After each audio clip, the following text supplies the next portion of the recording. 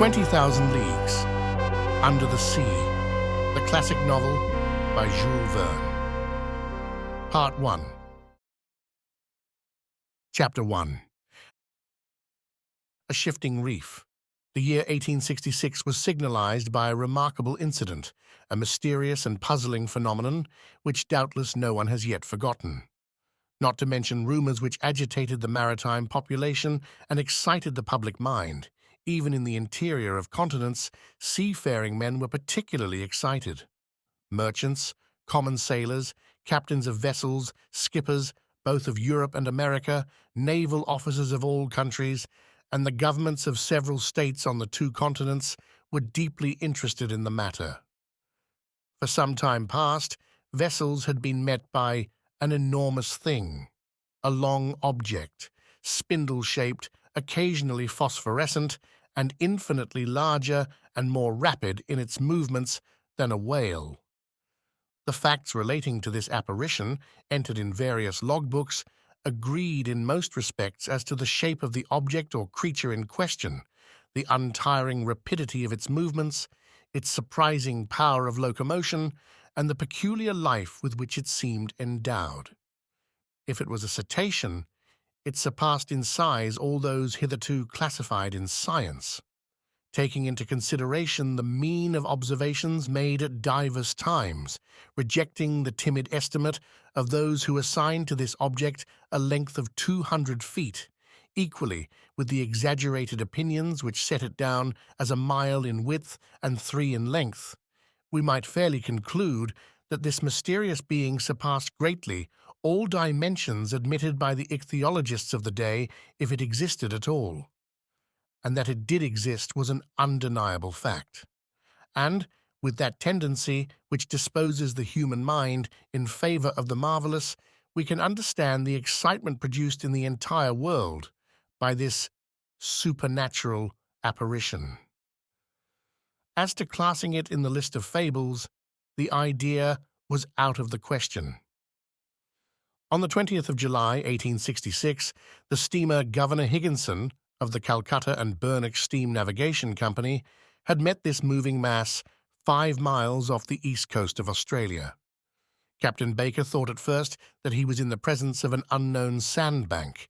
He even prepared to determine its exact position, when 2 columns of water, projected by the inexplicable object, shot with a hissing noise 150 feet up into the air.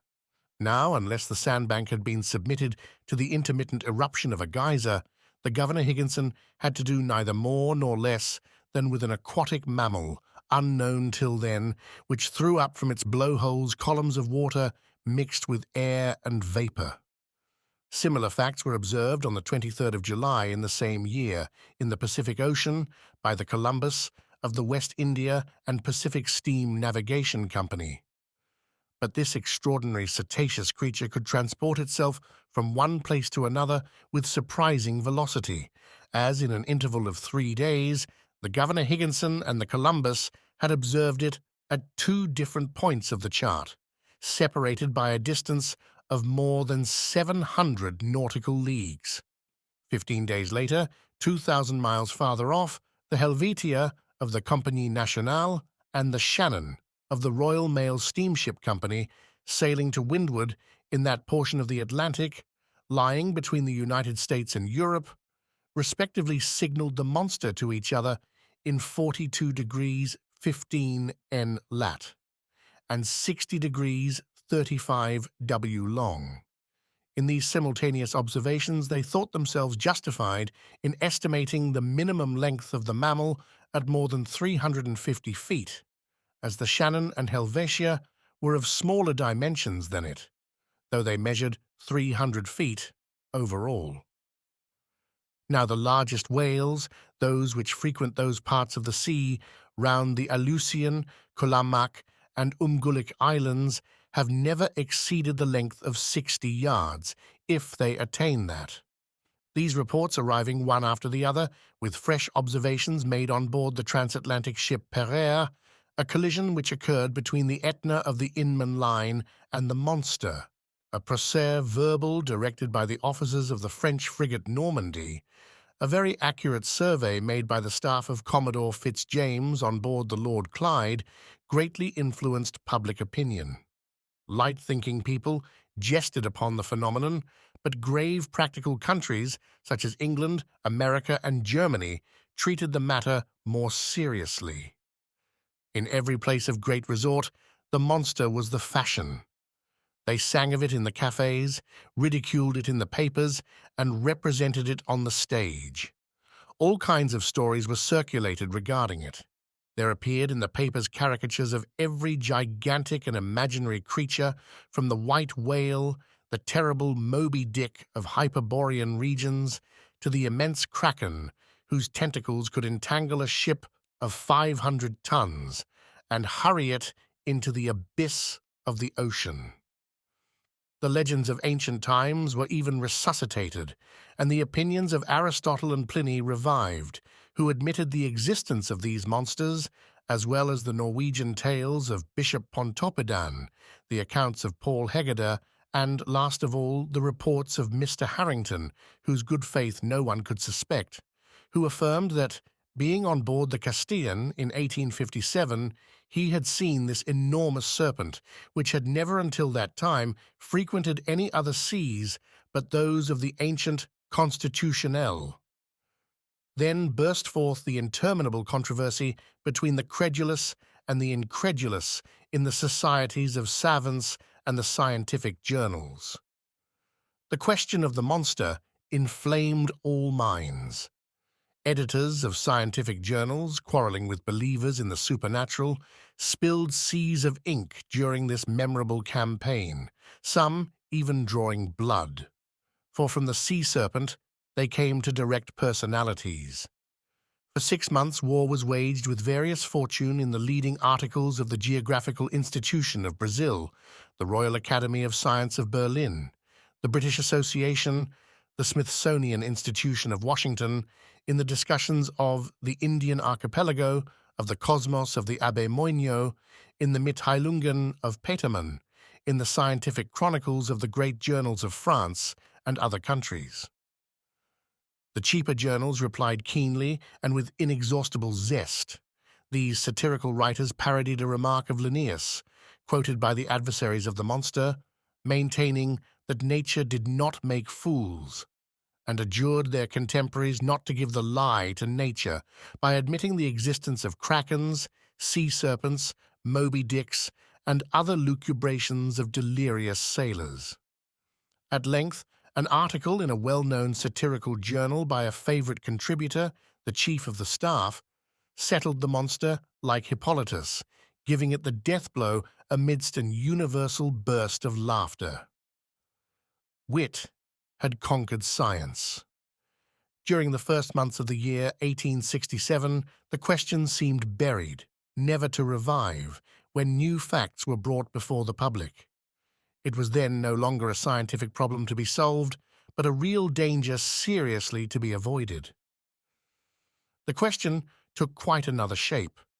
The monster became a small island, a rock, a reef, but a reef of indefinite and shifting proportions. On the 5th of March 1867, the Moravian of the Montreal Ocean Company, finding herself during the night in 27 degrees 30 lat. and 72 degrees 15 long, struck on her starboard quarter a rock, marked in no chart for that part of the sea. Under the combined efforts of the wind and its 400 horsepower, it was going at the rate of 13 knots. Had it not been for the superior strength of the hull of the Moravian, she would have been broken by the shock and gone down with the 237 passengers she was bringing home from Canada. The accident happened about 5 o'clock in the morning, as the day was breaking. The officers of the quarterdeck hurried to the after part of the vessel. They examined the sea with the most scrupulous attention. They saw nothing but a strong eddy about 3 cables' length distant, as if the surface had been violently agitated. The bearings of the place were taken exactly, and the Moravian continued its route without apparent damage. Had it struck on a submerged rock or on an enormous wreck? They could not tell, but on examination of the ship's bottom when undergoing repairs, it was found that part of her keel was broken. This fact, so grave in itself, might perhaps have been forgotten like many others if 3 weeks after it had not been reenacted under similar circumstances. But thanks to the nationality of the victim of the shock, thanks to the reputation of the company to which the vessel belonged, the circumstance became extensively circulated. The 13th of April, 1867, the sea being beautiful, the breeze favourable, the Scotia of the Cunard Company's line found herself in 15 degrees 12 long and 45 degrees 37 lat. She was going at the speed of 13 knots and a half. At 17 minutes past 4 in the afternoon, whilst the passengers were assembled at lunch in the great saloon, a slight shock was felt on the hull of the Scotia, on her quarter, a little aft of the port paddle. The Scotia had not struck, but she had been struck, and seemingly by something rather sharp and penetrating than blunt. The shock had been so slight that no one had been alarmed, had it not been for the shouts of the carpenter's watch, who rushed on to the bridge, exclaiming, "We are sinking! We are sinking!" At first the passengers were much frightened, but Captain Anderson hastened to reassure them. The danger could not be imminent. The Scotia, divided into 7 compartments by strong partitions, could brave with impunity any leak. Captain Anderson went down immediately into the hold. He found that the sea was pouring into the 5th compartment, and the rapidity of the influx proved that the force of the water was considerable. Fortunately, this compartment did not hold the boilers, or the fires would have been immediately extinguished. Captain Anderson ordered the engines to be stopped at once, and one of the men went down to ascertain the extent of the injury. Some minutes afterwards they discovered the existence of a large hole, of 2 yards in diameter, in the ship's bottom. Such a leak could not be stopped, and the Scotia, her paddles half submerged, was obliged to continue her course. She was then 300 miles from Cape Clear, and after 3 days' delay, which caused great uneasiness in Liverpool, she entered the basin of the company. The engineers visited the Scotia, which was put in dry dock. They could scarcely believe it possible. At 2 yards and a half below watermark was a regular rent, in the form of an isosceles triangle. The broken place in the iron plates was so perfectly defined that it could not have been more neatly done by a punch. It was clear, then, that the instrument producing the perforation was not of a common stamp, and after having been driven with prodigious strength and piercing an iron plate 1/3/8 inches thick, had withdrawn itself by a retrograde motion truly inexplicable.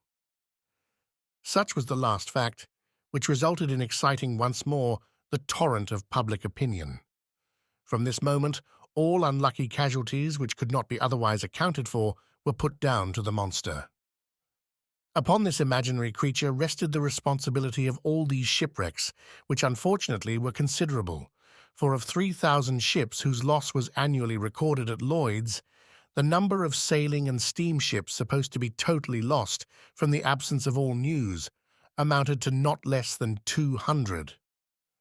Now it was the monster who, justly or unjustly, was accused of their disappearance, and thanks to it, communication between the different continents became more and more dangerous. The public demanded peremptorily that the seas should at any price be relieved from this formidable cetacean. Chapter 2. Pro and Con. At the period when these events took place, I had just returned from a scientific research in the disagreeable territory of Nebraska in the United States. In virtue of my office as assistant professor in the Museum of Natural History in Paris, the French government had attached me to that expedition. After 6 months in Nebraska, I arrived in New York towards the end of March, laden with a precious collection. My departure for France was fixed for the first days in May. Meanwhile, I was occupying myself in classifying my mineralogical, botanical, and zoological riches when the accident happened to the Scotia. I was perfectly up in the subject, which was the question of the day. How could I be otherwise? I had read and reread all the American and European papers without being any nearer a conclusion. This mystery puzzled me. Under the impossibility of forming an opinion, I jumped from one extreme to the other. That there really was something could not be doubted, and the incredulous were invited to put their finger on the wound of the Scotia. On my arrival at New York, the question was at its height. The hypothesis of the floating island and the unapproachable sandbank, supported by minds little competent to form a judgment, was abandoned.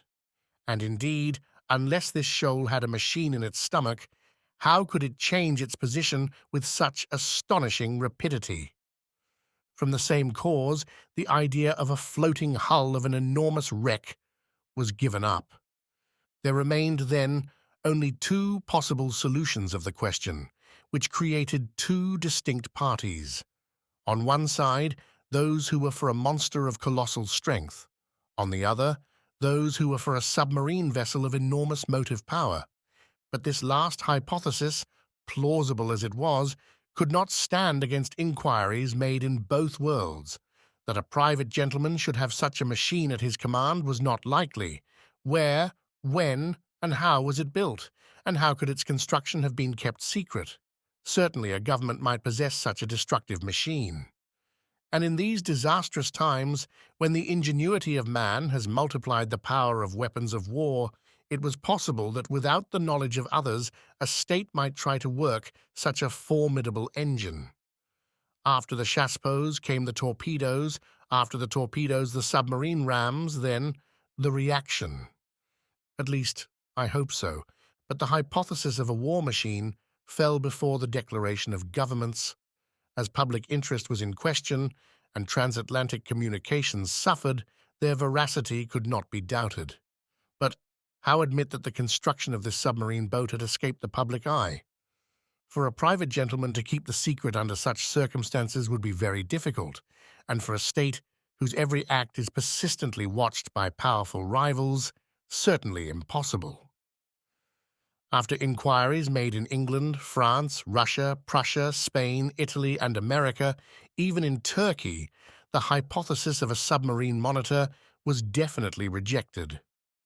Upon my arrival in New York, several persons did me the honor of consulting me on the phenomenon in question. I had published in France a work in quarto, in 2 volumes, entitled Mysteries of the Great Submarine Grounds. This book, highly approved of in the learned world, gained for me a special reputation in this rather obscure branch of natural history. My advice was asked. As long as I could deny the reality of the fact, I confined myself to a decided negative. But soon, finding myself driven into a corner, I was obliged to explain myself categorically, and even the Honorable Professor Aronnax, professor in the Museum of Paris, was called upon by the New York Herald to express a definite opinion of some sort. I did something. I spoke, for want of power to hold my tongue. I discussed the question in all its forms, politically and scientifically, and I give here an extract from a carefully studied article which I published in the number of the 30th of April. It ran as follows. After examining one by one the different hypotheses, rejecting all other suggestions, it becomes necessary to admit the existence of a marine animal of enormous power. The great depths of the ocean are entirely unknown to us. Soundings cannot reach them. What passes in those remote depths, what beings live or can live, 12 or 15 miles beneath the surface of the waters, what is the organization of these animals, we can scarcely conjecture. However, the solution of the problem submitted to me may modify the form of the dilemma. Either we do know all the varieties of beings which people our planet, or we do not.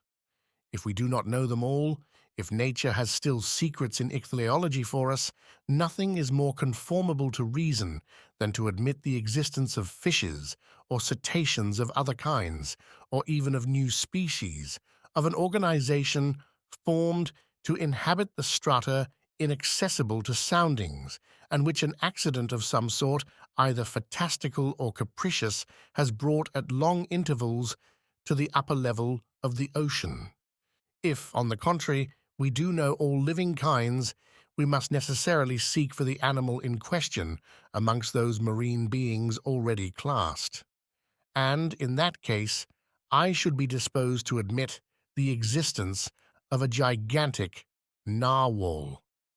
The common narwhal, or unicorn of the sea, often attains a length of 60 feet. Increase its size fivefold or tenfold, give its strength proportionate to its size, lengthen its destructive weapons, and you obtain the animal required. It will have the proportions determined by the officers of the Shannon, the instrument required by the perforation of the Scotia, and the power necessary to pierce the hull of the steamer. Indeed, the narwhal is armed with a sort of ivory sword, a halberd, according to the expression of certain naturalists.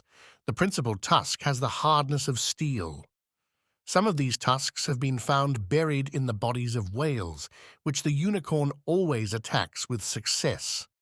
Others have been drawn out, not without trouble, from the bottoms of ships, which they had pierced through and through as a gimlet pierces a barrel. The Museum of the Faculty of Medicine of Paris possesses one of these defensive weapons, 2 yards and a quarter in length and 15 inches in diameter at the base. Very well. Suppose this weapon to be 6 times stronger and the animal 10 times more powerful. Launch it at the rate of 20 miles an hour and you obtain a shock capable of producing the catastrophe required.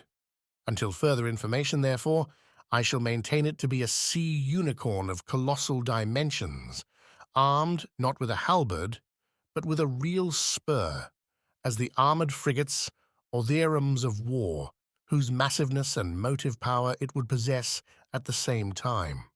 Thus may this puzzling phenomenon be explained, unless there be something over and above all that one has ever conjectured, seen, perceived, or experienced, which is just within the bounds of possibility. These last words were cowardly on my part, but up to a certain point I wished to shelter my dignity as professor and not give too much cause for laughter to the Americans, who laugh well when they do laugh. I reserved for myself a way of escape. In effect, however, I admitted the existence of the monster. My article was warmly discussed, which procured it a high reputation. It rallied round it a certain number of partisans. The solution it proposed gave, at least, full liberty to the imagination. The human mind delights in grand conceptions of supernatural beings, and the sea is precisely their best vehicle, the only medium through which these giants, against which terrestrial animals, such as elephants or rhinoceroses, are as nothing, can be produced or developed. The industrial and commercial papers treated the question chiefly from this point of view. The Shipping and Mercantile Gazette, the Lloyd's List, the Packet Boat, and the Maritime and Colonial Review, all papers devoted to insurance companies which threatened to raise their rates of premium, were unanimous on this point. Public opinion had been pronounced. The United States were the first in the field, and in New York they made preparations for an expedition destined to pursue this narwhal. A frigate of great speed, the Abraham Lincoln, was put in commission as soon as possible. The arsenals were opened to Commander Farragut, who hastened the arming of his frigate. But as it always happens, the moment it was decided to pursue the monster did not appear. For 2 months no one heard it spoken of. No ship met with it. It seemed as if this unicorn knew of the plots weaving around it. It had been so much talked of, even through the Atlantic cable, that jesters pretended that this slender fly had stopped a telegram on its passage and was making the most of it. So when the frigate had been armed for a long campaign and provided with formidable fishing apparatus, no one could tell what course to pursue. Impatience grew apace, when on the 2nd of July they learned that a steamer of the line of San Francisco from California to Shanghai had seen the animal 3 weeks before in the North Pacific Ocean. The excitement caused by this news was extreme. The ship was revictualled and well stocked with coal. 3 hours before the Abraham Lincoln left Brooklyn Pier, I received a letter worded as follows. To Monsieur Aronnax, Professor in the Museum of Paris, Fifth Avenue Hotel, New York.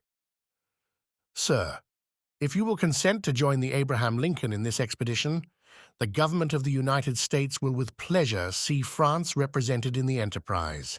Commander Farragut has a cabin at your disposal. Very cordially yours, J.B. Hobson, Secretary of Marine. Chapter 3. I form my resolution. 3 seconds before the arrival of J.B. Hobson's letter, I no more thought of pursuing the Unicorn than of attempting the passage of the North Sea. 3 seconds after reading the letter of the Honourable Secretary of Marine, I felt that my true vocation, the sole end of my life, was to chase this disturbing monster and purge it from the world. But I had just returned from a fatiguing journey, weary and longing for repose. I aspired to nothing more than again seeing my country, my friends, my little lodging by the Jardin des Plantes, my dear and precious collections. But nothing could keep me back. I forgot all, fatigue, friends and collections, and accepted without hesitation the offer of the American government. Besides, thought I, all roads lead back to Europe for my particular benefit, and I will not hurry me towards the coast of France. This worthy animal may allow itself to be caught in the seas of Europe for my particular benefit, and I will not bring back less than half a yard of his ivory halberd to the Museum of Natural History. But in the meanwhile, I must seek this narwhal in the North Pacific Ocean, which, to return to France, was taking the road to the Antipodes. Conseil, I called in an impatient voice. Conseil was my servant, a true devoted Flemish boy who had accompanied me in all my travels. I liked him, and he returned the liking well.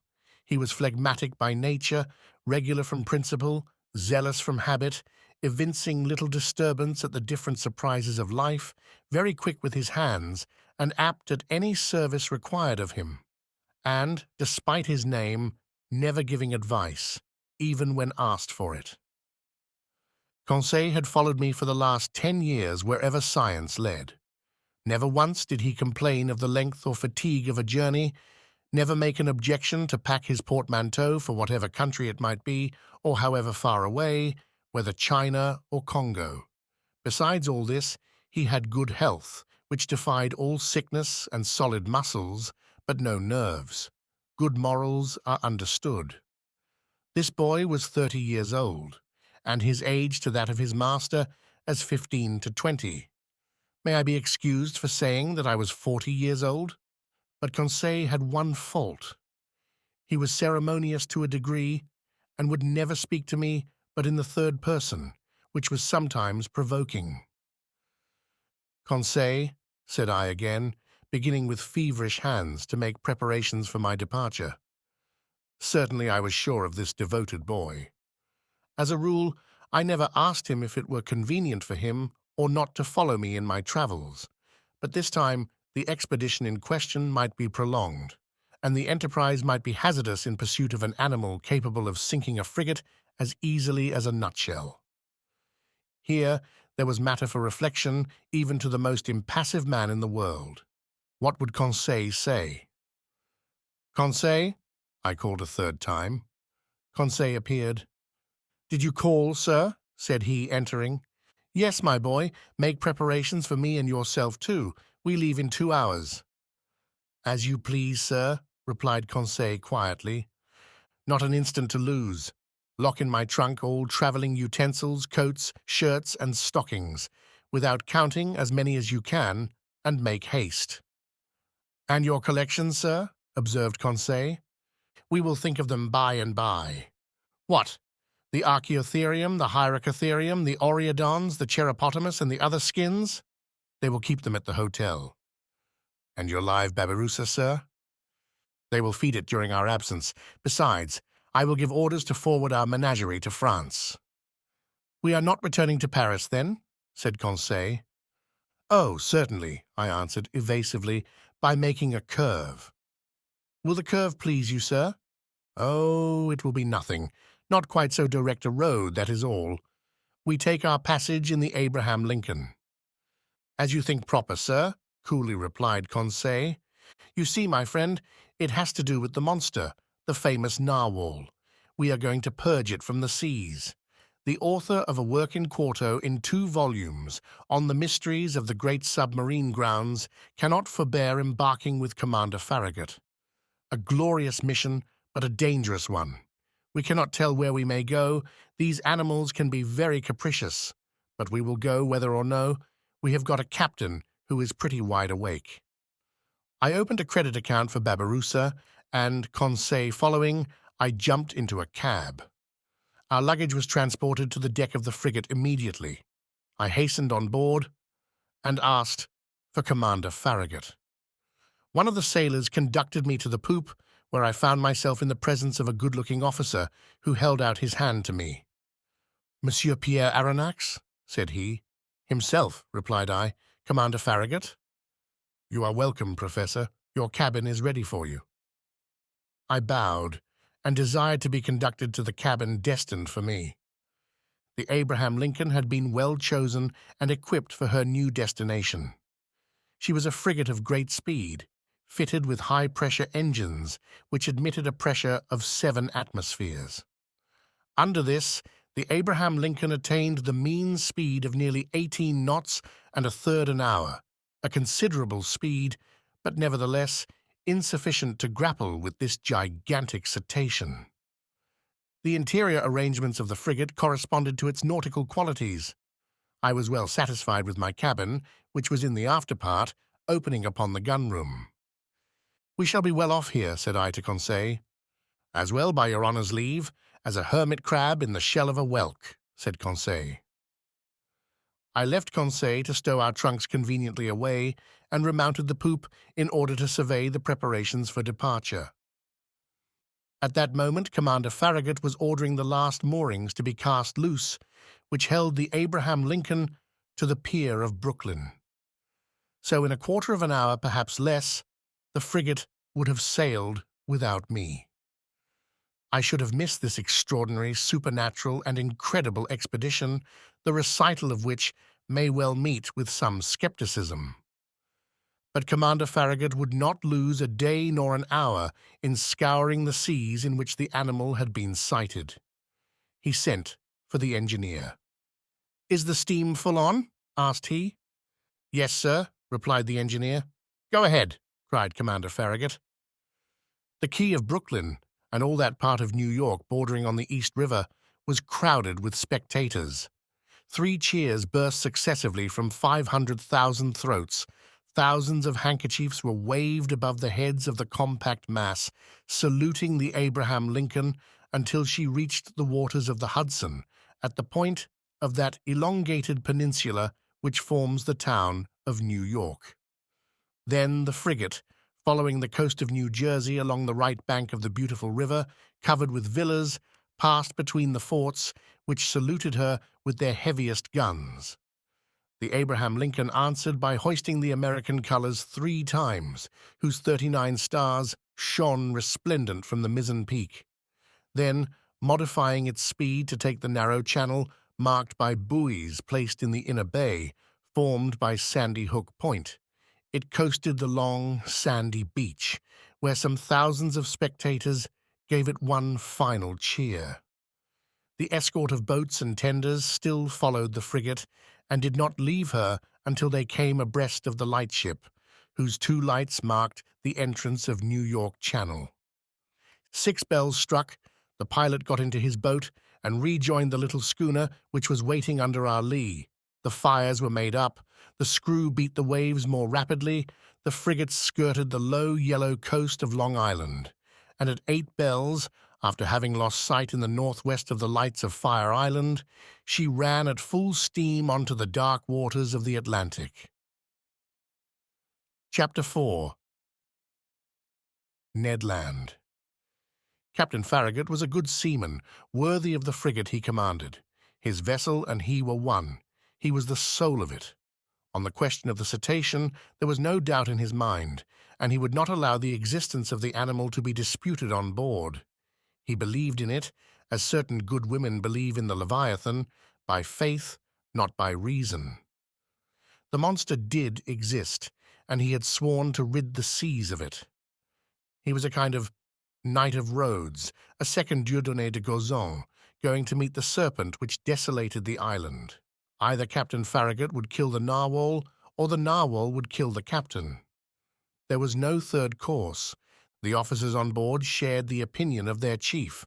They were ever chatting, discussing, and calculating the various chances of a meeting, watching narrowly the vast surface of the ocean. More than one took up his quarters voluntarily in the cross trees, who would have cursed such a berth under any other circumstances. As long as the sun described its daily course, the rigging was crowded with sailors, whose feet were burnt to such an extent by the heat of the deck as to render it unbearable.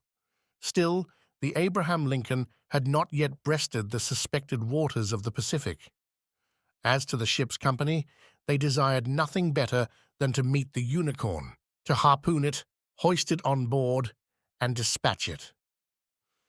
They watched the sea with eager attention.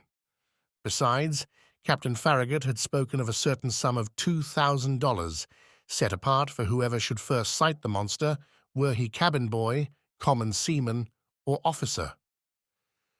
I leave you to judge how eyes were used on board the Abraham Lincoln. For my own part, I was not behind the others, and left to no one my share of daily observations. The frigate might have been called the Argus for 100 reasons. Only one amongst us, Conseil, seemed to protest by his indifference against the question which so interested us all, and seemed to be out of keeping with the general enthusiasm on board. I have said that Captain Farragut had carefully provided his ship with every apparatus for catching the gigantic cetacean. No whaler had ever been better armed. We possessed every known engine, from the harpoon thrown by the hand to the barbed arrows of the blunderbuss and the explosive balls of the duck gun. On the forecastle lay the perfection of a breech-loading gun, very thick at the breech and very narrow in the bore, the model of which had been in the exhibition of 1867.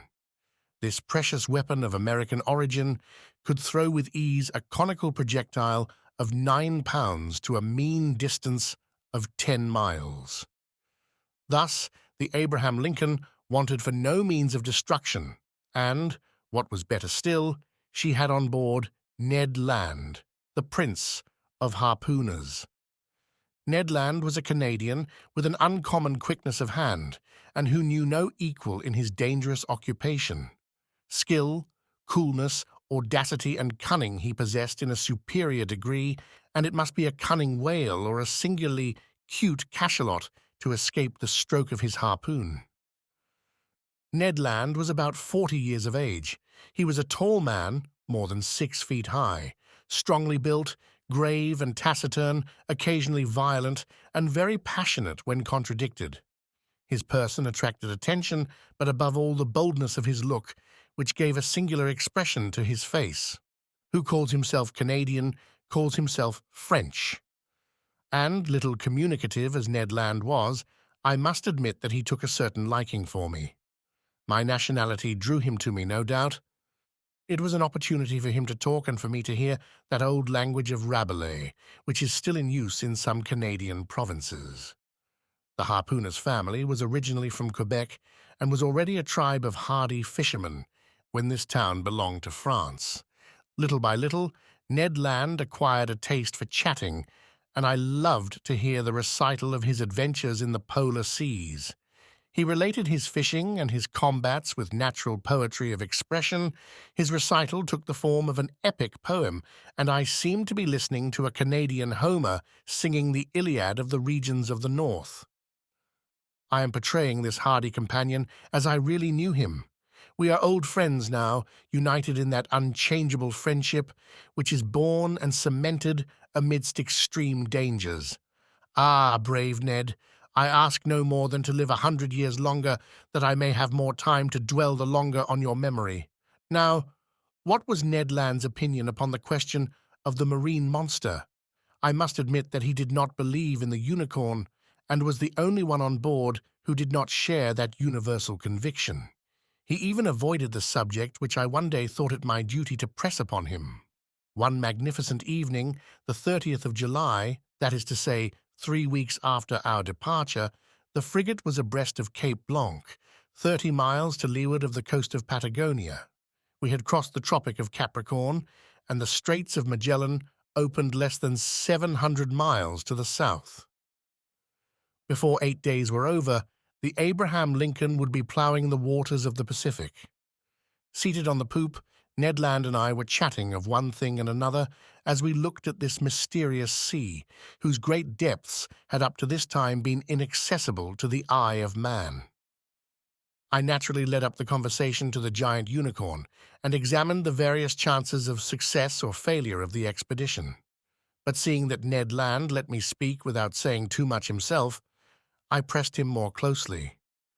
"Well, Ned," said I, "is it possible that you are not convinced of the existence of this cetacean that we are following?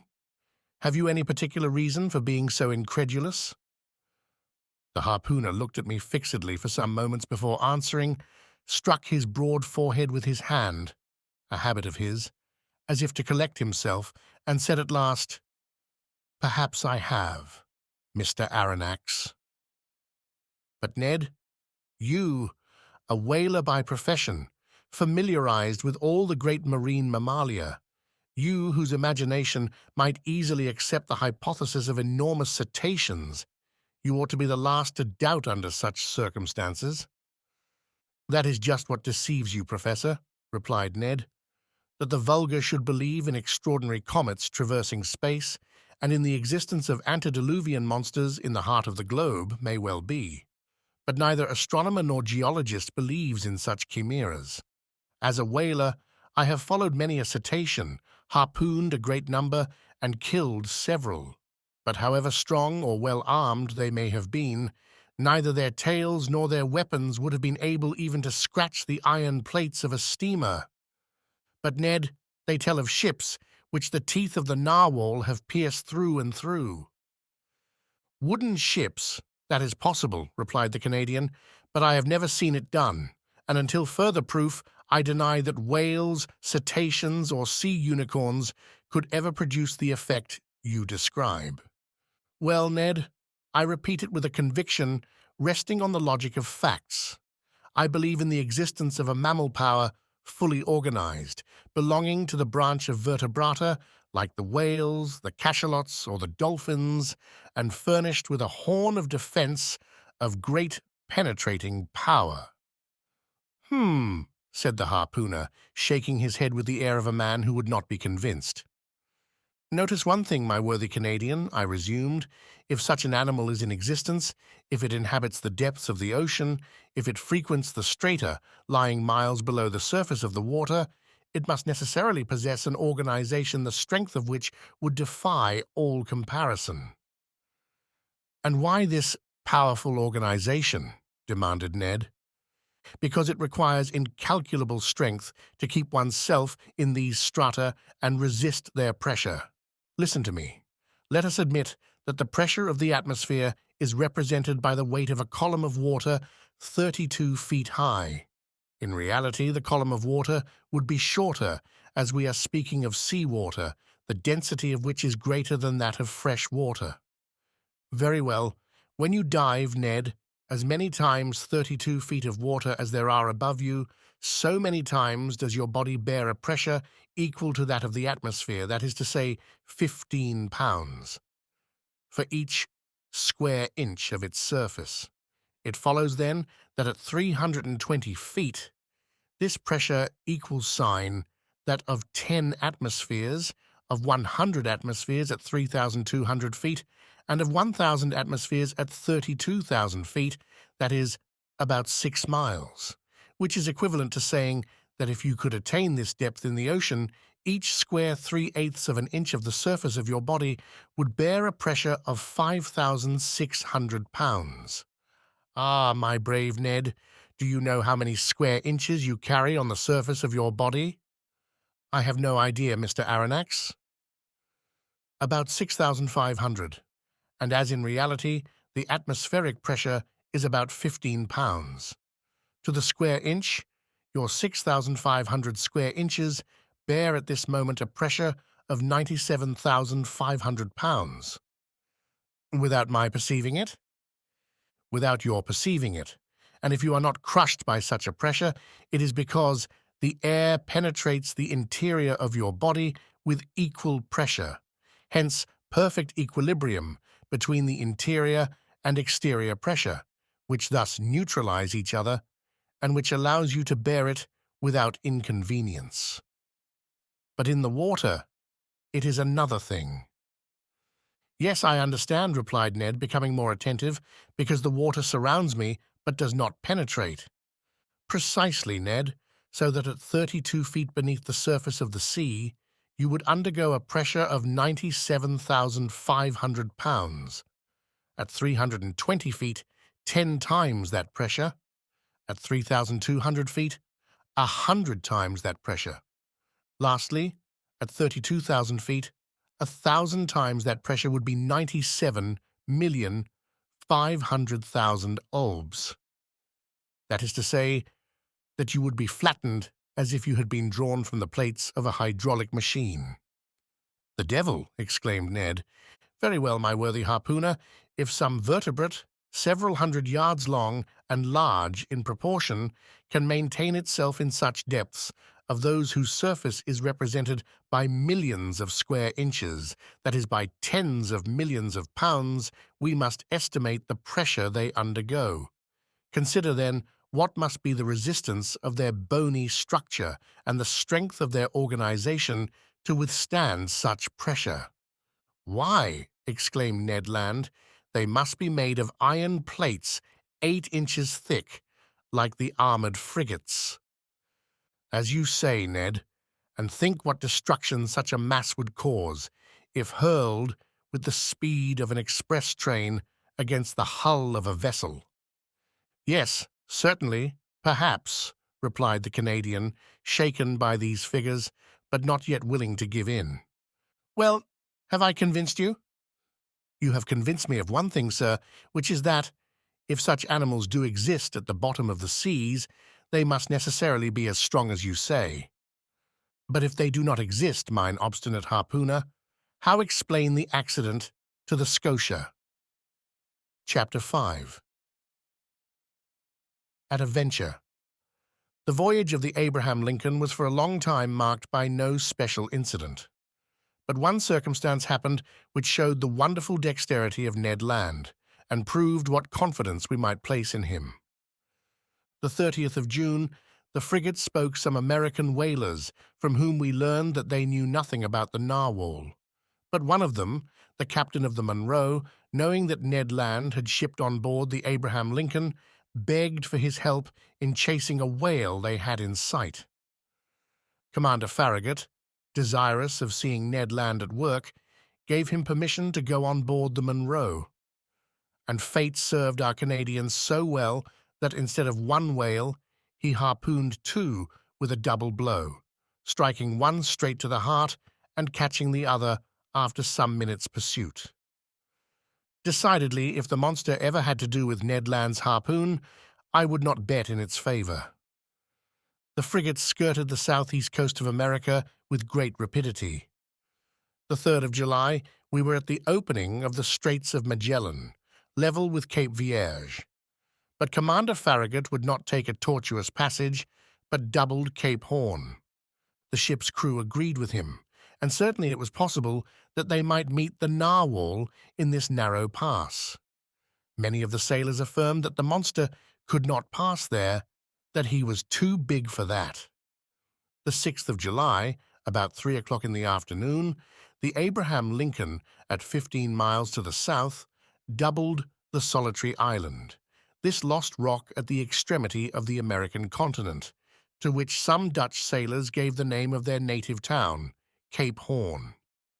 The course was taken towards the northwest, and the next day the screw of the frigate was at last beating the waters of the Pacific. "Keep your eyes open," called out the sailors, and they were opened widely. both eyes and glasses, a little dazzled, it is true, by the prospect of $2,000, had not an instant's repose.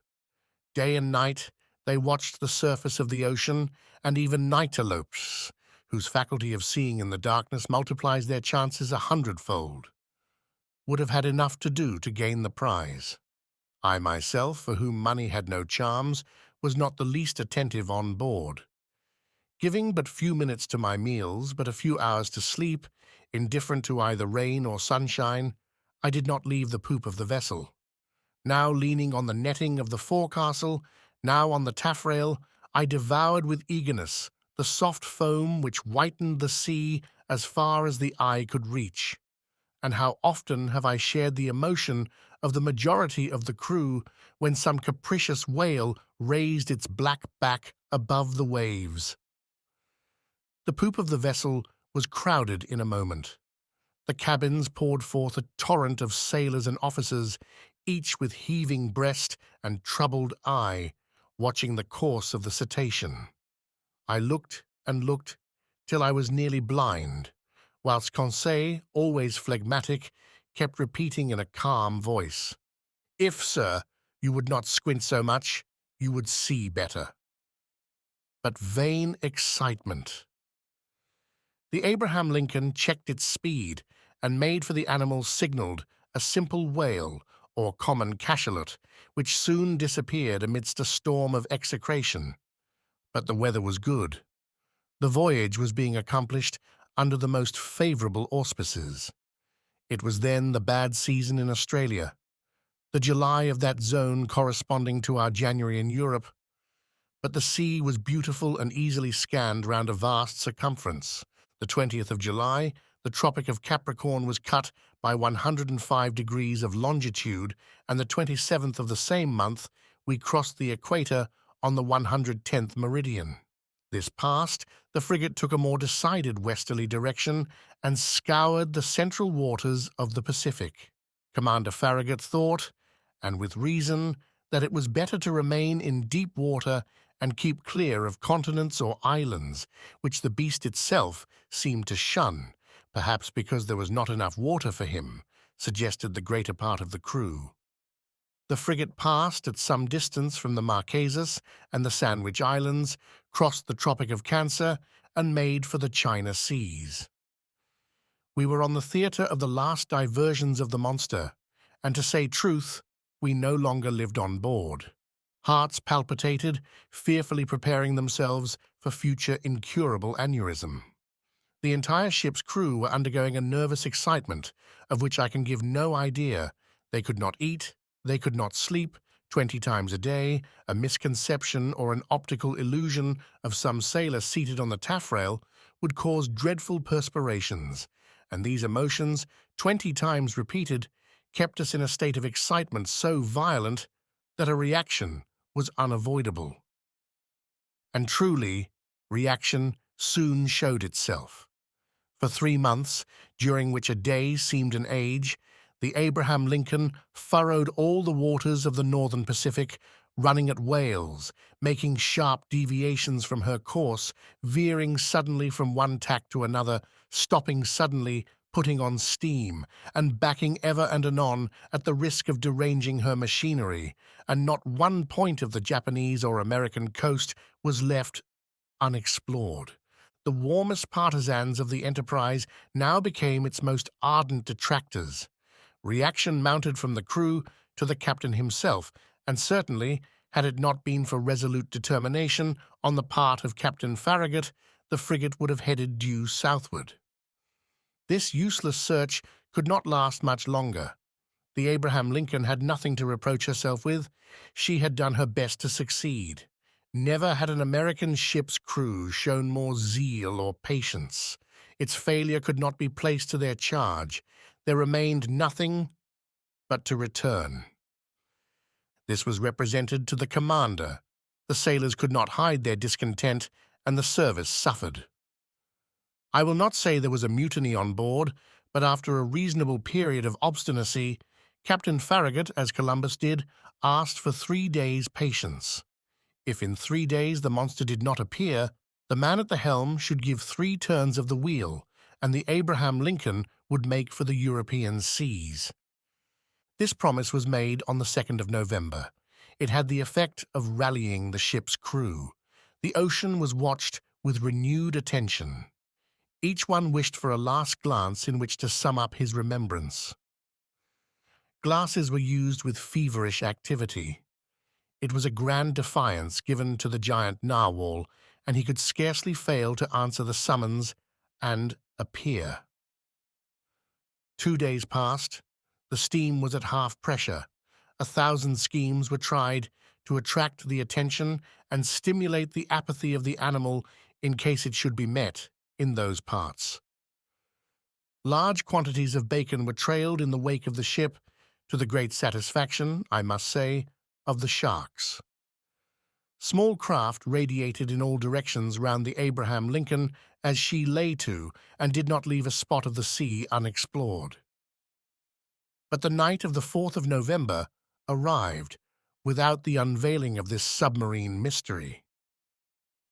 The next day, the 5th of November, at 12, the delay would, morally speaking, expire. After that time, Commander Farragut, faithful to his promise, was to turn the course to the southeast and abandon forever the northern regions of the Pacific. The frigate was then in 31 degrees 15 north latitude and 136 degrees 42 east longitude. The coast of Japan still remained less than 200 miles to leeward. Night was approaching. They had just struck 8 bells. Large clouds veiled the face of the moon. Then, in its first quarter, the sea undulated peaceably under the stern of the vessel.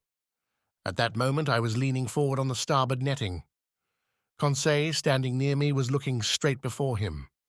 The crew, perched in the ratlines, examined the horizon, which contracted and darkened by degrees. Officers with their night glasses scoured the growing darkness. Sometimes the ocean sparkled under the rays of the moon, which darted between 2 clouds. Then all trace of light was lost in the darkness. In looking at Conseil, I could see he was undergoing a little of the general influence. At least I thought so. Perhaps for the first time his nerves vibrated to a sentiment of curiosity. "Come, Conseil," said I, "this is the last chance of pocketing the $2,000. "May I be permitted to say, sir," replied Conseil, "that I never reckoned on getting the prize, and, had the government of the Union offered $100,000, it would have been none the poorer." "You are right, Conseil. It is a foolish affair after all, and one upon which we entered too lightly. What time lost! What useless emotions! We should have been back in France 6 months ago." "In your little room, sir," replied Conseil, "and in your museum, sir, and I should have already classed all your fossils, sir. And the babirusa would have been installed in its cage in the Jardin des Plantes, and have drawn all the curious people of the capital. As you say, Conseil, I fancy we shall run a fair chance of being laughed at for our pains." "That's tolerably certain," replied Conseil quietly. "I think they will make fun of you, sir, and must I say it?" "Go on, my good friend." "Well, sir, you will only get your deserts." "Indeed." "When one has the honor of being a savant, as you are, sir, one should not expose one's self to—" Conseil had not time to finish his compliment. In the midst of general silence, a voice had just been heard. It was the voice of Ned Land shouting, "Look out there! The very thing we are looking for on our weather beam." Chapter 6. At full steam. At this cry, the whole ship's crew hurried towards the harpooner. Commander, officers, masters, sailors, cabin boys, even the engineers left their engines, and the stokers their furnaces. The order to stop her had been given, and the frigate now simply went on by her own momentum. The darkness was then profound, and however good the Canadian's eyes were, I asked myself how he had managed to see, and what he had been able to see. My heart beat as if it would break. But Ned Land was not mistaken. and we all perceived the object he pointed to. At 2 cables' length from the Abraham Lincoln on the starboard quarter, the sea seemed to be illuminated all over. It was not a mere phosphoric phenomenon. The monster emerged some fathoms from the water, and then threw out that very intense but inexplicable light mentioned in the report of several captains. This magnificent irradiation must have been produced by an agent of great shining power. The luminous part traced on the sea an immense oval, much elongated, the center of which condensed a burning heat, whose overpowering brilliancy died out by successive gradations. "It is only an agglomeration of phosphoric particles," cried one of the officers. "No, sir, certainly not," I replied. "Never did Pholades or Salpi produce such a powerful light. That brightness is of an essentially electrical nature. Besides, see, it moves. It is moving forwards, backwards. It is darting towards us." A general cry rose from the frigate. "Silence!" said the captain. "Up with the helm, reverse the engines." The steam was shut off, and the Abraham Lincoln, beating to port, described a semicircle. "Right the helm, go ahead," cried the captain. These orders were executed, and the frigate moved rapidly from the burning light. I was mistaken. She tried to sheer off, but the supernatural animal approached with a velocity double her own. We gasped for breath. Stupefaction more than fear made us dumb and motionless. The animal gained on us, sporting with the waves. It made the round of the frigate, which was then making 14 knots, and enveloped it with its electric rings like luminous dust. Then it moved away 2 or 3 miles, leaving a phosphorescent track, like those volumes of steam that the express trains leave behind. All at once, from the dark line of the horizon, whither it retired to gain its momentum, the monster rushed suddenly towards the Abraham Lincoln with alarming rapidity, stopped suddenly about 20 feet from the hull, and died out, not diving under the water, for its brilliancy did not abate, but suddenly, and as if the source of this brilliant emanation was exhausted. Then it reappeared on the other side of the vessel, as if it had turned and slid under the hull. Any moment a collision might have occurred which would have been fatal to us. However, I was astonished at the maneuvers of the frigate. She fled and did not attack. On the captain's face, generally so impassive, was an expression of unaccountable astonishment. "Mr. Aronnax," he said, "I do not know with what formidable being I have to deal, and I will not imprudently risk my frigate in the midst of this darkness. Besides, how attack this unknown thing? How defend one's self from it? Wait for daylight, and the scene will change." "You have no further doubt, Captain, of the nature of the animal?" "No, sir. It is evidently a gigantic narwhal, and an electric one." "Perhaps," added I, "one can only approach it with a gymnotus or a torpedo." "Undoubtedly," replied the captain. "If it possesses such dreadful power, it is the most terrible animal that ever was created. That is why, sir, I must be on my guard." The crew were on their feet all night. No one thought of sleep. The Abraham Lincoln, not being able to struggle with such velocity, had moderated its pace, and sailed at half speed. For its part, the narwhal, imitating the frigate, let the waves rock it at will, and seemed decided not to leave the scene of the struggle. Towards midnight, however, it disappeared, or, to use a more appropriate term, it died out, like a large glowworm. Had it fled? One could only fear, not hope. But at 7 minutes to 1 o'clock in the morning, a deafening whistling was heard, like that produced by a body of water rushing with great violence. The captain, Ned Land, and I were then on the poop, eagerly peering through the profound darkness.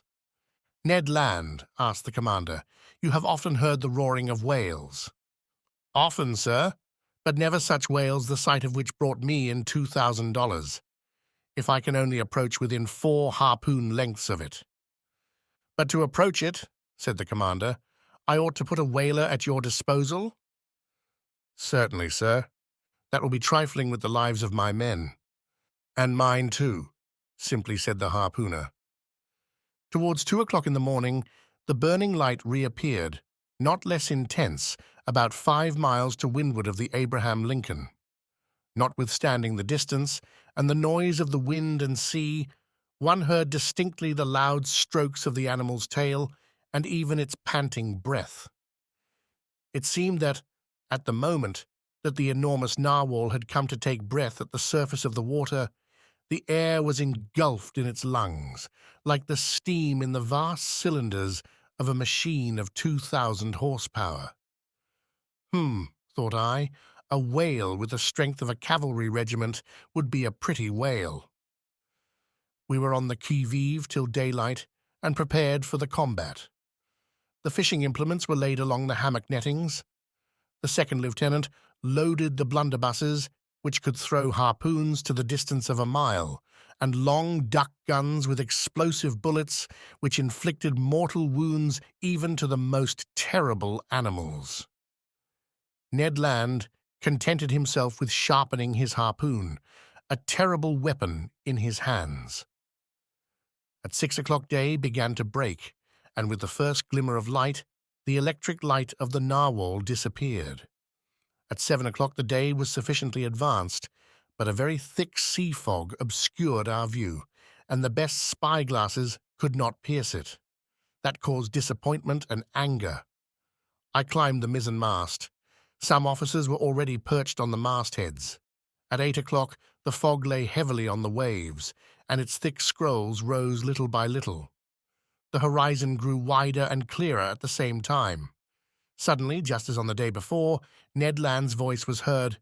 "The thing itself on the port quarter!" cried the harpooner. Every eye was turned towards the point indicated. There, 1.5 miles from the frigate, a long, blackish body emerged a yard above the waves. Its tail, violently agitated, produced a considerable eddy. Never did a caudal appendage beat the sea with such violence. An immense track of dazzling whiteness marked the passage of the animal and described a long curve. The frigate approached the cetacean. I examined it thoroughly. The reports of the Shannon and of the Helvetia had rather exaggerated its size, and I estimated its length at only 250 feet. As to its dimensions, I could only conjecture them to be admirably proportioned. While I watched this phenomenon, 2 jets of steam and water were ejected from its vents and rose to the height of 120 feet. Thus, I ascertained its way of breathing. I concluded definitely that it belonged to the vertebrate branch, class Mammalia. The crew waited impatiently for their chief's orders. The latter, after having observed the animal attentively, called the engineer. The engineer ran to him. "Sir," said the commander, "you have steam up?" "Yes, sir," answered the engineer. "Well, make up your fires and put on all steam." 3 hurrahs greeted this order. The time for the struggle had arrived. Some moments after, the 2 funnels of the frigate vomited torrents of black smoke, and the bridge quaked under the trembling of the boilers. The Abraham Lincoln, propelled by her wonderful screw, went straight at the animal. The latter allowed it to come within half a cable's length. Then, as if disdaining to dive, it took a little turn and stopped a short distance off. This pursuit lasted nearly 3/4 of an hour, without the frigate gaining 2 yards on the cetacean. It was quite evident that at that rate we should never come up with it. "Well, Mr. Land," asked the captain, "do you advise me to put the boats out to sea?" "No, sir," replied Ned Land, "because we shall not take that beast easily." "What shall we do then?" "Put on more steam if you can, sir. With your leave, I mean to post myself under the bowsprit, and if we get within harpooning distance, I shall throw my harpoon." "Go, Ned," said the captain. "Engineer, put on more pressure." Ned Land went to his post. The fires were increased, the screw revolved 43 times a minute, and the steam poured out of the valves. We heaved the log and calculated that the Abraham Lincoln was going at the rate of 18.5 miles an hour. But the accursed animal swam too at the rate of 18.5 miles an hour. For a whole hour, the frigate kept up this pace without gaining 6 feet. It was humiliating for one of the swiftest sailors in the American Navy. A stubborn anger seized the crew. The sailors abused the monster, who, as before, disdained to answer them. The captain no longer contented himself with twisting his beard, he gnawed it. The engineer was again called. "You have turned full steam in?" "Yes, sir," replied the engineer. The speed of the Abraham Lincoln increased. Its masts trembled down to their stepping holes, and the clouds of smoke could hardly find way out of the narrow funnels. They heaved the log a second time. "Well?" asked the captain of the man at the wheel. 19 miles and 3/10, sir." "Clap on more steam." The engineer obeyed. The manometer showed 10 degrees, but the cetacean grew warm itself, no doubt, for without straining itself, it made 19.310 miles. What a pursuit! No, I cannot describe the emotion that vibrated through me. Ned Land kept his post, harpoon in hand. Several times the animal let us gain upon it. "We shall catch it! We shall catch it!" cried the Canadian. But just as he was going to strike, the cetacean stole away with a rapidity that could not be estimated at less than 30 miles an hour, and even during our maximum of speed, it bullied the frigate, going round and round it. A cry of fury broke from everyone. At noon, we were no further advanced than at 8 o'clock in the morning. The captain then decided to take more direct means. "Ah," said he, "that animal goes quicker than the Abraham Lincoln. Very well. We will see whether it will escape these conical bullets. Send your men to the forecastle, sir." The forecastle gun was immediately loaded and slewed round. But the shot passed some feet above the cetacean, which was half a mile off. "Another, more to the right," cried the commander, "and $5 to whoever will hit that infernal beast." An old gunner with a grey beard that I can see now, with steady eye and grave face, went up to the gun and took a long aim. A loud report was heard, with which were mingled the cheers of the crew. An old grey-bearded gunner. The bullet did its work. It hit the animal, but not fatally, and sliding off the rounded surface, was lost in 2 miles' depth of sea. The chase began again, and the captain, leaning towards me, said, "I will pursue that beast till my frigate bursts up." "Yes," answered I, "and you will be quite right to do it." I wished the beast would exhaust itself and not be insensible to fatigue like a steam engine, but it was of no use. Hours passed without its showing any signs of exhaustion. However, it must be said in praise of the Abraham Lincoln that she struggled on indefatigably. I cannot reckon the distance she made under 300 miles during this unlucky day, November 6th. But night came on and overshadowed the rough ocean. Now I thought our expedition was at an end, and that we should never again see the extraordinary animal. I was mistaken. At 10 minutes to 11 in the evening, the electric light reappeared 3 miles to windward of the frigate, as pure, as intense as during the preceding night. The narwhal seemed motionless. Perhaps, tired with its day's work, it slept, letting itself float with the undulation of the waves. Now was a chance of which the captain resolved to take advantage. He gave his orders. The Abraham Lincoln kept up half steam and advanced cautiously so as not to awake its adversary. It is no rare thing to meet in the middle of the ocean whales so sound asleep that they can be successfully attacked, and Ned Land had harpooned more than one during its sleep. The Canadian went to take his place again under the bowsprit. The frigate approached noiselessly, stopped at 2 cables' lengths from the animal, and following its track. No one breathed. A deep silence reigned on the bridge. We were not 100 feet from the burning focus. the light of which increased and dazzled our eyes. At this moment, leaning on the forecastle bulwark, I saw below me Ned Land grappling the martingale in one hand, brandishing his terrible harpoon in the other, scarcely 20 feet from the motionless animal. Suddenly his arm straightened and the harpoon was thrown. I heard the sonorous stroke of the weapon, which seemed to have struck a hard body.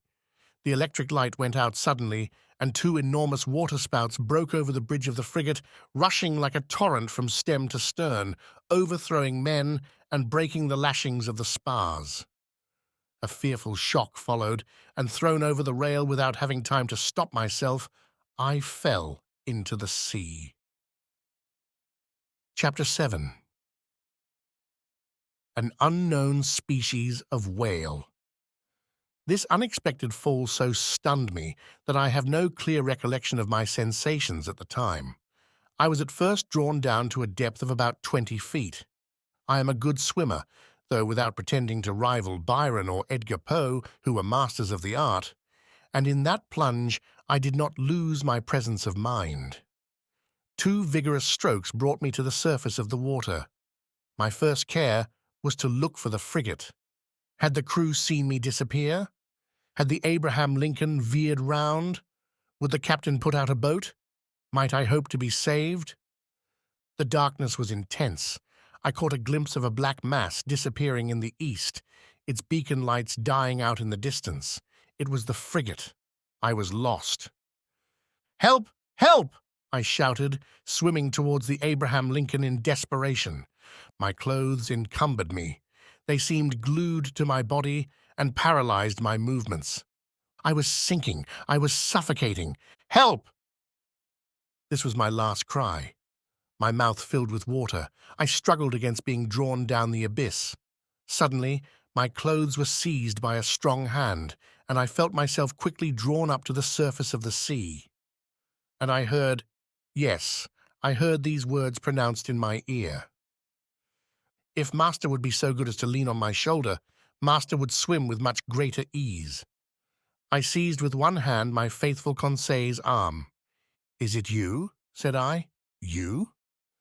"Myself," answered Conseil, "and waiting Master's orders." "That shock threw you as well as me into the sea?" "No, but being in my master's service, I followed him." The worthy fellow thought that was but natural. "And the frigate?" I asked. "The frigate," replied Conseil, turning on his back. "I think that master had better not count too much on her." "You think so?" "I say that. At the time I threw myself into the sea, I heard the men at the wheels say, 'The screw and the rudder are broken.'" "Broken?" "Yes, broken by the monster's teeth. It is the only injury the Abraham Lincoln has sustained. But it is a bad lookout for us. She no longer answers her helm." "Then we are lost." "Perhaps so," calmly answered Conseil. "However, we have still several hours before us, and one can do a good deal in some hours." Conseil's imperturbable coolness set me up again. I swam more vigorously, but cramped by my clothes, which stuck to me like a leaden weight, I felt great difficulty in bearing up. Conseil saw this. "Will master let me make a slit?" said he, and slipping an open knife under my clothes, he ripped them up from top to bottom very rapidly.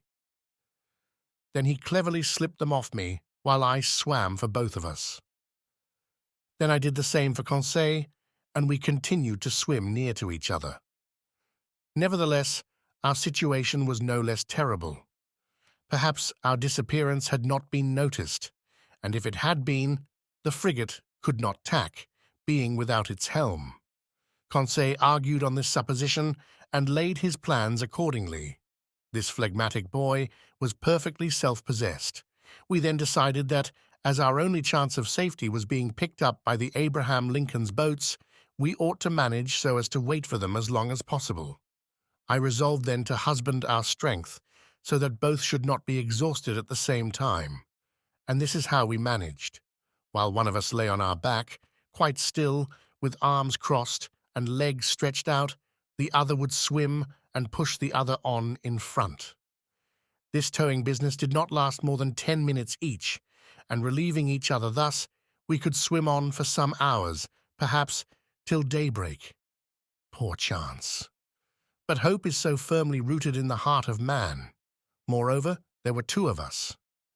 Indeed, I declare, though it may seem improbable, if I sought to destroy all hope, if I wished to despair, I could not. The collision of the frigate with the cetacean had occurred about 11 o'clock the evening before. I reckoned then we should have 8 hours to swim before sunrise, an operation quite practicable if we relieved each other. The sea, very calm, was in our favor. Sometimes I tried to pierce the intense darkness that was only dispelled by the phosphorescence caused by our movements. I watched the luminous waves that broke over my hand, whose mirror-like surface was spotted with silvery rings. One might have said that we were in a bath of quicksilver. Near 1 o'clock in the morning, I was seized with dreadful fatigue. My limbs stiffened under the strain of violent cramp. Conseil was obliged to keep me up, and our preservation devolved on him alone. I heard the poor boy pant. His breathing became short and hurried. I found that he could not keep up much longer. Leave me, I said to him. Leave my master? Never, replied he. I would drown first. Just then, the moon appeared through the fringes of a thick cloud that the wind was driving to the east. The surface of the sea glittered with its rays. This kindly light reanimated us. My head got better again. I looked at all points of the horizon. I saw the frigate.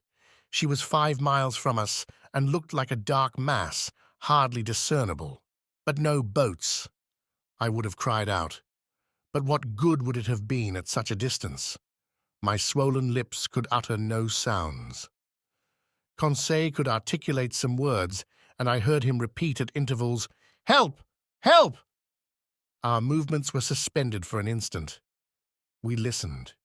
It might be only a singing in the ear, but it seemed to me as if a cry answered the cry from Conseil. "Did you hear?" I murmured. "Yes, yes!" And Conseil gave one more despairing call. This time there was no mistake. A human voice responded to ours. Was it the voice of another unfortunate creature, abandoned in the middle of the ocean, some other victim of the shock sustained by the vessel? Or rather, was it a boat from the frigate that was hailing us in the darkness? Conseil made a last effort, and leaning on my shoulder, while I struck out in a despairing effort, he raised himself half out of the water, then fell back exhausted. "What did you see?" "I saw," murmured he. "I saw, but do not talk. Reserve all your strength." What had he seen? Then I know not why, the thought of the monster came into my head for the first time. But that voice. The time is past for Jonas to take refuge in whales' bellies. However, Conseil was towing me again. He raised his head sometimes, looked before us, and uttered a cry of recognition, which was responded to by a voice that came nearer and nearer. I scarcely heard it. My strength was exhausted, my fingers stiffened. My hand afforded me support no longer. My mouth, convulsively opening, filled with salt water. Cold crept over me. I raised my head for the last time. Then I sank. At this moment a hard body struck me. I clung to it. Then I felt that I was being drawn up, that I was brought to the surface of the water, that my chest collapsed. I fainted. It is certain that I soon came to, thanks to the vigorous rubbings that I received. I half opened my eyes. "Conseil," I murmured. "Does master call me?" asked Conseil. Just then, by the waning light of the moon, which was sinking down to the horizon, I saw a face which was not Conseil's, and which I immediately recognized. "Ned," I cried. "The same, sir, who is seeking his prize," replied the Canadian. "Were you thrown into the sea by the shock to the frigate?" "Yes, Professor, but more fortunate than you, I was able to find a footing almost directly upon a floating island." An island? Or more correctly speaking, on our gigantic narwhal. Explain yourself, Ned. Only I soon found out why my harpoon had not entered its skin and was blunted. Why, Ned, why? Because, Professor, that beast is made of sheet iron. The Canadian's last words produced a sudden revolution in my brain.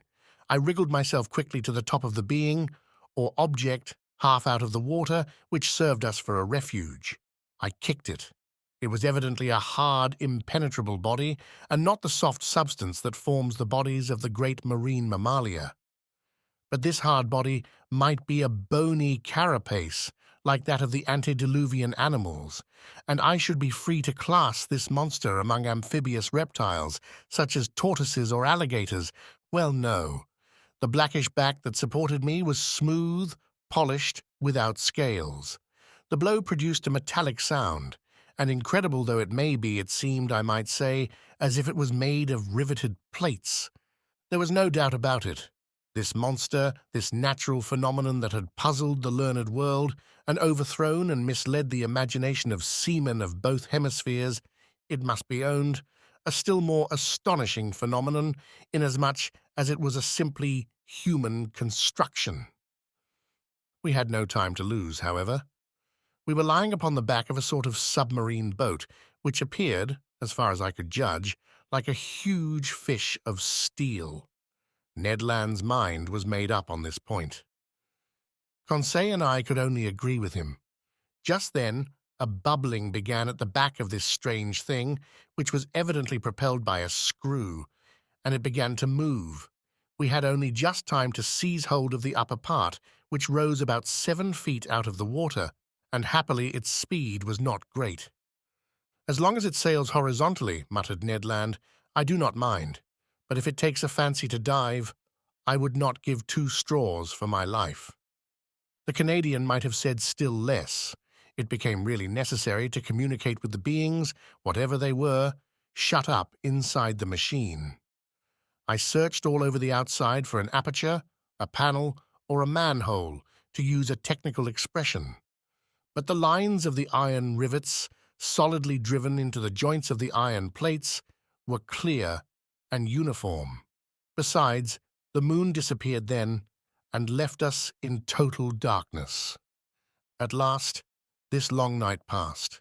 My indistinct remembrance prevents my describing all the impressions it made. I can only recall one circumstance. During some lulls of the wind and sea, I fancied I heard several times vague sounds, a sort of fugitive harmony produced by words of command. What was then the mystery of this submarine craft, of which the whole world vainly sought an explanation? What kind of beings existed in this strange boat? What mechanical agent caused its prodigious speed? Daybreak appeared. The morning mists surrounded us, but they soon cleared off. I was about to examine the hull, which formed on deck a kind of horizontal platform, when I felt it gradually sinking. "Oh, confound it!" cried Ned Land, kicking the resounding plate. "Open, you inhospitable rascals!" Happily, the sinking movement ceased. Suddenly a noise, like ironworks violently pushed aside, came from the interior of the boat. One iron plate was moved, a man appeared, uttered an odd cry, and disappeared immediately. Some moments after, 8 strong men with masked faces appeared noiselessly and drew us down into their formidable machine. Chapter 8. Mobilis in Mobili. This forcible abduction, so roughly carried out, was accomplished with the rapidity of lightning. I shivered all over. Whom had we to deal with? No doubt some new sort of pirates who explored the sea in their own way. Hardly had the narrow panel closed upon me when I was enveloped in darkness. My eyes, dazzled with the outer light, could distinguish nothing. I felt my naked feet cling to the rungs of an iron ladder. Ned Land and Conseil, firmly seized, followed me. At the bottom of the ladder, a door opened and shut after us immediately with a bang. We were alone. Where, I couldn't say, Hardly imagine. All was black, and such a dense black that after some minutes my eyes had not been able to discern even the faintest glimmer. Meanwhile, Ned Land, furious at these proceedings, gave free vent to his indignation. "Confound it!" cried he. "Here are people who come up to the Scotch for hospitality. They only just miss being cannibals. I should not be surprised at it, but I declare that they shall not eat me without my protesting." "Calm yourself, friend Ned. Calm yourself," replied Conseil quietly. "Do not cry out before you are hurt. We are not quite done for yet." "Not quite," sharply replied the Canadian, "but pretty near at all events. Things look black. Happily, my bowie knife I have still, and I can always see well enough to use it. The first of these pirates who lays a hand on me—" "Do not excite yourself, Ned," I said to the harpooner, "and do not compromise us by useless violence. Who knows that they will not listen to us?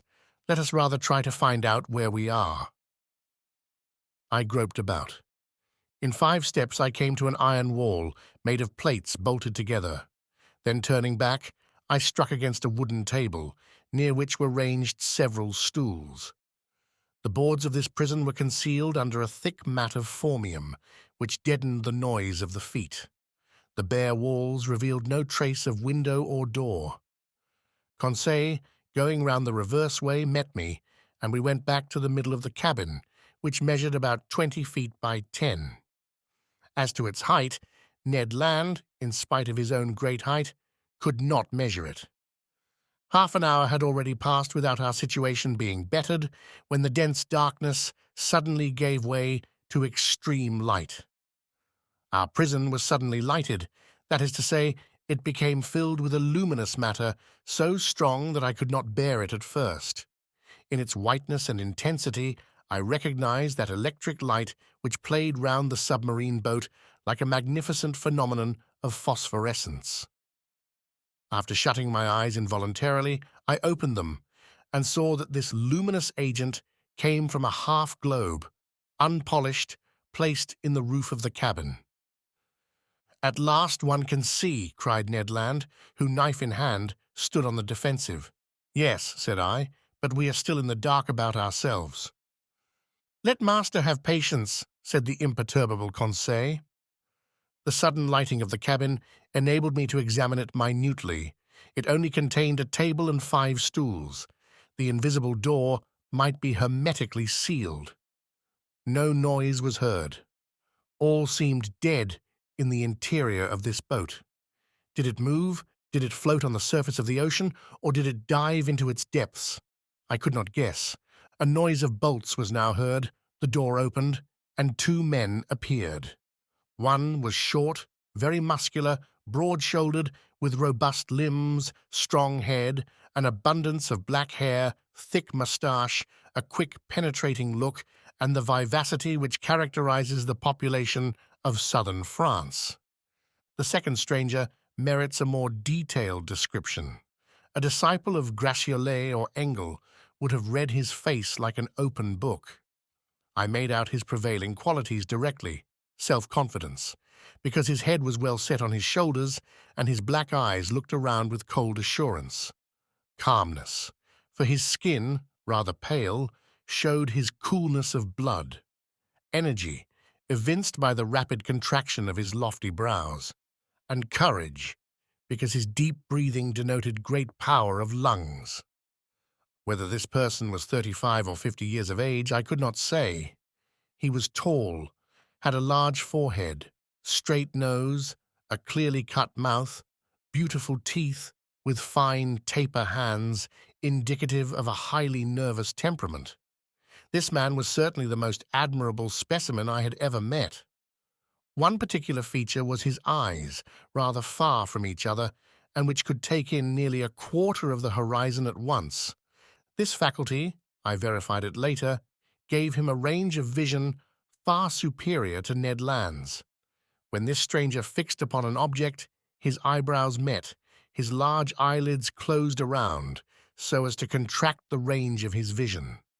and he looked as if he magnified the objects lessened by distance, as if he pierced those sheets of water so opaque to our eyes, and as if he read the very depths of the seas.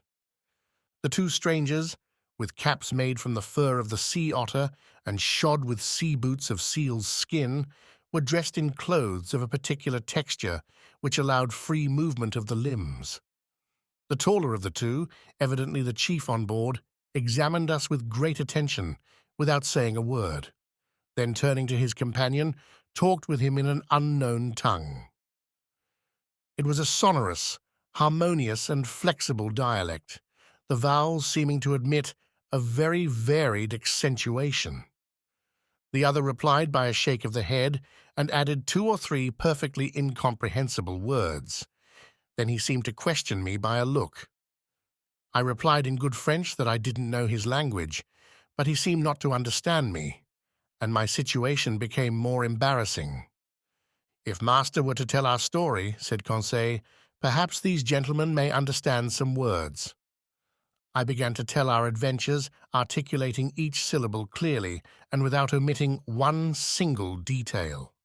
I announced our names and rank, introducing in person Professor Aronnax, his servant Conseil, and Master Ned Land, the harpooner. The man with the soft, calm eyes listened to me quietly, even politely, and with extreme attention. But nothing in his countenance indicated that he had understood my story. When I finished, he said not a word. There remained one resource: to speak English. Perhaps they would know this almost universal language. I knew it, as well as the German language, well enough to read it fluently, but not to speak it correctly. But anyhow, we must make ourselves understood. "Go on in your turn," I said to the harpooner. "Speak your best Anglo-Saxon, and try to do better than I." Ned did not beg off, and recommenced our story. To his great disgust, the harpooner did not seem to have made himself more intelligible than I had. Our visitors did not stir. They evidently understood neither the language of Arago nor of Faraday. Very much embarrassed, after having vainly exhausted our speaking resources, I knew not what part to take, when Conseil said, "If master will permit me, I will relate it in German." But in spite of the elegant terms and good accent of the narrator, the German language had no success. At last, nonplussed, I tried to remember my first lessons, and to narrate our adventures in Latin, but with no better success. This last attempt being of no avail, the two strangers exchanged some words in their unknown language, and retired. The door shut. "It is an infamous shame," cried Ned Land, who broke out for the 20th time. "We speak to those rogues in French, English, German, and Latin, and not one of them has the politeness to answer." "Calm yourself," I said to the impetuous Ned. "Anger will do no good." "But do you see, Professor," replied our irascible companion, "that we shall absolutely die of hunger in this iron cage?" "Bah," said Conseil philosophically, "we can hold out some time yet." "My friends," I said, "we must not despair. We have been worse off than this. Do me the favor to wait a little before forming an opinion upon the commander and crew of this boat." "My opinion is formed," replied Ned Land sharply. "They are rascals." "Good. And from what country?" "From the land of rogues." "My brave Ned, that country is not clearly indicated on the map of the world, but I admit that the nationality of the two strangers is hard to determine. Neither English, French, nor German, that is quite certain. However, I am inclined to think that the commander and his companion were born in low latitudes. There is southern blood in them, but I cannot decide by their appearance whether they are Spaniards, Turks, Arabians, or Indians. As to their language, it is quite incomprehensible." "There is the disadvantage of not knowing all languages," said Conseil, "or the disadvantage of not having one universal language." As he said these words, the door opened. A steward entered. He brought us clothes, coats and trousers made of a stuff I did not know. I hastened to dress myself, and my companions followed my example. During that time, the steward, dumb, perhaps deaf, had arranged the table and laid 3 plates. "This is something like," said Conseil. "Bah," said the rancorous harpooner. "What do you suppose they eat here? Tortoise liver, filleted shark, and beefsteaks from sea dogs." "We shall see," said Conseil. The dishes of bell metal were placed on the table, and we took our places. Undoubtedly, we had to do with civilized people, and, had it not been for the electric light which flooded us, I could have fancied I was in the dining room of the Adelphi Hotel at Liverpool or at the Grand Hotel in Paris. I must say, however, that there was neither bread nor wine. The water was fresh and clear, but it was water, and did not suit Ned Land's taste. Amongst the dishes which were brought to us, I recognized several fish delicately dressed, but of some, although excellent, I could give no opinion, neither could I tell to what kingdom they belonged, whether animal or vegetable. As to the dinner service, it was elegant and in perfect taste.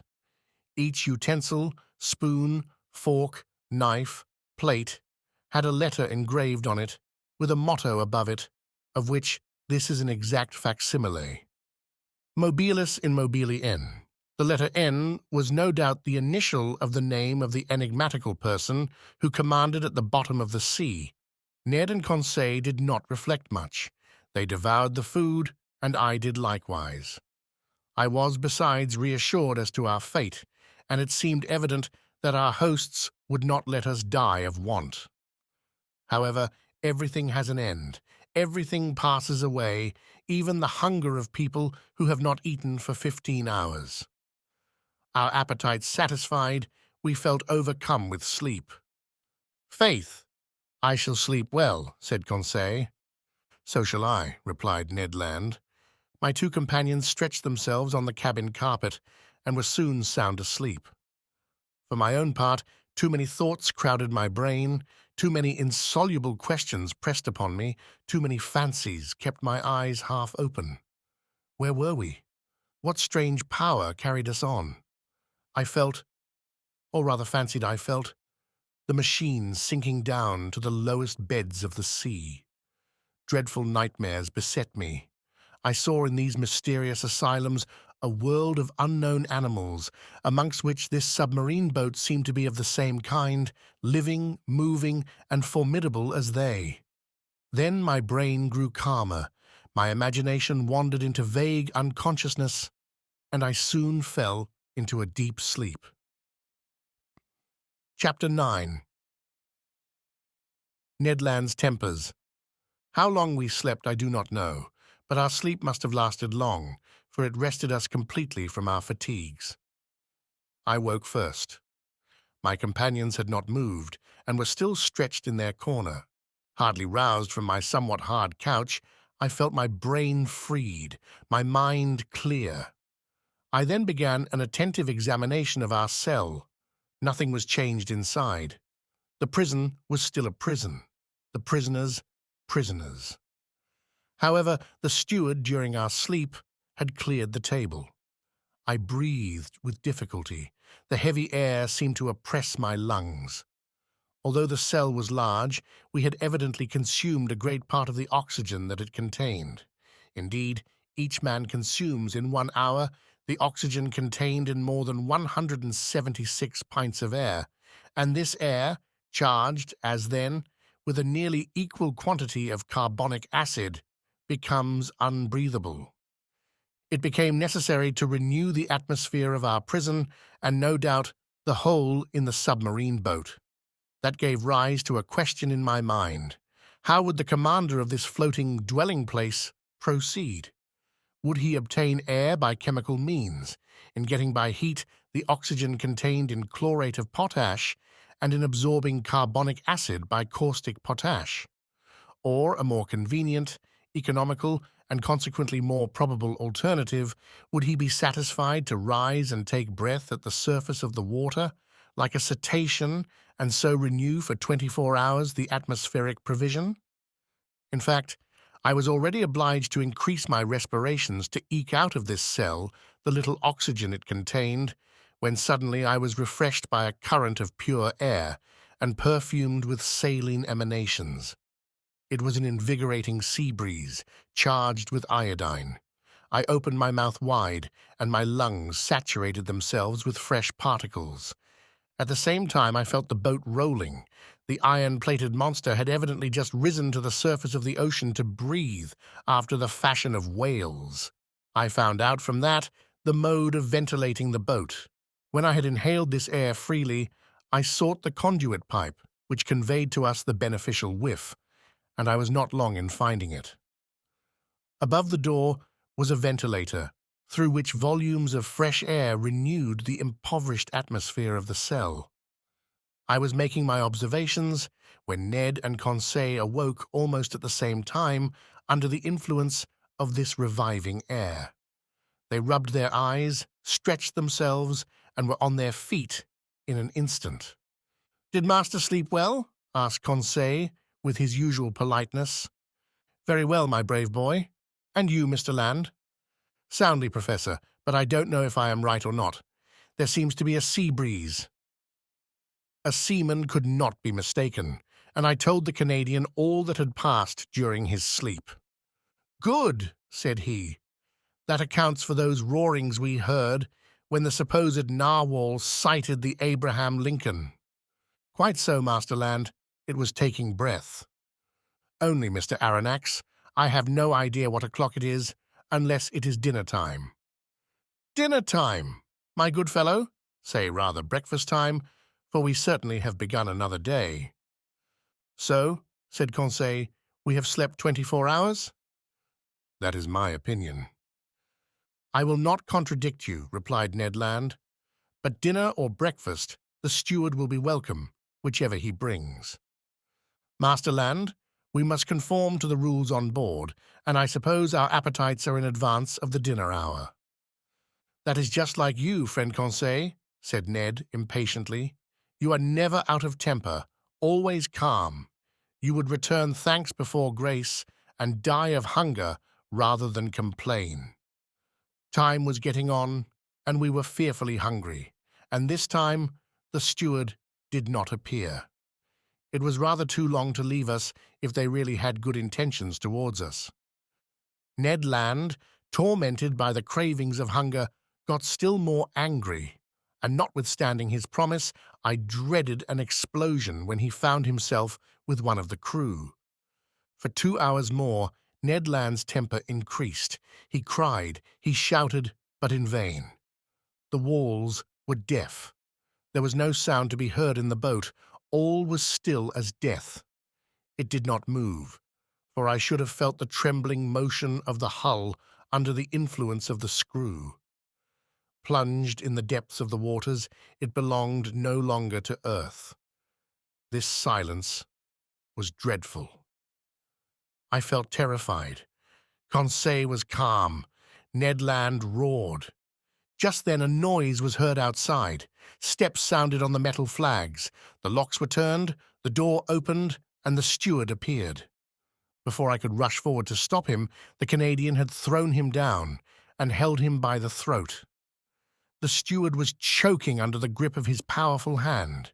Conseil was already trying to unclasp the harpooner's hand from his half-suffocated victim, and I was going to fly to the rescue when suddenly I was nailed to the spot by hearing these words in French. "Be quiet, Master Land, and you, Professor, will you be so good as to listen to me?" Chapter 10. The Man of the Seas. It was the commander of the vessel who thus spoke. At these words, Ned Land rose suddenly. The steward, nearly strangled, tottered out on a sign from his master. But such was the power of the commander on board, that not a gesture betrayed the resentment which this man must have felt towards the Canadian. Conseil, interested in spite of himself, I, stupefied, awaited in silence the result of this scene. The commander, leaning against the corner of a table with his arms folded, scanned us with profound attention. Did he hesitate to speak? Did he regret the words which he had just spoken in French? One might almost think so. After some moments of silence, which not one of us dreamed of breaking, "Gentlemen," said he, in a calm and penetrating voice, "I speak French, English, German, and Latin equally well. I could, therefore, have answered you at our first interview, but I wish to know you first, then to reflect." The story told by each one, entirely agreeing in the main points, convinced me of your identity. I know now that chance has brought before me Monsieur Pierre Aronnax, Professor of Natural History at the Museum of Paris, entrusted with a scientific mission abroad, Conseil, his servant, and Ned Land, of Canadian origin, harpooner on board the frigate Abraham Lincoln of the Navy of the United States of America. I bowed assent. It was not a question that the commander put to me, therefore there was no answer to be made. This man expressed himself with perfect ease, without any accent. His sentences were well turned, his words clear, and his fluency of speech remarkable. Yet I did not recognize in him a fellow countryman. He continued the conversation in these terms: "You have doubtless thought, sir, that I have delayed long in paying you this second visit. The reason is that, your identity recognized, I wish to weigh maturely what part to act towards you. I have hesitated much. Most annoying circumstances have brought you into the presence of a man who has broken all the ties of humanity. You have come to trouble my existence." "Unintentionally," said I. "Unintentionally," replied the stranger, raising his voice a little. "Was it unintentionally that the Abraham Lincoln pursued me all over the seas? Was it unintentionally that you took passage in this frigate? Was it unintentionally that your cannonballs rebounded off the plating of my vessel? Was it unintentionally that Mr. Ned Land struck me with his harpoon?" I detected a restrained irritation in these words, but to these recriminations I had a very natural answer to make, and I made it. "Sir," said I, "no doubt you are ignorant of the discussions which have taken place concerning you in America and Europe. You do not know that divers accidents, caused by collisions with your submarine machine, have excited public feeling in the two continents. I omit the hypotheses without number by which it was sought to explain the inexplicable phenomenon of which you alone possess the secret. But you must understand that, in pursuing you over the high seas of the Pacific, the Abraham Lincoln believed itself to be chasing some powerful sea monster of which it was necessary to rid the ocean at any price." A half-smile curled the lips of the commander. Then, in a calmer tone, "Aronnax," he replied, "dare you affirm that your frigate would not as soon have pursued and cannonaded a submarine boat as a monster?" This question embarrassed me, for certainly Captain Farragut might not have hesitated. He might have thought it his duty to destroy a contrivance of this kind, as he would a gigantic narwhal. "You understand then, sir," continued the stranger, "that I have the right to treat you as enemies?" I answered nothing, purposely. For what good would it be to discuss such a proposition when force could destroy the best arguments? "I have hesitated some time," continued the commander. "Nothing obliged me to show you hospitality. If I chose to separate myself from you, I should have no interest in seeing you again. I could place you upon the deck of this vessel which has served you as a refuge. I could sink beneath the waters and forget that you had ever existed. Would not that be my right?" "It might be the right of a savage," I answered, "but not that of a civilized man." "Professor," replied the commander quickly, "I am not what you call a civilized man. I have done with society entirely, for reasons which I alone have the right of appreciating. I do not therefore obey its laws, and I desire you never to allude to them before me again." This was said plainly. A flash of anger and disdain kindled in the eyes of the unknown, and I had a glimpse of a terrible past in the life of this man. Not only had he put himself beyond the pale of human laws, but he had made himself independent of them, free in the strictest acceptation of the word, quite beyond their reach. Who then would dare to pursue him at the bottom of the sea when, on its surface, he defied all attempts made against him? What vessel could resist the shock of his submarine monitor? What cuirass, however thick, could withstand the blows of his spur? No man could demand from him an account of his actions. God, if he believed in one, his conscience, if he had one, were the sole judges to whom he was answerable. These reflections crossed my mind rapidly, whilst the stranger personage was silent, absorbed, and as if wrapped up in himself. I regarded him with fear mingled with interest, as doubtless Oedipus regarded the Sphinx. After rather a long silence, the commander resumed the conversation. "I have hesitated," said he, "but I have thought that my interest might be reconciled with that pity to which every human being has a right. You will remain on board my vessel, since fate has cast you there. You will be free, and in exchange for this liberty I shall only impose one single condition. Your word of honor to submit to it will suffice." "Speak, sir," I answered. "I suppose this condition is one which a man of honor may accept?" "Yes, sir, it is this. It is possible that certain events, unforeseen, may oblige me to consign you to your cabins for some hours or some days, as the case may be. As I desire never to use violence, I expect from you, more than all the others, a passive obedience. In thus acting, I take all the responsibility. I acquit you entirely, for I make it an impossibility for you to see what ought not to be seen. Do you accept this condition?"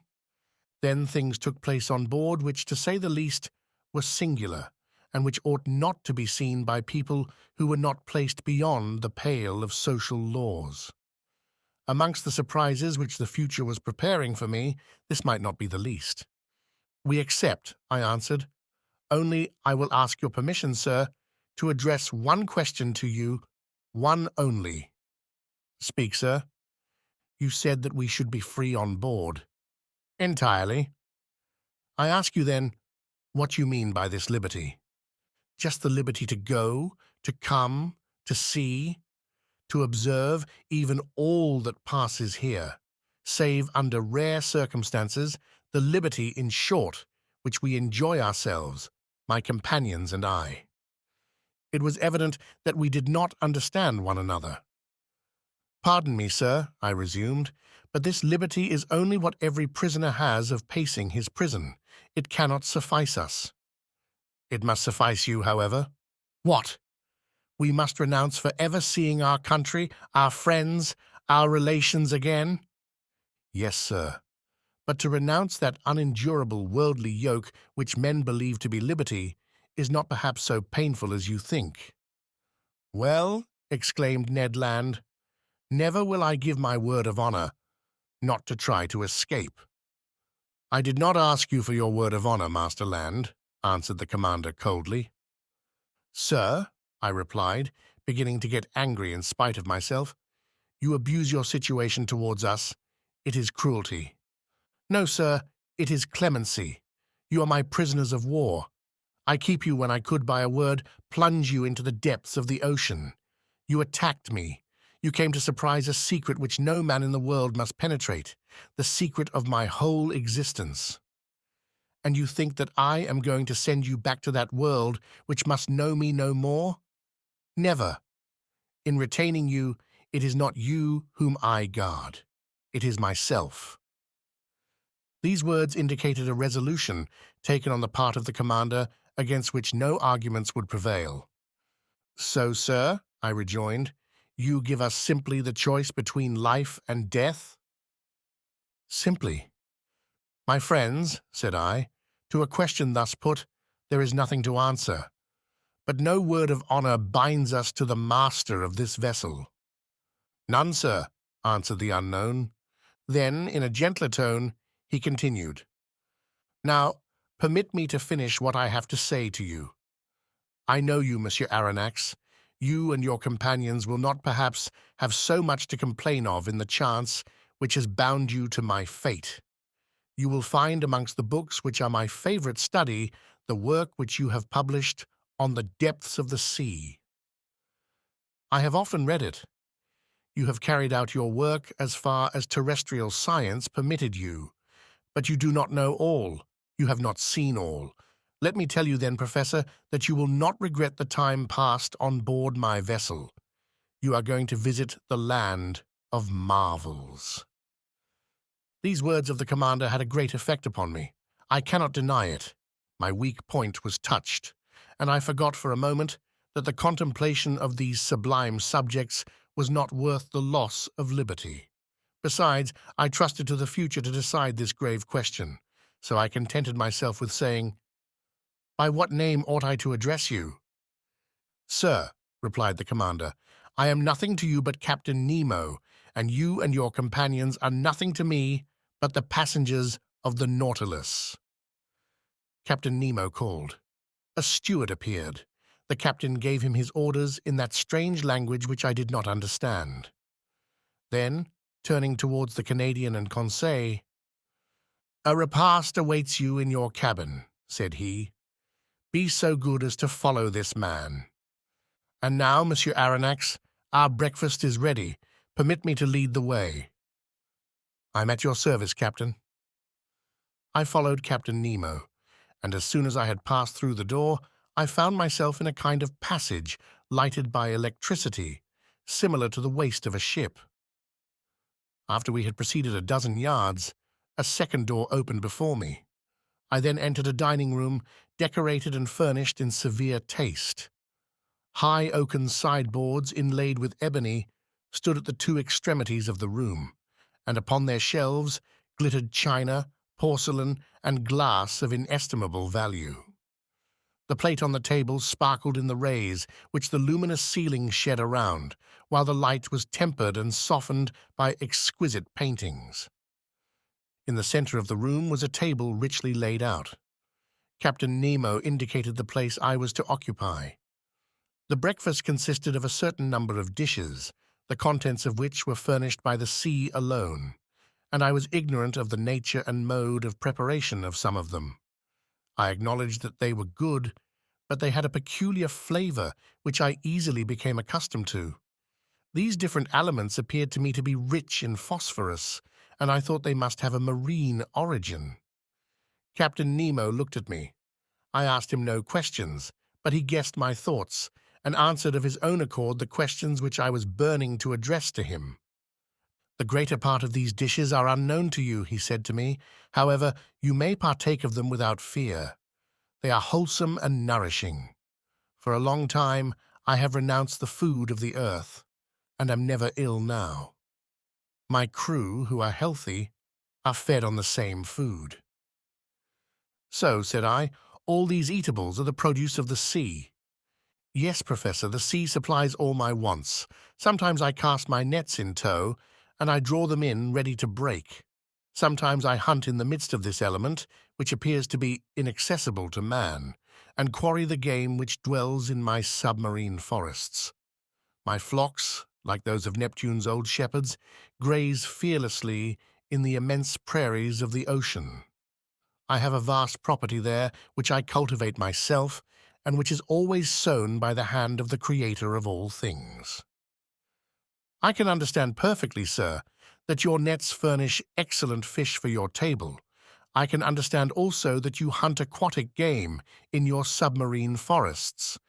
But I cannot understand at all how a particle of meat, no matter how small, can figure in your bill of fare. This, which you believe to be meat, Professor, is nothing else than fillet of turtle. Here are also some dolphin's livers, which you take to be ragout of pork. My cook is a clever fellow who excels in dressing these various products of the ocean.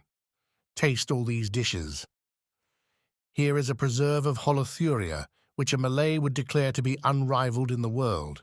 Here is a cream, of which the milk has been furnished by the cetacea, and the sugar by the great fucus of the North Sea. And lastly, permit me to offer you some preserve of anemones, which is equal to that of the most delicious fruits." I tasted, more from curiosity than as a connoisseur, whilst Captain Nemo enchanted me with his extraordinary stories. "You like the sea, Captain?" "Yes, I love it. The sea is everything. It covers 7/10 of the terrestrial globe. Its breath is pure and healthy. It is an immense desert where man is never lonely, for he feels life stirring on all sides. The sea is only the embodiment of a supernatural and wonderful existence. It is nothing but love and emotion. It is the living infinite, as one of your poets has said. In fact, Professor, nature manifests herself in it by her three kingdoms: mineral, vegetable, and animal. The sea is the vast reservoir of nature. The globe began with sea, so to speak, and who knows if it will not end with it. In it is supreme tranquility. The sea does not belong to despots. Upon its surface, men can still exercise unjust laws, fight, tear one another to pieces, and be carried away with terrestrial horrors. But at 30 feet below its level, their reign ceases, their influence is quenched, and their power disappears. Ah, sir, live, live in the bosom of the waters. There only is independence. There I recognize no masters. There I am free." Captain Nemo suddenly became silent in the midst of this enthusiasm by which he was quite carried away. For a few moments he paced up and down, much agitated. Then he became more calm, regained his accustomed coldness of expression, and turning towards me, "Now, Professor," said he, "if you wish to go over the Nautilus, I am at your service." Captain Nemo rose. I followed him. A double door, contrived at the back of the dining room, opened, and I entered a room equal in dimensions to that which I had just quitted. It was a library. High pieces of furniture of black-violet ebony inlaid with brass supported upon their wide shelves a great number of books, uniformly bound. They followed the shape of the room, terminating at the lower part in huge divans covered with brown leather, which were curved to afford the greatest comfort. Light movable desks, made to slide in and out at will, allowed one to rest one's book while reading. In the center stood an immense table covered with pamphlets, amongst which were some newspapers already of old date. The electric light flooded everything. It was shed from 4 unpolished globes half sunk in the volutes of the ceiling. I looked with real admiration at this room, so ingeniously fitted up, and I could scarcely believe my eyes. "Captain Nemo," said I to my host, who had just thrown himself on one of the divans, "this is a library which would do honor to more than one of the continental palaces, and I am absolutely astounded when I consider that it can follow you to the bottom of the seas." "Where could one find greater solitude or silence, Professor?" replied Captain Nemo. "Did your study in the museum afford you such perfect quiet?" "No, sir, and I must confess that it is a very poor one after yours. You must have 6 or 7,000 volumes here." 12,000, Monsieur Aronnax. These are the only ties which bind me to the earth. But I had done with the world on the day when my Nautilus plunged for the first time beneath the waters. That day I bought my last volumes, my last pamphlets, my last papers, and from that time I wish to think that men no longer think or write. These books, Professor, are at your service besides, and you can make use of them freely. I thanked Captain Nemo and went up to the shelves of the library. Works on science, morals, and literature abounded in every language, but I did not see one single work on political economy. That subject appeared to be strictly prescribed. Strange to say, all these books were irregularly arranged, in whatever language they were written. And this medley proved that the captain of the Nautilus must have read indiscriminately the books which he took up by chance. "Sir," said I to the captain, "I thank you for having placed this library at my disposal. It contains treasures of science, and I shall profit by them." "This room is not only a library," said Captain Nemo, "it is also a smoking room." "A smoking room!" I cried. Then one may smoke on board? Certainly. Then, sir, I am forced to believe that you have kept up a communication with Havana. Not any, answered the captain, except this cigar, Monsieur Aronnax, and though it does not come from Havana, you will be pleased with it if you are a connoisseur. I took the cigar which was offered me. Its shape recalled the London ones, but it seemed to be made of leaves of gold. I lighted it at a little brazier, which was supported upon an elegant bronze stem, and drew the first whiffs with the delight of a lover of smoking who has not smoked for 2 days. It is excellent, but it is not tobacco. No, answered the captain, this tobacco comes neither from Havana nor from the East.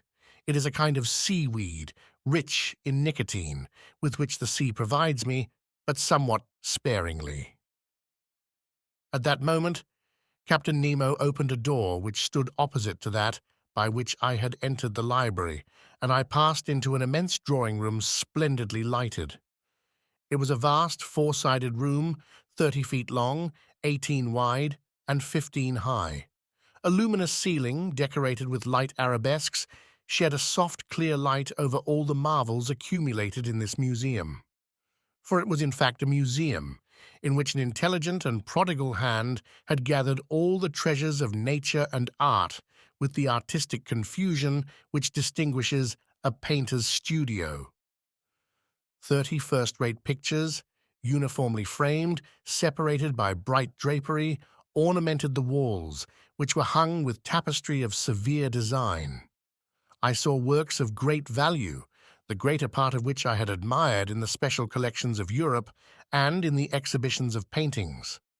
The several schools of the old masters were represented by a Madonna of Raphael, a Virgin of Leonardo da Vinci, a nymph of Correggio, a woman of Titan, an Adoration of Veronese, an Assumption of Murillo, a portrait of Holbein, a monk of Velasquez, a martyr of Ribera, a fair of Rubens, 2 Flemish landscapes of Teniers, 3 little genre pictures of Gerard Dow, Metsu, and Paul Potter, 2 specimens of Géricault and Proudhon, and some sea pieces of Backhuizen and Vernet. Amongst the works of modern painters were pictures with the signatures of Delacroix, Ingres, Decamps, Troyon, Meissonier, Daubigny, etc., and some admirable statues in marble and bronze after the finest antique models stood upon pedestals in the corners of this magnificent museum. Amazement, as the captain of the Nautilus had predicted, had already begun to take possession of me. "Professor," said this strange man, "you must excuse the unceremonious way in which I receive you and the disorder of this room." "Sir," I answered, "without seeking to know who you are, I recognize in you an artist." "An amateur, nothing more, sir. Formerly I loved to collect these beautiful works created by the hand of man. I sought them greedily and ferreted them out indefatigably, and I have been able to bring together some objects of great value. These are my last souvenirs of that world, which is dead to me. In my eyes, your modern artists are already old. They have 2,000 or 3,000 years of existence. I can found them in my own mind. Masters have no age." "And these musicians," said I, pointing out some works of Weber, Rossini, Mozart, Beethoven, Haydn, Meyerbeer, Herold, Wagner, Auber, Gounod, and a number of others, scattered over a large model piano organ which occupied one of the panels of the drawing-room. "These musicians," replied Captain Nemo, "are the contemporaries of Orpheus, for in the memory of the dead all chronological differences are effaced. And I am dead, Professor, as much dead as those of your friends who are sleeping 6 feet under the earth." Captain Nemo was silent, and seemed lost in a profound reverie. I contemplated him with deep interest, analyzing in silence the strange expression of his countenance. Leaning on his elbow against an angle of a costly mosaic table, he no longer saw me. He had forgotten my presence. I did not disturb this reverie, and continued my observation of the curiosities which enriched this drawing-room. Under elegant glass cases, fixed by copper rivets, were classed and labeled the most precious productions of the sea which had ever been presented to the eye of a naturalist. My delight as a professor may be conceived. The division containing the zoophytes presented the most curious specimens of the two groups of polypi and echinodermes. In the first group, the tubipores were gorgons arranged like a fan, soft sponges of Syria, ices of the Moluccas, penatulas, an admirable virgularia of the Norwegian seas, variegated unbellulare, alcionariae, a whole series of madrepores, which my master Milne Edwards has so cleverly classified, amongst which I remarked some wonderful flabellinae oculinae of the island of Bourbon, the Neptune's car of the Antilles, superb varieties of corals, in short, every species of those curious polypi of which entire islands are formed, which will one day become continents.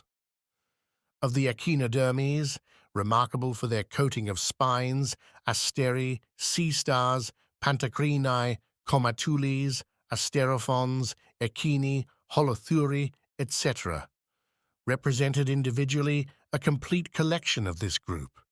A somewhat nervous conchiliologist would certainly have fainted before other, more numerous cases in which were classified the specimens of mollusks. It was a collection of inestimable value, which time fails me to describe minutely. Amongst these specimens I will quote from memory only the elegant royal hammerfish of the Indian Ocean, whose regular white spots stood out brightly on a red and brown ground, an imperial spondyle, bright-colored, bristling with spines, a rare specimen in the European museums. I estimated its value at not less than £1,000.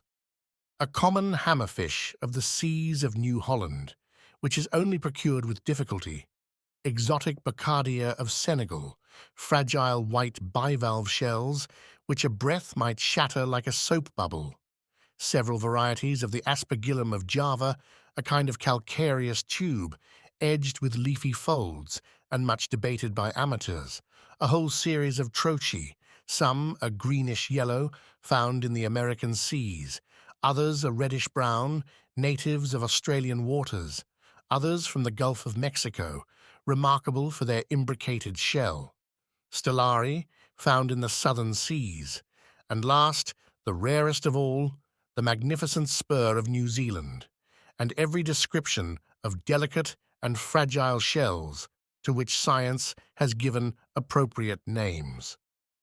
Apart, in separate compartments, were spread out chaplets of pearls of the greatest beauty, which reflected the electric light in little sparks of fire. Pink pearls torn from the pinna marina of the Red Sea, green pearls of the haliotide iris, yellow, blue, and black pearls, the curious productions of the divers mollusks of every ocean, and certain mussels of the watercourses of the north. Lastly, several specimens of inestimable value which had been gathered from the rarest pintadines. Some of these pearls were larger than a pigeon's egg, and were worth as much, and more than that which the traveller Tavernier sold to the Shah of Persia for 3 millions, and surpassed the one in the possession of the Imam of Muscat, which I had believed to be unrivalled in the world. Therefore, to estimate the value of this collection was simply impossible. Captain Nemo must have expended millions in the acquirement of these various specimens, and I was thinking what source he could have drawn from to have been able thus to gratify his fancy for collecting, when I was interrupted by these words. "You are examining my shells, Professor? Unquestionably they must be interesting to a naturalist, but for me they have a far greater charm, for I have collected them all with my own hand, and there is not a sea on the face of the globe which has escaped my researches. I can understand, Captain, the delight of wandering about in the midst of such riches. You are one of those who have collected their treasures themselves. No museum in Europe possesses such a collection of the produce of the ocean. But if I exhaust all my admiration upon it, I shall have none left for the vessel which carries it.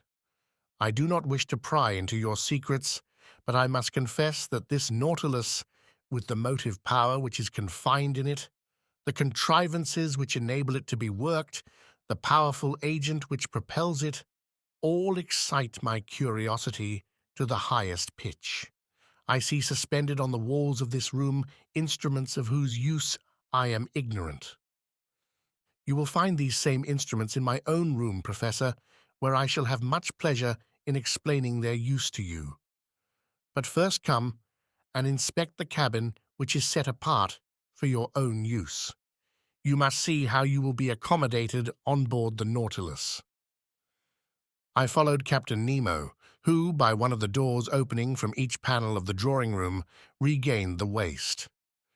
He conducted me towards the bow, and there I found not a cabin, but an elegant room, with a bed, dressing table, and several other pieces of furniture. I could only thank my host. "Your room adjoins mine," said he, opening a door, "and mine opens into the drawing-room that we have just quitted." I entered the captain's room. It had a severe, almost a monkish aspect. A small iron bedstead, a table, some articles for the toilet, the whole lighted by a skylight. No comforts, the strictest necessaries only. Captain Nemo pointed to a seat. "Be so good as to sit down," he said. I seated myself, and he began thus: Captain Nemo's stateroom. Chapter 11. All by electricity. "Sir," said Captain Nemo, showing me the instruments hanging on the walls of his room, "here are the contrivances required for the navigation of the Nautilus. Here, as in the drawing-room, I have them always under my eyes, and they indicate my position and exact direction in the middle of the ocean. Some are known to you, such as the thermometer, which gives the internal temperature of the Nautilus, the barometer, which indicates the weight of the air and foretells the changes of the weather, the hygrometer, which marks the dryness of the atmosphere, the storm glass, the contents of which, by decomposing, announce the approach of tempests, the compass, which guides my course, the sextant, which shows the latitude by the altitude of the sun, chronometers, by which I calculate the longitude, and glasses for day and night, which are used to examine the points of the horizon when the Nautilus rises to the surface of the waves." "These are the usual nautical instruments," I replied, "and I know the use of them. But these others, no doubt, answer to the particular requirements of the Nautilus. This dial with the movable needle is a manometer, is it not?" "It is actually a manometer, but by communication with the water, whose external pressure it indicates, it gives our depth at the same time." "And these other instruments, the use of which I cannot guess?" "Here, Professor, I ought to give you some explanations. Will you be kind enough to listen to me?" He was silent for a few moments, then he said, "There is a powerful agent, obedient, rapid, easy, which conforms to every use, and reigns supreme on board my vessel. Everything is done by means of it. It lights it, warms it, and is the soul of my mechanical apparatus. This agent is electricity." "Electricity?" I cried in surprise. "Yes, sir." "Nevertheless, Captain, you possess an extreme rapidity of movement which does not agree with the power of electricity. Until now, its dynamic force has remained under restraint and has only been able to produce a small amount of power." "Professor," said Captain Nemo, "my electricity is not everybody's. You know what seawater is composed of. In 1,000 grams are found 96.5% of water and about 2 to 3% of chloride of sodium. Then, in a smaller quantity, chlorides of magnesium and of potassium, bromide of magnesium, sulfate of magnesia, sulfate, and carbonate of lime. You see, then, that chloride of sodium forms a large part of it, so it is this sodium that I extract from seawater and of which I compose my ingredients. I owe all to the ocean. It produces electricity, and electricity gives heat, light, motion, and, in a word, life to the Nautilus." "But not the air you breathe?" "Oh, I could manufacture the air necessary for my consumption, but it is useless.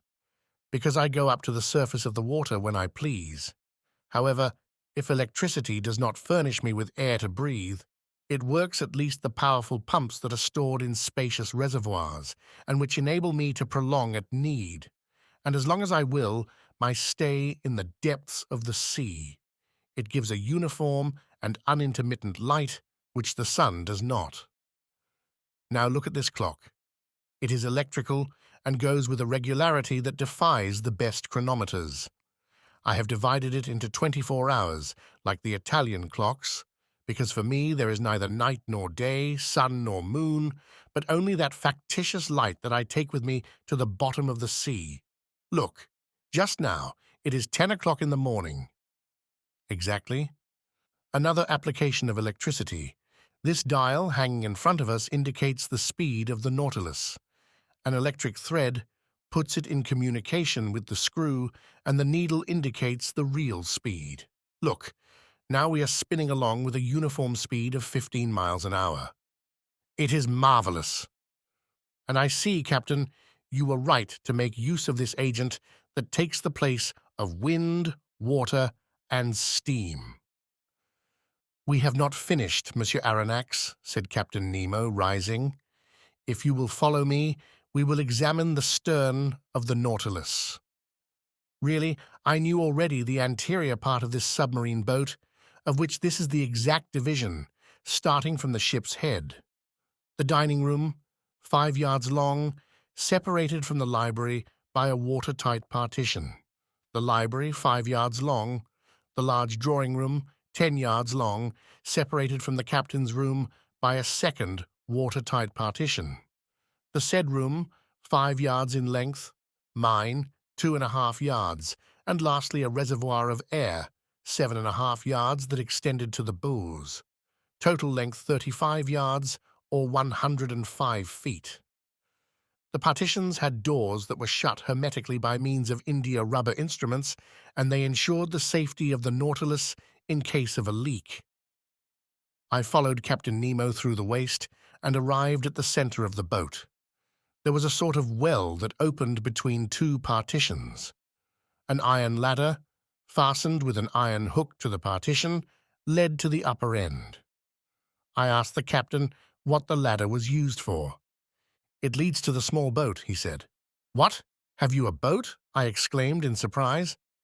"Of course, an excellent vessel, light and insubmersible, that serves either as a fishing or as a pleasure boat. But then, when you wish to embark, you are obliged to come to the surface of the water." "Not at all. This boat is attached to the upper part of the hull of the Nautilus and occupies a cavity made for it. It is decked, quite watertight, and held together by solid bolts. This ladder leads to a manhole made in the hull of the Nautilus that corresponds with a similar hole made in the side of the boat. By this double opening, I get into the small vessel. They shut the one belonging to the Nautilus. I shut the other by means of screw pressure. I undo the bolts, and the little boat goes up to the surface of the sea with prodigious rapidity. I then open the panel of the bridge, carefully shut till then. I mast it, hoist my sail, take my oars, and I'm off. But how do you get back on board? I do not come back, Monsieur Aronnax. The Nautilus comes to me. By your orders. By my orders. An electric thread connects us. I telegraph to it, and that is enough. Really, I said, astonished at these marvels, nothing can be more simple.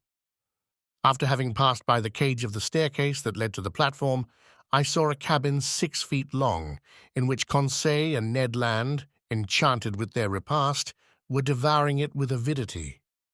Then a door opened into a kitchen 9 feet long, situated between the large storerooms. Their electricity, better than gas itself, did all the cooking.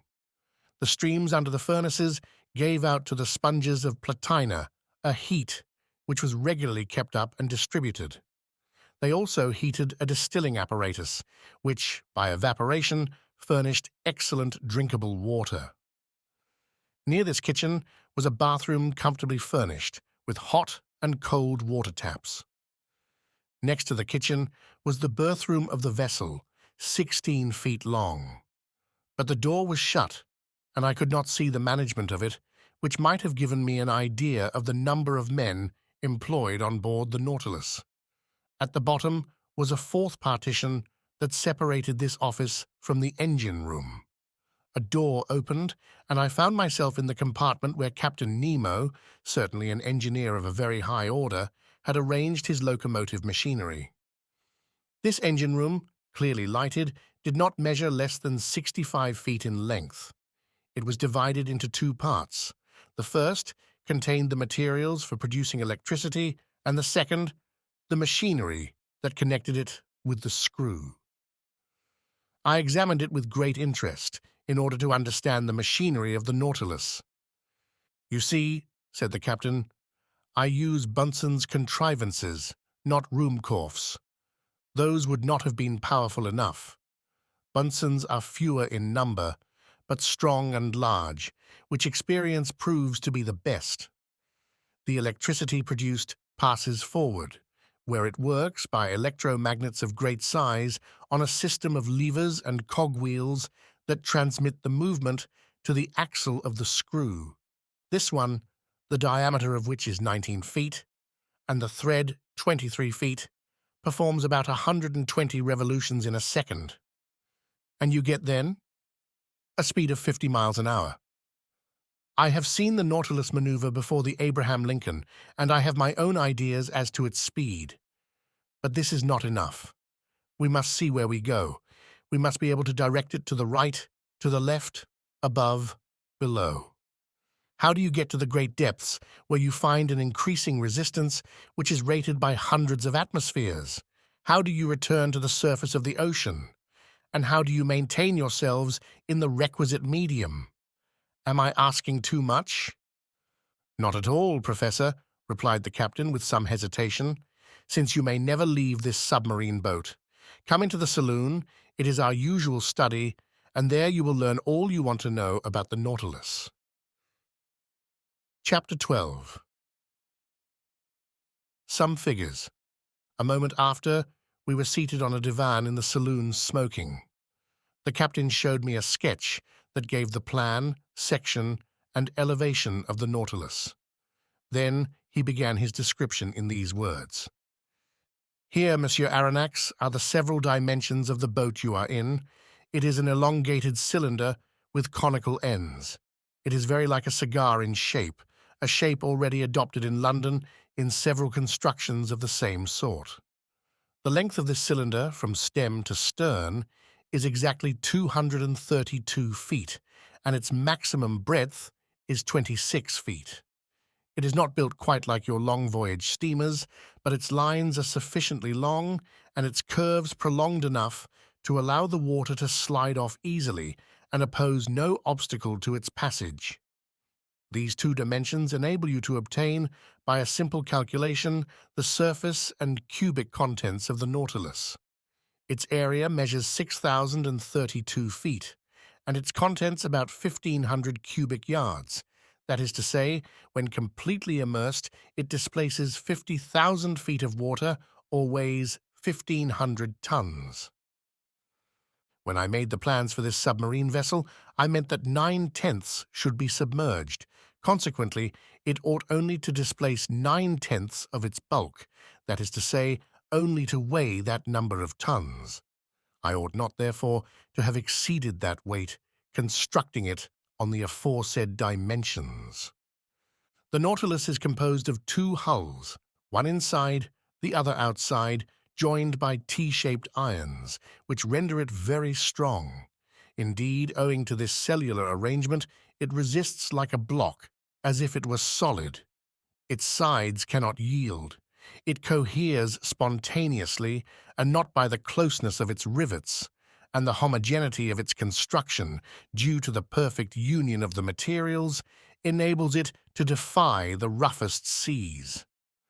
These two hulls are composed of steel plates, whose density is from 0.7 to 0.8 that of water. The first is not less than 2.5 inches thick and weighs 394 tons. The second envelope, the keel, 20 inches high and 10 thick, weighs alone 62 tons. The engine, the ballast, The several accessories and apparatus appendages, the partitions and bulkheads, weigh 961.62 tons. Do you follow all this? I do. Then, when the Nautilus is afloat under these circumstances, 1/10 is out of the water. Now, if I have made reservoirs of a size equal to this tenth or capable of holding 150 tons, and if I fill them with water, the boat, weighing then 1507 tons, will be completely immersed. That would happen, Professor. These reservoirs are in the lower parts of the Nautilus. I turn on taps and they fill, and the vessel sinks that had just been level with the surface. Well, Captain, but now we come to the real difficulty. I can understand your rising to the surface, but diving below the surface, does not your submarine contrivance encounter a pressure and consequently undergo an upward thrust of 1 atmosphere for every 30 feet of water, just about 15 pounds per square inch? Just so, sir. Then, unless you quite fill the Nautilus, I do not see how you can draw it down to those depths. Professor, you must not confound statics with dynamics, or you will be exposed to grave errors. There is very little labor spent in attaining the lower regions of the ocean, for all bodies have a tendency to sink. When I wanted to find out the necessary increase of weight required to sink the Nautilus, I had only to calculate the reduction of volume that seawater acquires according to the depth. That is evident. Now, if water is not absolutely incompressible, it is at least capable of very slight compression. Indeed, after the most recent calculations, this reduction is only 0.000436 of an atmosphere for each 30 feet of depth. If we want to sink 3,000 feet, I should keep account of the reduction of bulk under a pressure equal to that of a column of water of 1,000 feet. The calculation is easily verified. Now, I have supplementary reservoirs capable of holding 100 tons. Therefore, I can sink to a considerable depth. When I wish to rise to the level of the sea, I only let off the water and empty all the reservoirs if I want the Nautilus to emerge from the 10th part of her total capacity. I had nothing to object to these reasonings. I admit your calculations, Captain, I replied. I should be wrong to dispute them since daily experience confirms them, but I foresee a real difficulty in the way. What, sir? When you are about 1,000 feet deep, the walls of the Nautilus bear a pressure of 100 atmospheres. If then, just now, you were to empty the supplementary reservoirs, to lighten the vessel, and to go up to the surface, the pumps must overcome the pressure of 100 atmospheres, which is 1,500 pounds per square inch.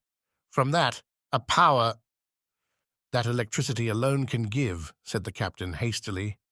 I repeat, sir, that the dynamic power of my engines is almost infinite. The pumps of the Nautilus have an enormous power, as you must have observed when their jets of water burst like a torrent upon the Abraham Lincoln. Besides, I use subsidiary reservoirs only to attain a mean depth of 750 to 1,000 fathoms, and that with a view of managing my machines. Also, when I have a mind to visit the depths of the ocean, 5 or 6 miles below the surface, I make use of slower but not less infallible means. What are they, Captain? That involves my telling you how the Nautilus is worked. I am impatient to learn. To steer this boat to starboard or port, to turn, in a word, following a horizontal plan, I use an ordinary rudder fixed on the back of the stern post and with one wheel and some tackle to steer by. But I can also make the Nautilus rise and sink and rise by a vertical movement by means of 2 inclined planes fastened to its sides, opposite the center of flotation, planes that move in every direction and that are worked by powerful levers from the interior. If the planes are kept parallel with the boat, it moves horizontally. If slanted, the Nautilus, according to this inclination and under the influence of the screw, either sinks diagonally or rises diagonally as it suits me, and even if I wish to rise more quickly to the surface, I ship the screw, and the pressure of the water causes the Nautilus to rise vertically like a balloon filled with hydrogen. Bravo, Captain. But how can the steersman follow the route in the middle of the waters? The steersman is placed in a glazed box that is raised about the hull of the Nautilus and furnished with lenses. Are these lenses capable of resisting such pressure? Perfectly. Glass, which breaks at a blow, is, nevertheless, capable of offering considerable resistance. During some experiments of fishing by electric light in 1864 in the northern seas, we saw plates less than a third of an inch thick resist a pressure of 16 atmospheres. Now, the glass that I use is not less than 30 times thicker. Granted, but after all, in order to see, the light must exceed the darkness, and in the midst of the darkness in the water, how can you see? Behind the steersman's cage is placed a powerful electric reflector, the rays from which light up the sea for half a mile in front. Ah, bravo, bravo, Captain. Now I can account for this phosphorescence in the supposed narwhal that puzzled us so. I now ask you if the boarding of the Nautilus and of the Scotia that has made such a noise has been the result of a chance rencontre? Quite accidental, sir. I was sailing only 1 fathom below the surface of the water when the shock came. It had no bad result. None, sir, but now about your rencontre with the Abraham Lincoln. Professor, I am sorry for one of the best vessels in the American Navy, but they attacked me, and I was bound to defend myself. I contented myself, however, with putting the frigate hors de combat. She will not have any difficulty in getting repaired at the next port. Ah, Commander! Your Nautilus is certainly a marvelous boat. Yes, Professor, and I love it as if it were part of myself. If danger threatens one of your vessels on the ocean, the first impression is the feeling of an abyss above and below. On the Nautilus, men's hearts never fail them. No defects to be afraid of, for the double shell is as firm as iron. No rigging to attend to, no sails for the wind to carry away, no boilers to burst, no fire to fear, for the vessel is made of iron, not of wood. No coal to run short, for electricity is the only mechanical agent. No collision to fear, for it alone swims in deep water. No tempest to brave, for when it dives below the water, it reaches absolute tranquility. There, sir, that is the perfection of vessels, and if it is true that the engineer has more confidence in the vessel than the builder, and the builder than the captain himself, you understand the trust I repose in my Nautilus, for I am at once captain, builder, and engineer. But how could you construct this wonderful Nautilus in secret? Each separate portion, Monsieur Aronnax, was brought from different parts of the globe.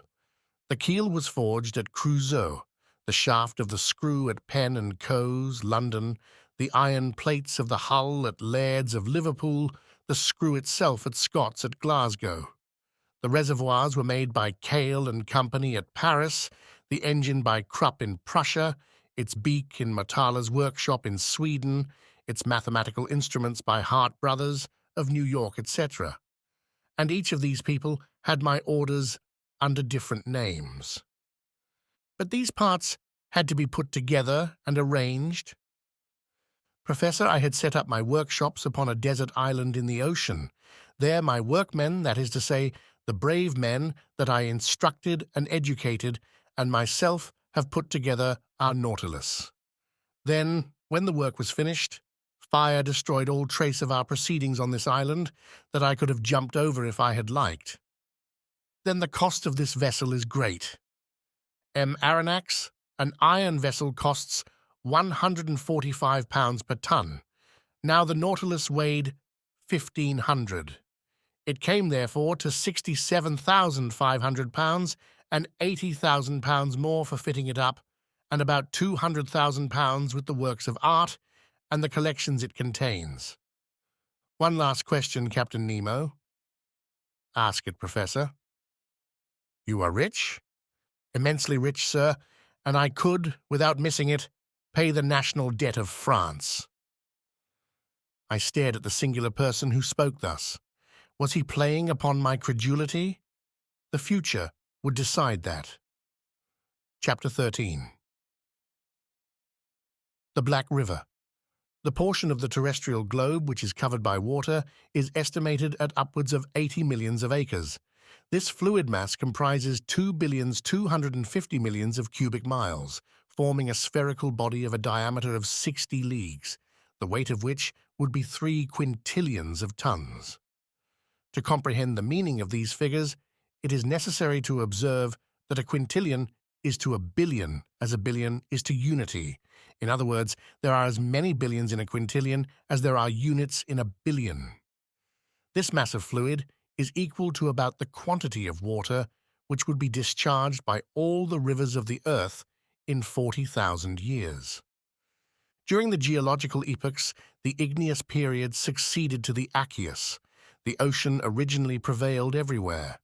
Then by degrees, in the Silurian period, the tops of the mountains began to appear. The islands emerged, then disappeared in partial deluges, reappeared, became settled, formed continents, till at length the earth became geographically arranged, as we see in the present day. The solid had wrested from the liquid 37,657,000 square miles, equal to 12,960,000,000 of acres.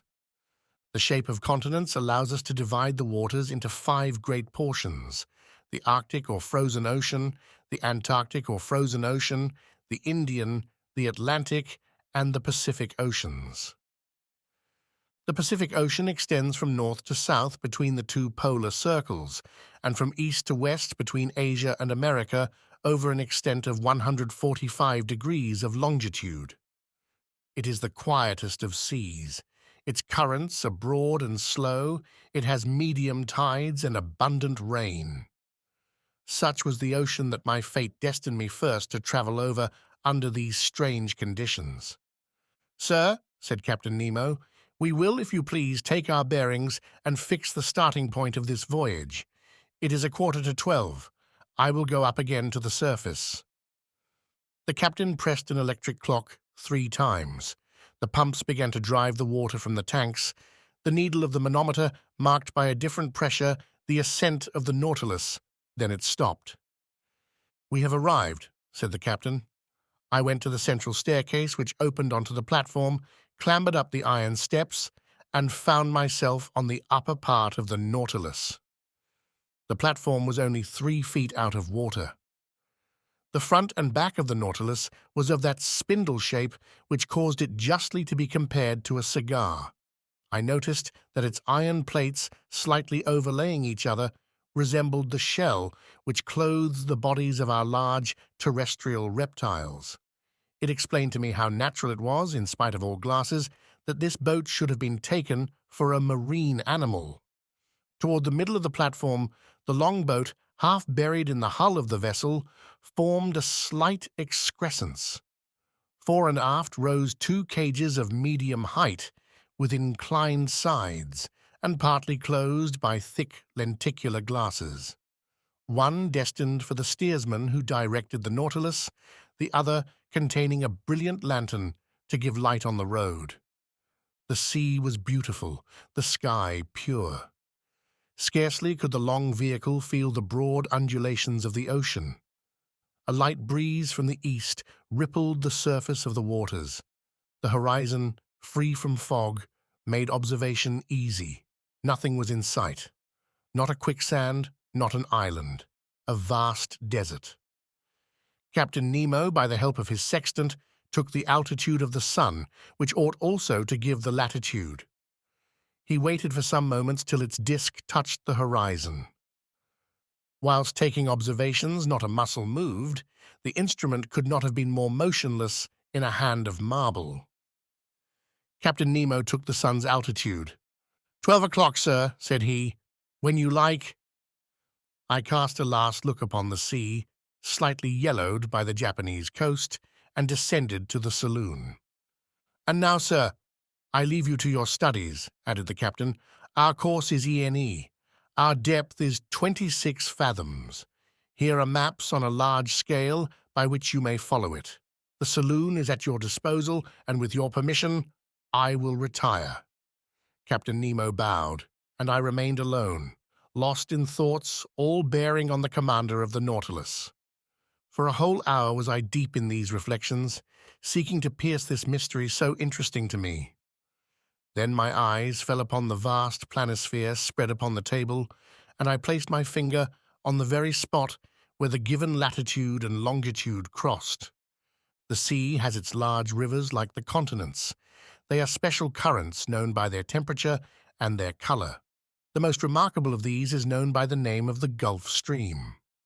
Science has decided on the globe the direction of 5 principal currents, one in the North Atlantic, a second in the south, a third in the North Pacific, a fourth in the south, and a fifth in the southern Indian Ocean.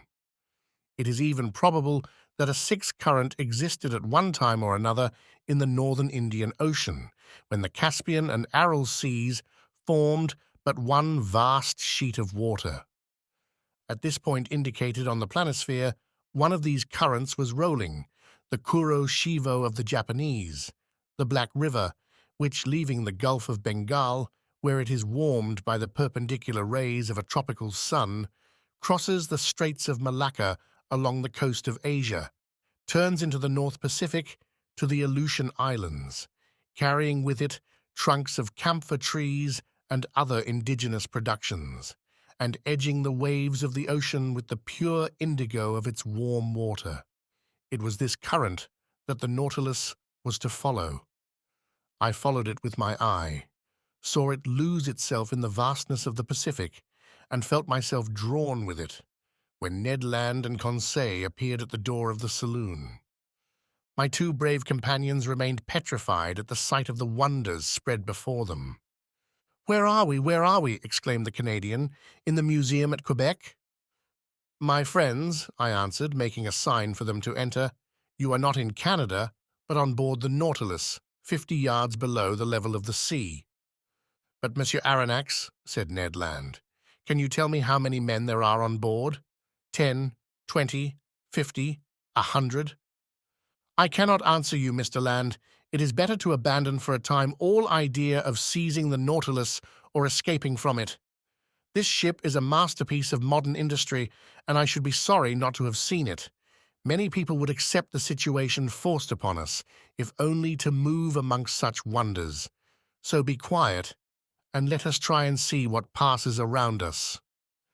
"See!" exclaimed the harpooner, "but we can see nothing in this iron prison. We are walking, we are sailing, blindly." Ned Land had scarcely pronounced these words when all was suddenly darkness.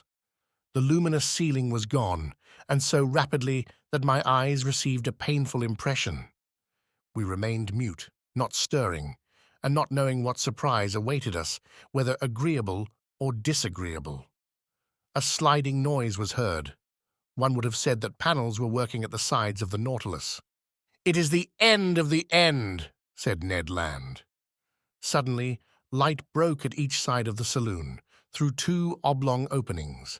The liquid mass appeared vividly lit up by the electric gleam. 2 crystal plates separated us from the sea. At first I trembled at the thought that this frail partition might break, but strong bands of copper bound them, giving an almost infinite power of resistance. The sea was distinctly visible for a mile all round the Nautilus. What a spectacle! What pen can describe it? Who could paint the effects of the light through those transparent sheets of water, and the softness of the successive gradations from the lower to the superior strata of the ocean? We know the transparency of the sea, and that its clearness is far beyond that of rock water. The mineral and organic substances which it holds in suspension heightens its transparency. In certain parts of the ocean at the Antilles, under 75 fathoms of water, can be seen with surprising clearness a bed of sand. The penetrating power of the solar rays does not seem to cease for a depth of 150 fathoms. But in this middle fluid, travelled over by the Nautilus, the electric brightness was produced even in the bosom of the waves. It was no longer luminous water, but liquid light. On each side, a window opened into this unexplored abyss.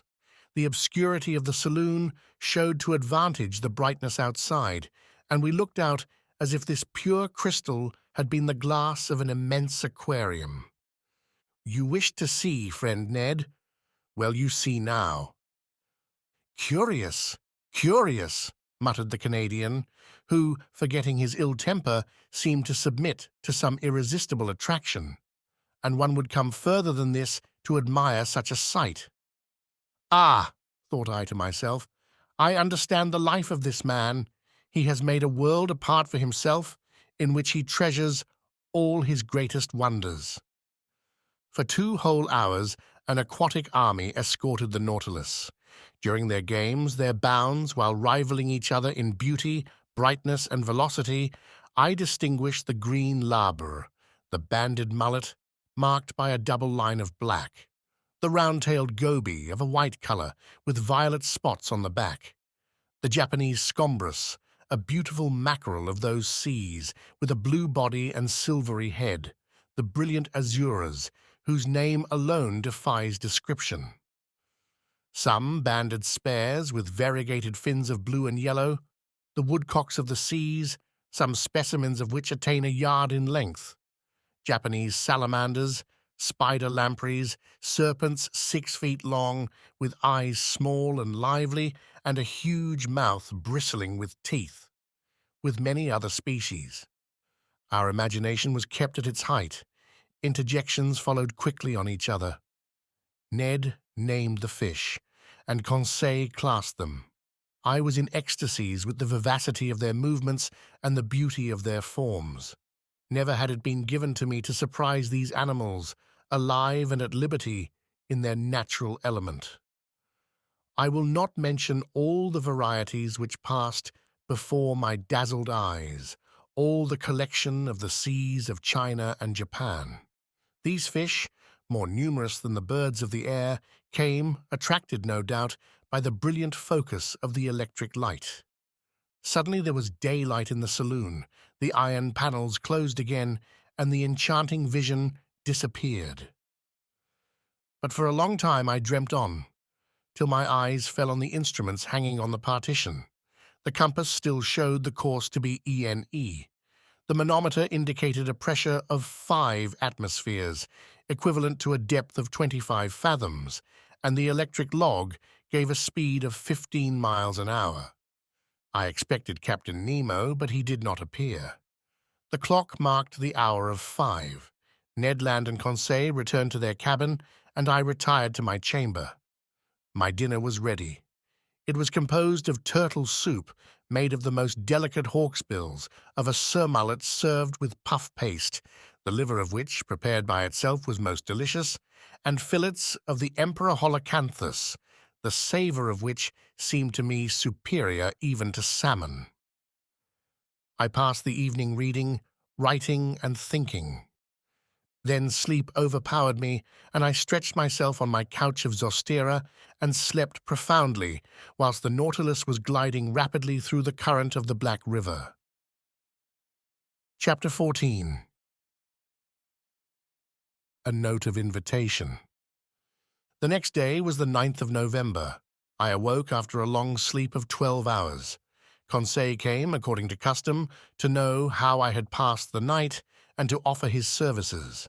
He had left his friend the Canadian sleeping like a man who had never done anything else all his life. I let the worthy fellow chatter as he pleased, without caring to answer him. I was preoccupied by the absence of the captain during our sitting of the day before and hoping to see him today. As soon as I was dressed, I went into the saloon. It was deserted. I plunged into the study of the shell treasures hidden behind the glasses. I revelled also in great herbals filled with the rarest marine plants, which, although dried up, retained their lovely colors. Amongst these precious hydrophytes, I remarked some Vorticelli, Pavonarii, delicate cerames with scarlet tints, some fan-shaped agari, and some notabili like flat mushrooms, which at one time used to be classed as zoophytes. In short, a perfect series of algae. The whole day passed without my being honored by a visit from Captain Nemo. The panels of the saloon did not open. Perhaps they did not wish us to tire of these beautiful things.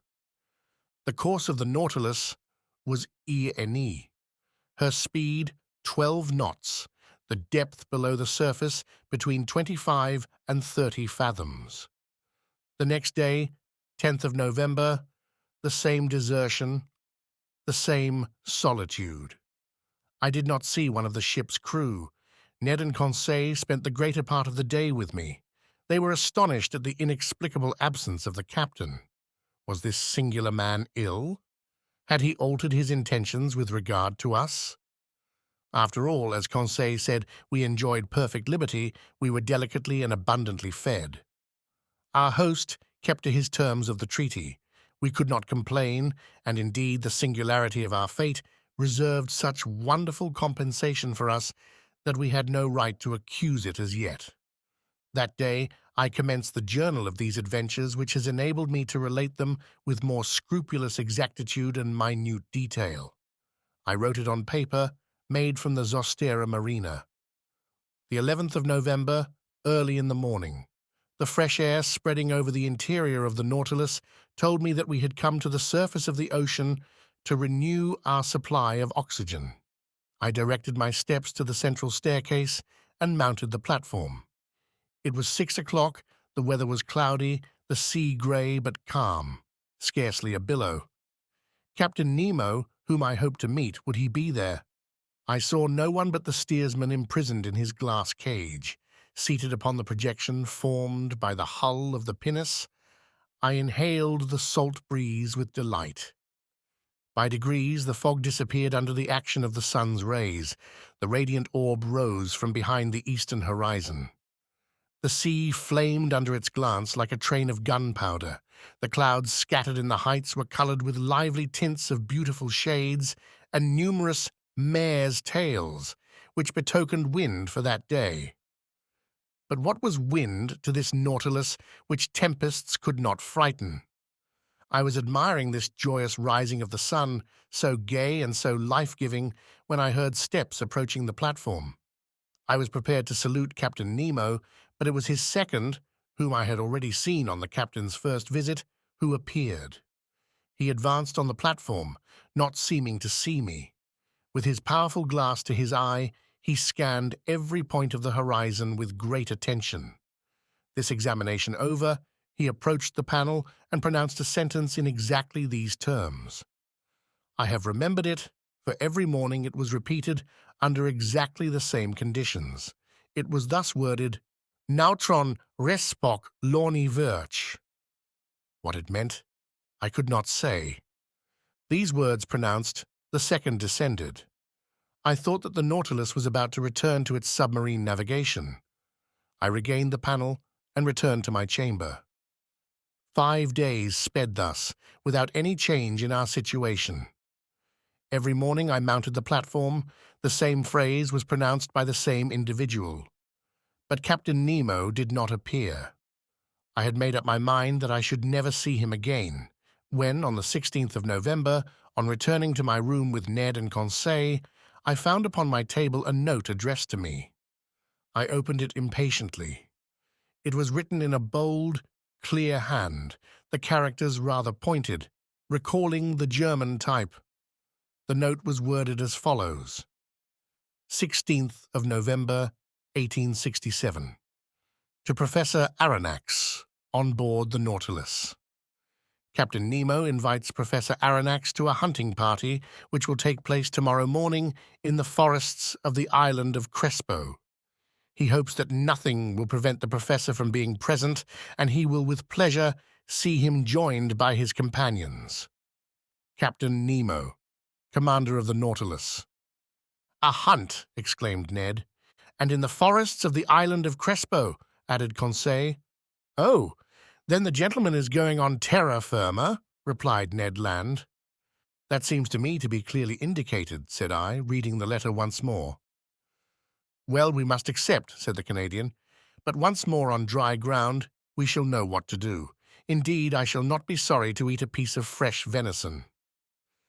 Without seeking to reconcile what was contradictory between Captain Nemo's manifest aversion to islands and continents and his invitation to hunt in a forest, I contented myself with replying, "Let us first see where the island of Crespo is." I consulted the planisphere, and in 32 degrees 40 north lat. And 157 degrees 50 west long, I found a small island, recognized in 1801 by Captain Crespo and marked in the ancient Spanish maps as Roca de la Plata, the meaning of which is the Silver Rock. We were then about 1,800 miles from our starting point, and the course of the Nautilus, a little changed, was bringing it back towards the southeast. I showed this little rock lost in the midst of the North Pacific to my companions. "If Captain Nemo does sometimes go on dry ground," said I, "he at least chooses desert islands." Ned Land shrugged his shoulders without speaking, and Conseil and he left me. After supper, which was served by the steward mute and impassive, I went to bed, not without some anxiety. The next morning, the 17th of November, on awakening, I felt that the Nautilus was perfectly still. I dressed quickly and entered the saloon. Captain Nemo was there waiting for me. He rose, bowed, and asked me if it was convenient for me to accompany him. As he made no allusion to his absence during the last 8 days, I did not mention it, and simply answered that my companions and myself were ready to follow him. We entered the dining room, where breakfast was served. "Monsieur Aronnax," said the captain, "pray share my breakfast without ceremony. We will chat as we eat. For though I promised you a walk in the forest, I did not undertake to find hotels there. So breakfast as a man who will most likely not have his dinner till very late." I did honor to the repast. It was composed of several kinds of fish and slices of holothuridae, excellent zoophytes, and different sorts of seaweed. Our drink consisted of pure water, to which the captain added some drops of a fermented liquor, extracted by the Kamchatka method from a seaweed known under the name of Rhodymenia palmata. Captain Nemo ate at first without saying a word. Then he began, "Sir, when I proposed to you to hunt in my submarine forest of Crespo, you evidently thought me mad. Sir, you should never judge lightly of any man. But, Captain, believe me, be kind enough to listen, and you will then see whether you have any cause to accuse me of folly and contradiction." I listen. "You know as well as I do, Professor, that man can live under water, providing he carries with him a sufficient supply of breathable air. In submarine works, the workman, clad in an impervious dress, with his head in a metal helmet, receives air from above by means of forcing pumps and regulators." "That is a diving apparatus," said I. "Just so, but under these conditions, the man is not at liberty. He is attached to the pump, which sends him air through an india-rubber tube, and if we were obliged to be thus held to the Nautilus, we could not go far." "And the means of getting free?" I asked. "It is to use the Rouquayrol apparatus, invented by 2 of your own countrymen, which I have brought to perfection for my own use, and which will allow you to risk yourself under these new physiological conditions without any organ whatever suffering. It consists of a reservoir of thick iron plates, in which I store the air under a pressure of 50 atmospheres. This reservoir is fixed on the back by means of braces like a soldier's knapsack. Its upper part forms a box in which the air is kept by means of a bellows, and therefore cannot escape unless at its normal tension. In the Rouquayrol apparatus, such as we use, 2 india-rubber pipes leave this box and join a sort of tent, which holds the nose and mouth. One is to introduce fresh air, the other to let out the foul, and the tongue closes one or the other according to the wants of the respirator. But I, in encountering great pressures at the bottom of the sea, was obliged to shut my head. like that of a diver in a ball of copper. And it is to this ball of copper that the two pipes, the inspirator and the expirator, open. Perfectly, Captain Nemo, but the air that you carry with you must soon be used. When it only contains 15% of oxygen, it is no longer fit to breathe. Right, but I told you, Monsieur Aronnax, that the pumps of the Nautilus allow me to store the air under considerable pressure, and on those conditions, the reservoir of the apparatus can furnish breathable air for 9 or 10 hours. I have no further objections to make, I answered. I will only ask you one thing, Captain. How can you light your road at the bottom of the sea? With the Ruhmkorff apparatus, Monsieur Aronnax, one is carried on the back, the other is fastened to the waist. It is composed of a Bunsen pile, which I do not work with bichromate of potash, but with sodium. A wire is introduced, which collects the electricity produced and directs it towards a particularly made lantern. In this lantern is a spiral glass which contains a small quantity of carbonic gas. When the apparatus is at work, this gas becomes luminous, giving out a white and continuous light. Thus provided, I can breathe and I can see.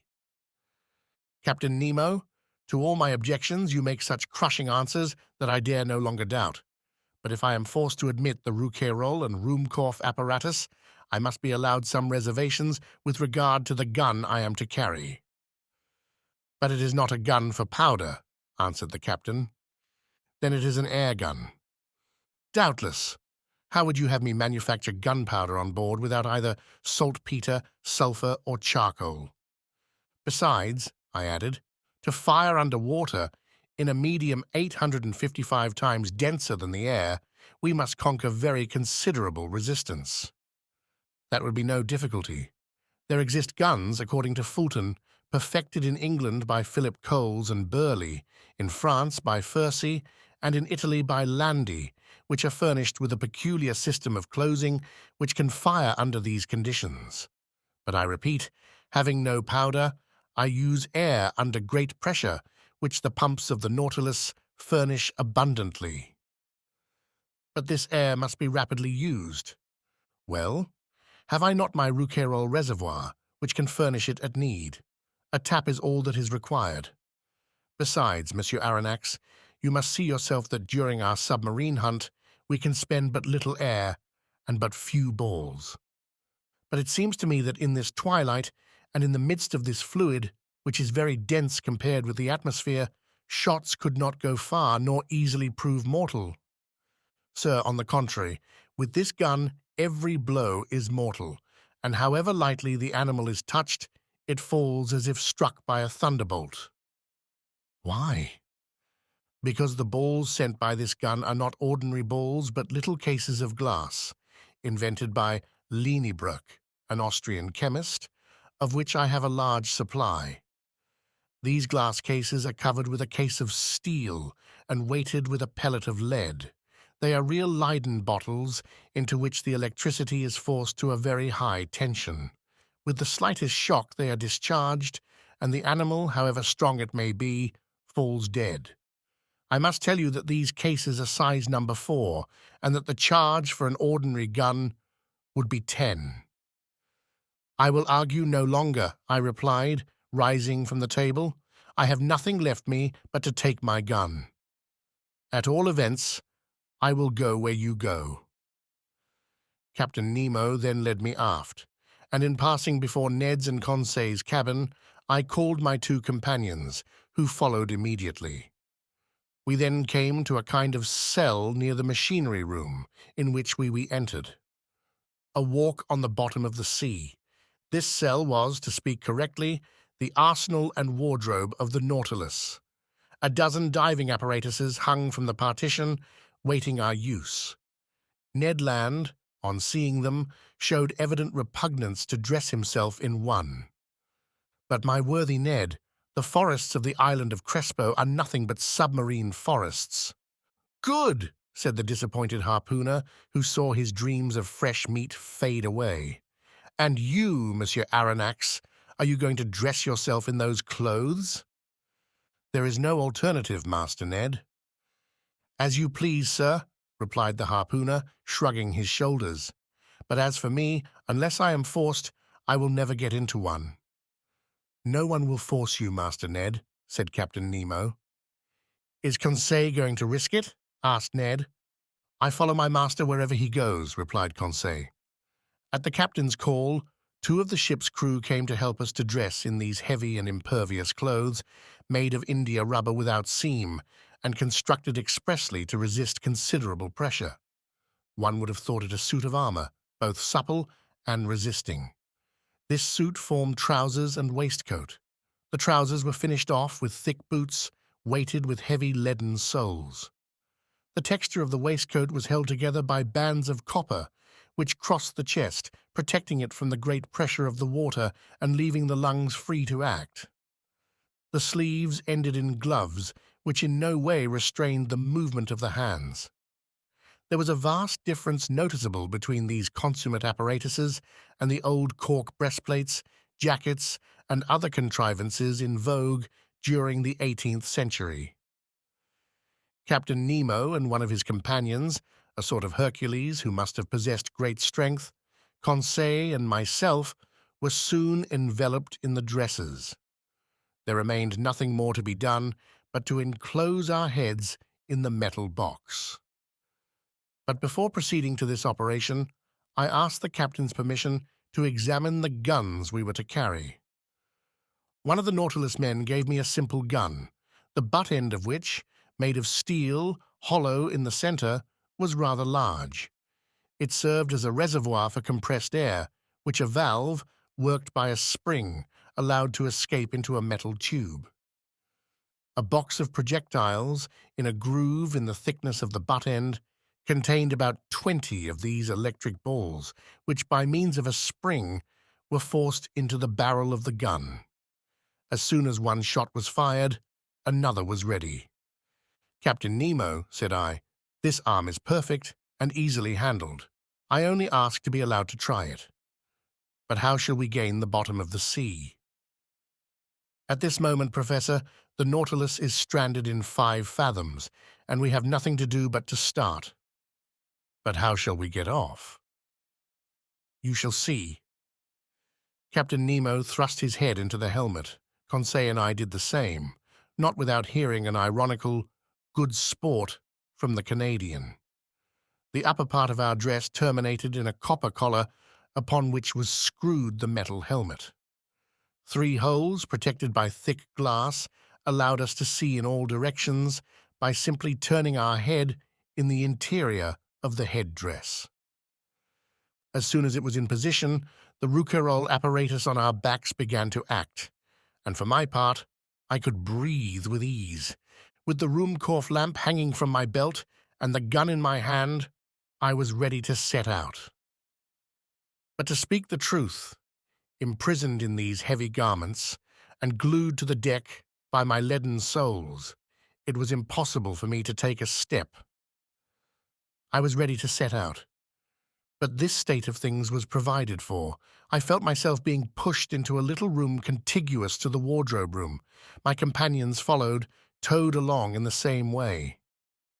I heard a watertight door, furnished with stopper plates, close upon us, and we were wrapped in profound darkness. After some minutes, a loud hissing was heard. I felt the cold mount from my feet to my chest. Evidently from some part of the vessel they had, by means of a tap, given entrance to the water which was invading us and with which the room was soon filled. A second door cut in the side of the Nautilus then opened. We saw a faint light. In another instant, our feet trod the bottom of the sea. And now, how can I retrace the impression left upon me by that walk under the waters? Words are impotent to relate such wonders. Captain Nemo walked in front. His companion followed some steps behind. Conseil and I remained near each other, as if an exchange of words had been possible through our metallic cases. I no longer felt the weight of my clothing, or of my shoes, of my reservoir of air, or my thick helmet. in the midst of which my head rattled like an almond in its shell. The light which lit the soil 30 feet below the surface of the ocean astonished me by its power.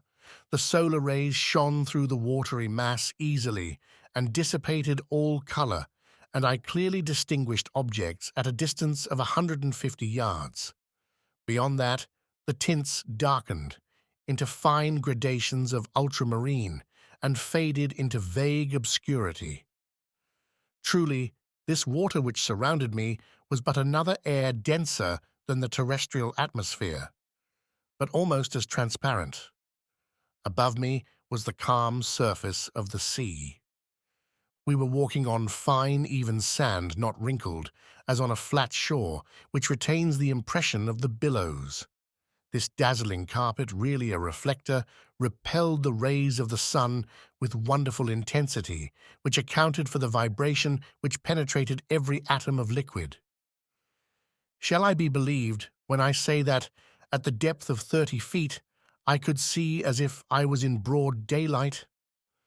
For a quarter of an hour I trod on this sand, sown with the impalpable dust of shells. The hull of the Nautilus, resembling a long shoal, disappeared by degrees, but its lantern, when darkness should overtake us in the waters, would help to guide us on board by its distinct rays. Soon forms of objects outlined in the distance were discernible. I recognized magnificent rocks, hung with a tapestry of zoophytes of the most beautiful kind, and I was at first struck by the peculiar effect of this medium. It was then 10 in the morning. The rays of the sun struck the surface of the waves at rather an oblique angle, and at the touch of their light, decomposed by refraction as through a prism, flowers, rocks, plants, shells, and polypi were shaded at the edges by the 7 solar colors. It was marvelous, a feast for the eyes, this complication of colored tints, a perfect kaleidoscope of green, yellow, orange, violet, indigo, and blue. In one word, the whole palette of an enthusiastic colorist. Why could I not communicate to Conseil the lively sensations which were mounting to my brain and rival him in expressions of admiration? For aught I knew, Captain Nemo and his companion might be able to exchange thoughts by means of signs previously agreed upon. So, for want of better, I talked to myself. I declaimed in the copper box which covered my head, thereby expending more air in vain words than was perhaps expedient. Various kinds of isis, clusters of pure tuft coral, prickly fungi, and anemones formed a brilliant garden of flowers, enameled with porphyry, decked with their collarets of blue tentacles, sea stars studding the sandy bottom, together with asterophytons like fine lace, embroidered by the hands of naiads, whose festoons were waved by the gentle undulations caused by our walk. It was a real grief to me to crush under my feet the brilliant specimens of mollusks which strewed the ground by thousands, of hammerheads, donaceae, veritable bounding shells, of staircases and red helmet shells, angel wings, and many others produced by this inexhaustible ocean. But we were bound to walk, so we went on, whilst above our heads waved shoals of physallides, leaving their tentacles to float in their train, medusae whose umbrellas of opal or rose-pink, escalloped with a band of blue, sheltered us from the rays of the sun, and fiery pelagiae, which, in the darkness, would have strewn our path with phosphorescent light. All these wonders I saw in the space of a quarter of a mile, scarcely stopping, and following Captain Nemo, who beckoned me on by signs. Soon the nature of the soil changed. To the sandy plain succeeded an extent of slimy mud, which the Americans call ooze, composed of equal parts of silicious and calcareous shells. We then traveled over a plain of seaweed of wild and luxuriant vegetation. This sward was of close texture and soft to the feet, and rivaled the softest carpet woven by the hand of man. But whilst verdure was spread at our feet, it did not abandon our heads. A light network of marine plants, of that inexhaustible family of seaweeds of which more than 2,000 kinds are known, grew on the surface of the water. I saw long ribbons of fucus floating, some globular, others tuberous, Lawrencii and Cladostifi of most delicate foliage, and some Rhodomenia palmatae, resembling the fan of a cactus. I noticed that the green plants kept nearer the top of the sea, whilst the red were at a greater depth, leaving to the black or brown hydrophytes the care of forming gardens and parterres in the remote beds of the ocean. We had quitted the Nautilus about an hour and a half. It was near noon.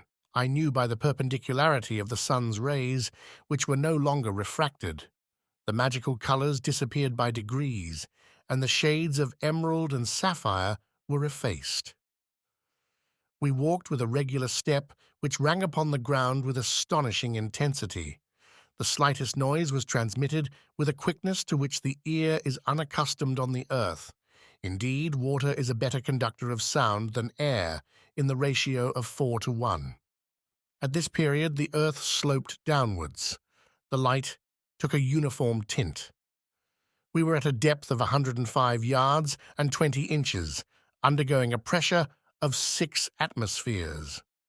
At this depth I could still see the rays of the sun, though feebly.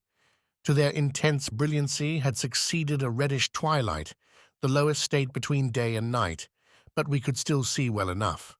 It was not necessary to resort to the Ruhmkorff apparatus as yet. At this moment, Captain Nemo stopped.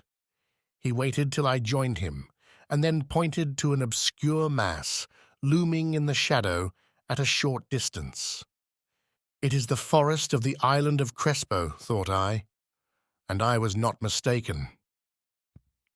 Chapter 16. A submarine forest. We had at last arrived on the borders of this forest, doubtless one of the finest of Captain Nemo's immense domains. He looked upon it as his own, and considered he had the same right over it that the first men had in the first days of the world. And indeed, who would have disputed with him the possession of this submarine property? What other hardier pioneer would come, hatchet in hand, to cut down the dark copses? This forest was composed of large tree plants, and the moment we penetrated under its vast arcades, I was struck by the singular position of their branches, a position I had not yet observed. Not a herb which carpeted the ground, not a branch which clothed the trees, was either broken or bent, nor did they extend horizontally, all stretched up to the surface of the ocean. Not a filament, not a ribbon, however thin they might be, but kept as straight as a rod of iron. The fuci and lianas grew in rigid perpendicular lines, due to the density of the element which had produced them. Motionless, yet when bent to one side by the hand, they directly resumed their former position. Truly, it was the region of perpendicularity. I soon accustomed myself to this fantastic position, as well as to the comparative darkness which surrounded us. The soil of the forest seemed covered with sharp blocks, difficult to avoid. The submarine flora struck me as being very perfect and richer even than it would have been in the Arctic or tropical zones, where these productions are not so plentiful. But for some minutes I involuntarily confounded the genera, taking zoophytes for hydrophytes, animals for plants, and who would not have been mistaken? The fauna and the flora are too closely allied in this submarine world. These plants are self-propagated, and the principle of their existence is in the water, which upholds and nourishes them. The greater number, instead of leaves, shot forth blades of capricious shapes, comprised within a scale of colours: pink, carmine, green, olive, fawn, and brown. I saw there, but not dried up as our specimens of the Nautilus are, Pavonari spread like a fan, as if to catch the breeze, scarlet cerames, whose laminaries extended their edible shoots of fern-shaped nereocysti, which grow to a height of 15 feet, clusters of achatabuli, whose stems increase in size upwards, and numbers of other marine plants, all devoid of flowers. Curious anomaly, fantastic element, said an ingenious naturalist, in which the animal kingdom blossoms and the vegetable does not. Under these numerous shrubs, as large as trees of the temperate zone, and under their damp shadow, were massed together real bushes of living flowers, hedges of zoophytes, on which blossomed some zebra meandrins with crooked grooves, some yellow caryophyllae. And, to complete the illusion, the fish flies flew from branch to branch like a swarm of hummingbirds, whilst yellow lepidopteryx with bristling jaws, dactylopteri, and monocentrides rose at our feet like a flight of snipes. In about an hour, Captain Nemo gave the signal to halt. I, for my part, was not sorry, and we stretched ourselves under an arbor of alariae, the long, thin blades of which stood up like arrows. This short rest seemed delicious to me. There was nothing wanting but the charm of conversation. But impossible to speak, impossible to answer, I only put my great copper head to Conseil's. I saw the worthy fellow's eyes glistening with delight, and to show his satisfaction, he shook himself in his breastplate of air in the most comical way in the world. After 4 hours of this walking, I was surprised not to find myself dreadfully hungry. How to account for this state of the stomach I could not tell, but instead I felt an insurmountable desire to sleep, which happens to all divers, and my eyes soon closed behind the thick glasses, and I fell into a heavy slumber, which the movement alone had prevented before. Captain Nemo and his robust companion, stretched in the clear crystal, set us the example. How long I remained buried in this drowsiness I cannot judge. But when I woke, the sun seemed sinking towards the horizon. Captain Nemo had already risen, and I was beginning to stretch my limbs, when an unexpected apparition brought me briskly to my feet. A few steps off, a monstrous sea spider, about 38 inches high, was watching me with squinting eyes, ready to spring upon me. Though my diver's dress was thick enough to defend me from the bite of this animal, I could not help shuddering with horror. Conseil and the sailor of the Nautilus awoke at this moment. Captain Nemo pointed out the hideous crustacean, which a blow from the butt end of the gun knocked over, and I saw the horrible claws of the monster writhe in terrible convulsions. This accident reminded me that other animals more to be feared might haunt these obscure depths, against whose attacks my diving dress would not protect me. I had never thought of it before, but I now resolved to be upon my guard. Indeed, I thought that this halt would mark the termination of our walk, but I was mistaken, for instead of returning to the Nautilus, Captain Nemo continued his bold excursion. The ground was still on the incline. Its declivity seemed to be getting greater and to be leading us to greater depths. It must have been about 3 o'clock when we reached a narrow valley, between high perpendicular walls, situated about 75 fathoms deep. Thanks to the perfection of our apparatus, we were 45 fathoms below the limit which nature seems to have imposed on man as to his submarine excursions. I say 75 fathoms, though I had no instrument by which to judge the distance. But I knew that even in the clearest waters the solar rays could not penetrate further, and accordingly the darkness deepened. At 10 paces not an object was visible. I was groping my way when I suddenly saw a brilliant white light. Captain Nemo had just put his electric apparatus into use, his companion did the same, and Conseil and I followed their example. By turning a screw, I established a communication between the wire and the spiral glass, and the sea, lit by our 4 lanterns, was illuminated for a circle of 36 yards. Captain Nemo was still plunging into the dark depths of the forest, whose trees were getting scarcer at every step. I noticed that vegetable life disappeared sooner than animal life.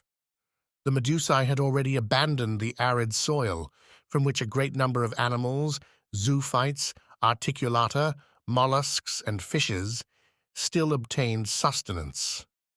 As we walked thought the light of our Ruhmkorff apparatus could not fail to draw some inhabitant from its dark couch. But if they did approach us, they at least kept at a respectful distance from the hunters. Several times I saw Captain Nemo stop, put his gun to his shoulder, and after some moments drop it and walk on. At last, after about 4 hours, this marvelous excursion came to an end.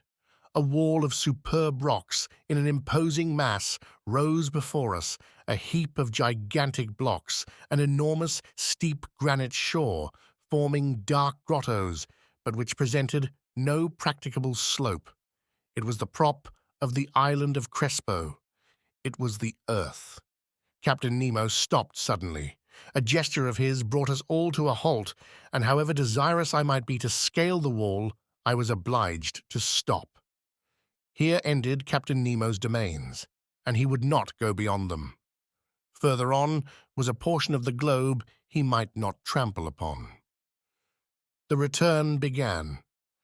Captain Nemo had returned to the head of his little band, directing their course without hesitation. I thought we were not following the same road to return to the Nautilus. The new road was very steep and consequently very painful.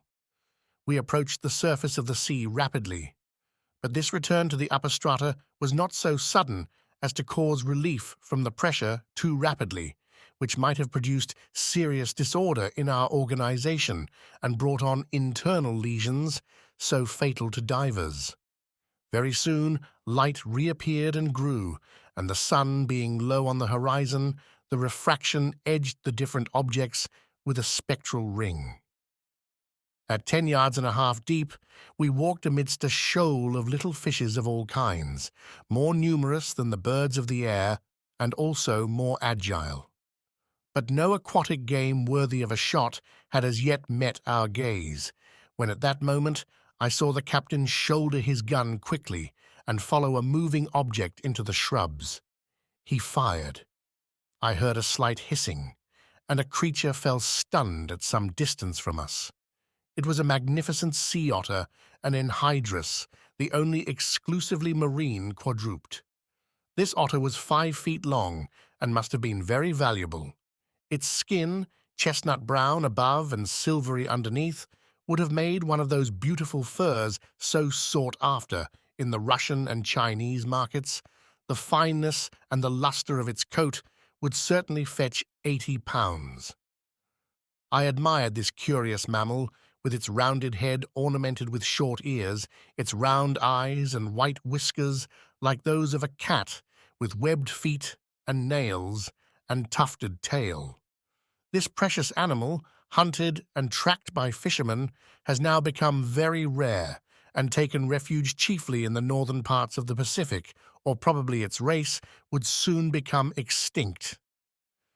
Captain Nemo's companion took the beast, threw it over his shoulder, and we continued our journey. For 1 hour, a plain of sand lay stretched before us. Sometimes it rose to within 2 yards and some inches of the surface of the water. I then saw our image clearly reflected, drawn inversely, and above us appeared an identical group, reflecting our movements and our actions. In a word, like us in every point, except that they walked with their heads downward and their feet in the air. Another effect I noticed, which was the passage of thick clouds which formed and vanished rapidly.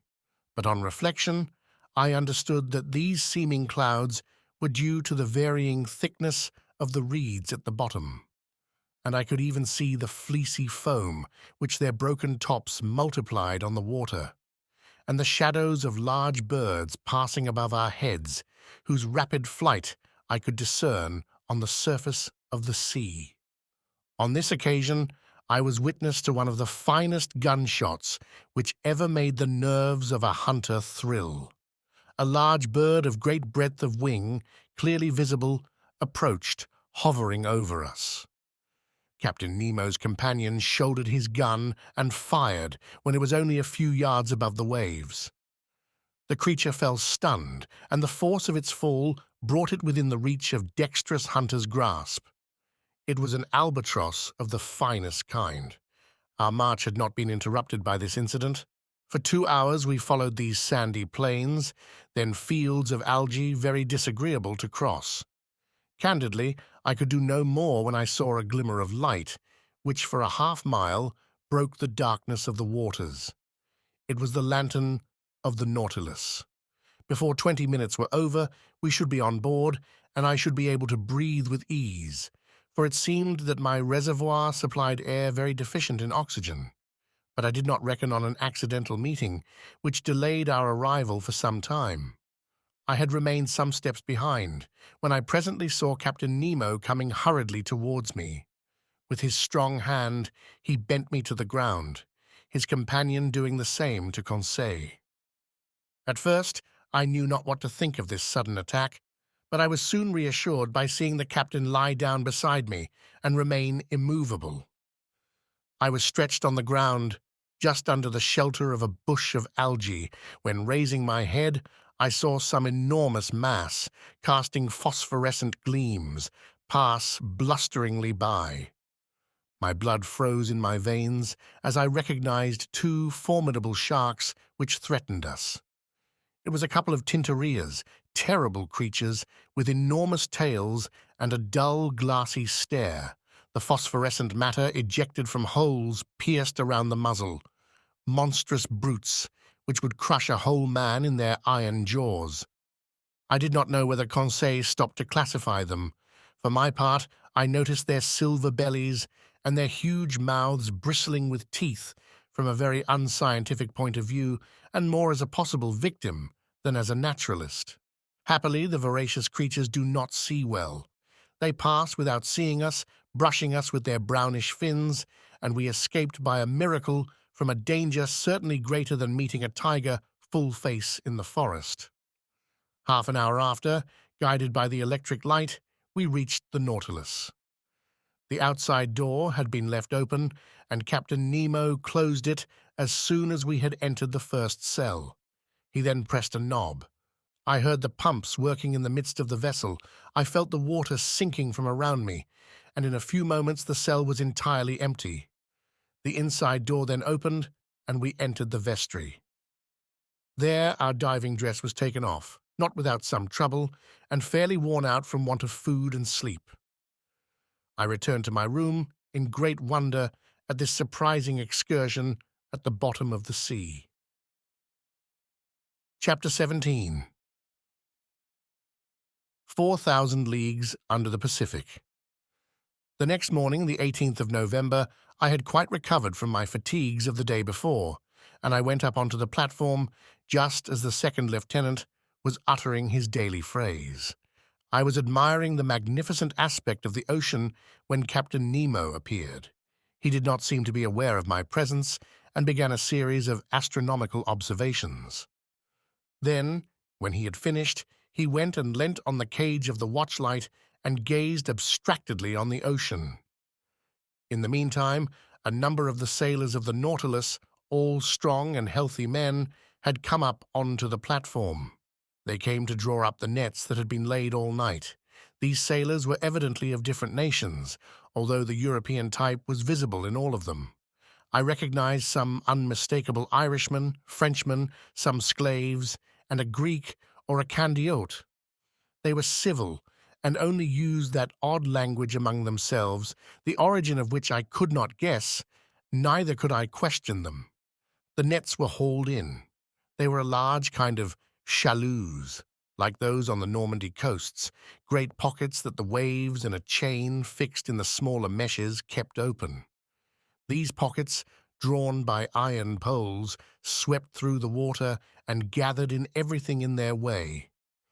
That day they brought up curious specimens from those productive coasts. I reckoned that the haul had brought in more than 900 weight of fish. It was a fine haul, but not to be wondered at. Indeed, the nets are let down for several hours, and enclose in their meshes an infinite variety. We had no lack of excellent food, and the rapidity of the Nautilus and the attraction of the electric light could always renew our supply. These several productions of the sea were immediately lowered through the panel to the steward's room, some to be eaten fresh, and others pickled. The fishing ended, the provision of air renewed. I thought that the Nautilus was about to continue its submarine excursion and was preparing to return to my room when, without further preamble, the captain turned to me saying, "Professor, is not this ocean gifted with real life? It has its tempers and its gentle moods. Yesterday it slept as we did, and now it has woke after a quiet night. Look," he continued, "it wakes under the caresses of the sun. It is going to renew its diurnal existence. It is an interesting study to watch the play of its organization. It has a pulse, arteries, spasms, and I agree with the learned Maury, who discovered in it a circulation as real as the circulation of blood in animals. Yes, the ocean has indeed circulation, and to promote it, the Creator has caused things to multiply in it, caloric, salt, and animalculae." When Captain Nemo spoke thus, he seemed altogether changed and aroused an extraordinary emotion in me. "Also," he added, "true existence is there, and I can imagine the foundations of nautical towns, clusters of submarine houses, which, like the Nautilus, would ascend every morning to breathe at the surface of the water, free towns, independent cities. Yet who knows whether some despot—" Captain Nemo finished his sentence with a violent gesture. Then, addressing me as if to chase away some sorrowful thought, "Monsieur Aronnax," he asked, "do you know the depth of the ocean?" "I only know, Captain, what the principal soundings have taught us." "Could you tell me them, so that I can suit them to my purpose?" "These are some," I replied, "that I remember. If I am not mistaken, a depth of 8,000 yards has been found in the North Atlantic and 2,500 yards in the Mediterranean. The most remarkable soundings have been made in the South Atlantic, near the 35th parallel, and they gave 12,000 yards, 14,000 yards, and 15,000 yards. To sum up all, it is reckoned that if the bottom of the sea were leveled, its mean depth would be about 1¾ leagues. "Well, Professor," replied the captain, "we shall show you better than that, I hope. As to the mean depth of this part of the Pacific, I tell you it is only 4,000 yards." Having said this, Captain Nemo went towards the panel and disappeared down the ladder. I followed him and went into the large drawing room. The screw was immediately put in motion, and the log gave 20 miles an hour. During the days and weeks that passed, Captain Nemo was very sparing of his visits. I seldom saw him. The lieutenant pricked the ship's course regularly on the chart, so I could always tell exactly the route of the Nautilus. Nearly every day, for some time, the panels of the drawing room were opened, and we were never tired of penetrating the mysteries of the submarine world.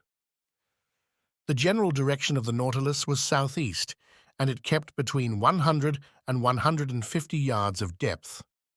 One day, however, I do not know why, being drawn diagonally by means of the inclined planes, it touched the bed of the sea.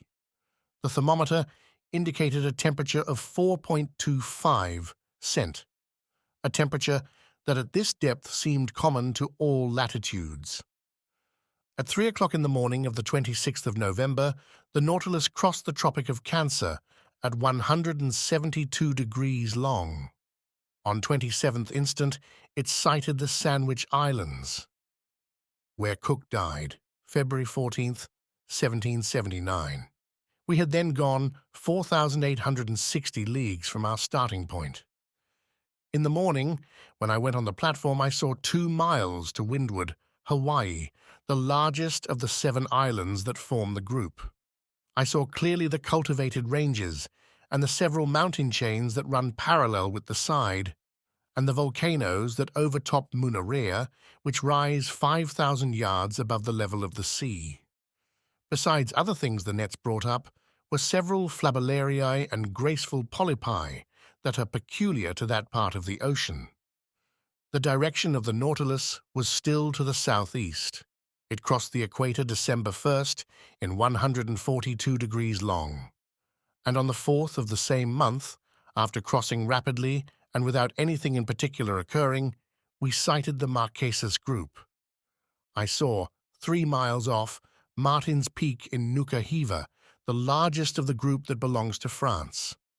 I only saw the woody mountains against the horizon because Captain Nemo did not wish to bring the ship to the wind. There the nets brought up beautiful specimens of fish, some with azure fins and tails like gold, the flesh of which is unrivaled, some nearly destitute of scales but of exquisite flavor, others with bony jaws and yellow-tinged gills, as good as bonitos, all fish that would be of use to us. After leaving these charming islands protected by the French flag, from the 4th to the 11th of December, the Nautilus sailed over about 2,000 miles. During the daytime of the 11th of December, I was busy reading in the large drawing room. Ned Land and Conseil watched the luminous water through the half-open panels. The Nautilus was immovable. While its reservoirs were filled, it kept at a depth of 1,000 yards, a region rarely visited in the ocean and in which large fish were seldom seen. I was then reading a charming book by Jean Mace, The Slaves of the Stomach, and I was learning some valuable lessons from it when Conseil interrupted me. "Will Master come here a moment?" he said in a curious voice. "What is the matter, Conseil?" "I want Master to look." I rose, went, and leaned on my elbows before the panes and watched. In a full electric light, an enormous black mass, quite immovable, was suspended in the midst of the waters. I watched it attentively, seeking to find out the nature of this gigantic cetacean. But a sudden thought crossed my mind. "A vessel," I said, half aloud. "Yes," replied the Canadian, "a disabled ship that has sunk perpendicularly." Ned Land was right. We were close to a vessel of which the tattered shrouds still hung from their chains. The keel seemed to be in good order, and it had been wrecked at most some few hours. 3 stumps of masts, broken off about 2 feet above the bridge, showed that the vessel had had to sacrifice its masts. But, lying on its side, it had filled, and it was heeling over to port. This skeleton of what it had once been was a sad spectacle as it lay lost under the waves, but sadder still was the sight of the bridge, where some corpses bound with ropes were still lying. I counted 5, 4 men, one of whom was standing at the helm, and a woman standing by the poop, holding an infant in her arms. She was quite young. I could distinguish her features, which the water had not decomposed, by the brilliant light from the Nautilus. In one despairing effort, she had raised her infant above her head, poor little thing, whose arms encircled its mother's neck. The attitude of the 4 sailors was frightful, distorted as they were by their convulsive movements, whilst making a last effort to free themselves from the cords that bound them to the vessel. The steersman alone, calm, with a grave, clear face, his grey hair glued to his forehead, and his hand clutching the wheel of the helm, seemed even then to be guiding the 3 broken masts through the depths of the ocean. What a scene! We were dumb. Our hearts beat fast before this shipwreck, taken as it were from life, and photographed in its last moments. And I saw already, coming towards it with hungry eyes, enormous sharks, attracted by the human flesh. However, the Nautilus turning went round the submerged vessel, and in one instant I read on the stern, the Florida, Sunderland. Chapter 18. Vanikoro. This terrible spectacle was the forerunner of the series of maritime catastrophes that the Nautilus was destined to meet with in its route. As long as it went through more frequented waters, we often saw the hulls of shipwrecked vessels that were rotting in the depths, and deeper down, cannons, bullets, anchors, chains, and 1,000 other iron materials eaten up by rust. However, on the 11th of December, we sighted the Pomotou Islands, the old dangerous group of Bougainville that extend over a space of 500 leagues at ESC to WNW, from the island Ducie to that of Lazareff. This group covers an area of 370 square leagues, and it is formed of 60 groups of islands, among which the Gambia group is remarkable, over which France exercises sway. These are coral islands, slowly raised but continuous, created by the daily work of polypi. Then, this new island will be joined later on to the neighbouring groups, and a fifth continent will stretch from New Zealand and New Caledonia, and from thence to the Marquesas. One day, when I was suggesting this theory to Captain Nemo, he replied coldly, "The Earth does not want new continents, but new men." Chance had conducted the Nautilus towards the island of Clermont-Tonnerre, one of the most curious of the group, that was discovered in 1822 by Captain Bell of the Minerva. I could study now the madreporal system to which are due the islands in this ocean. Madrepories, which must not be mistaken for corals, have a tissue lined with a calcareous crust, and the modifications of its structure have induced Monsieur Milne Edwards, my worthy master, to class them into 5 sections.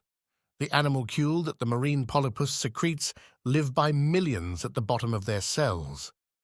Their calcareous deposits become rocks, reefs, and large and small islands. Here they form a ring surrounding a little inland lake that communicates with the sea by means of gaps. There they make barriers of reefs, like those on the coasts of New Caledonia and the various Pomoton Islands.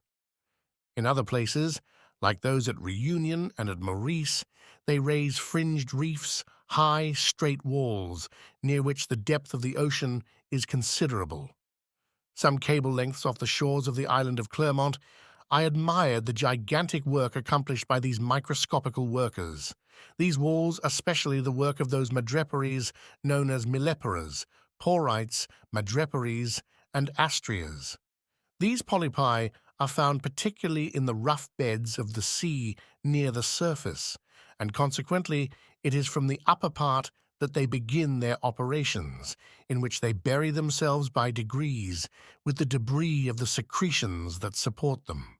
Such is, at least, Darwin's theory, who thus explains the formation of the atolls, a superior theory, to my mind, to that given of the foundation of the madreporical works, summits of mountains or volcanoes that are submerged some feet below the level of the sea. I could observe closely these curious walls, for perpendicularly they were more than 300 yards deep, and our electric sheets lighted up this calcareous matter brilliantly. Replying to a question Conseil asked me as to the time these colossal barriers took to be raised, I astonished him much by telling him that learned men reckoned it about the 1/8 of an inch in 100 years. Towards evening, Clermont-Tonnerre was lost in the distance, and the route of the Nautilus was sensibly changed. After having crossed the Tropic of Capricorn in 135 degrees longitude, it sailed WNW, making again for the tropical zone. Although the summer sun was very strong, we did not suffer from heat, for at 15 or 20 fathoms below the surface, the temperature did not rise above from 10 to 12 degrees. On 15th of December, we left to the east the bewitching group of the Societies and the graceful Tahiti, Queen of the Pacific. I saw in the morning, some miles to the windward, the elevated summits of the island. These waters furnished our table with excellent fish, mackerel, bonitos, and some varieties of a sea serpent. On the 25th of December, the Nautilus sailed into the midst of the New Hebrides, discovered by Quiros in 1606, and that Bougainville explored in 1768, and to which Cook gave its present name in 1773. This group is composed principally of 9 large islands that form a band of 120 leagues NNS to SSW between 15 degrees and 2 degrees S lat, and 164 DEG, and 168 degrees long. We passed tolerably near to the island of Auru, that at noon looked like a mass of green woods surmounted by a peak of great height. That day being Christmas Day, Ned Land seemed to regret sorely the non-celebration of Christmas, the family fete of which Protestants are so fond. I had not seen Captain Nemo for a week, when, on the morning of the 27th, he came into the large drawing-room, always seeming as if he had seen you 5 minutes before. I was busily tracing the route of the Nautilus on the planisphere. The captain came up to me, put his finger on one spot on the chart, and said this single word: Vanikoro. The effect was magical. It was the name of the islands on which La Perouse had been lost. I rose suddenly. "The Nautilus has brought us to Vanikoro?" I asked. "Yes, Professor," said the captain, "and I can visit the celebrated islands where the boussole and the astrolabe struck?" "If you like, Professor." "When shall we be there?" "We are there now." Followed by Captain Nemo, I went up onto the platform and greedily scanned the horizon. To the NE, two volcanic islands emerged of unequal size, surrounded by a coral reef that measured 40 miles in circumference. We were close to Vanikoro, really the one to which Dumont d'Urville gave the name of Île de la Recherche, and exactly facing the little harbour of Vanu, situated in 16 degrees 4S lat and 164 degrees 32 E long. The earth seemed covered with verdure from the shore to the summits in the interior that were crowned by Mount Kapogo, 476 feet high. The Nautilus, having passed the outer belt of rocks by a narrow strait, found itself among breakers where the sea was from 30 to 40 fathoms deep. Under the verdant shade of some mangroves, I perceived some savages who appeared greatly surprised at our approach. In the long black body, moving between wind and water, did they not see some formidable cetacean that they regarded with suspicion? Just then, Captain Nemo asked me what I knew about the wreck of La Perouse. "Only what everyone knows, Captain," I replied. "And could you tell me what everyone knows about it?" he inquired ironically. "Easily." I related to him all that the last works of Dumont d'Urville had made known, works from which the following is a brief account. La Perouse and his second, Captain de Langle, were sent by Louis XVII in 1785 on a voyage of circumnavigation. They embarked in the corvette Boussole and the Astrolabe, neither of which were again heard of. In 1791, the French government, justly uneasy as to the fate of these two sloops, manned two large merchantmen, the Recherche and the Espérance, which left Brest the 28th of September under the command of Bruni d'Entrecasteaux. 2 months after, they learned from Bowen, commander of the Albemarle, that the debris of shipwrecked vessels had been seen on the coasts of New Georgia. But d'Entrecasteaux, ignoring this communication, rather uncertain besides, directed his course towards the Admiralty Islands, mentioned in a report of Captain Hunter's as being the place where La Perouse was wrecked. They sought in vain. The Espérance and the Recherche passed before Vanikoro without stopping there, and in fact, this voyage was most disastrous, as it cost d'Entrecasteaux his life, and those of 2 of his lieutenants besides several of his crew. Captain Dillon, a shrewd old Pacific sailor, was the first to find unmistakable traces of the wrecks. On the 15th of May, 1824, his vessel, the St. Patrick, passed close to Tikopia, one of the New Hebrides. There, a Lascar came alongside in a canoe, sold him the handle of a sword in silver that bore the print of characters engraved on the hilt. The Lascar pretended that 6 years before, during a stay at Vanikoro, he had seen 2 Europeans that belonged to some vessels that had run aground on the reefs some years ago. Dillon guessed that he meant La Perouse, whose disappearance had troubled the whole world. He tried to get on to Vanikoro, where, according to the Lascar, he would find numerous debris of the wreck, but winds and tides prevented him. Dillon returned to Calcutta. There he interested the Asiatic Society and the Indian Company in his discovery. A vessel, to which was given the name of the Recherche, was put at his disposal, and he set out, the 23rd of January, 1827, accompanied by a French agent. The Recherche, after touching at several points in the Pacific, cast anchor before Vanikoro, the 7th of July, 1827, in that same harbour of Vanu where the Nautilus was at this time. There it collected numerous relics of the wreck: iron utensils, anchors, pulley strops, swivel guns, and 18 pounds, shot, fragments of astronomical instruments, a piece of crownwork, and a bronze clock bearing this inscription: Bazin ma fate, the mark of the foundry of the arsenal at Brest, about 1785. There could be no further doubt. Dillon, having made all inquiries, stayed in the unlucky place till October. Then he quitted Vanikoro and directed his course towards New Zealand, put into Calcutta the 7th of April, 1828, and returned to France, where he was warmly welcomed by Charles O'Eath. But at the same time, without knowing Dillon's movements, Dumont d'Urville had already set out to find the scene of the wreck, and they had learned from a whaler that some medals and a cross of St. Louis had been found in the hands of some savages of Louisiade and New Caledonia. Dumont d'Urville, commander of the Astrolabe, had then sailed, and 2 months after Dillon had left Vanikoro, he put into Hobart Town.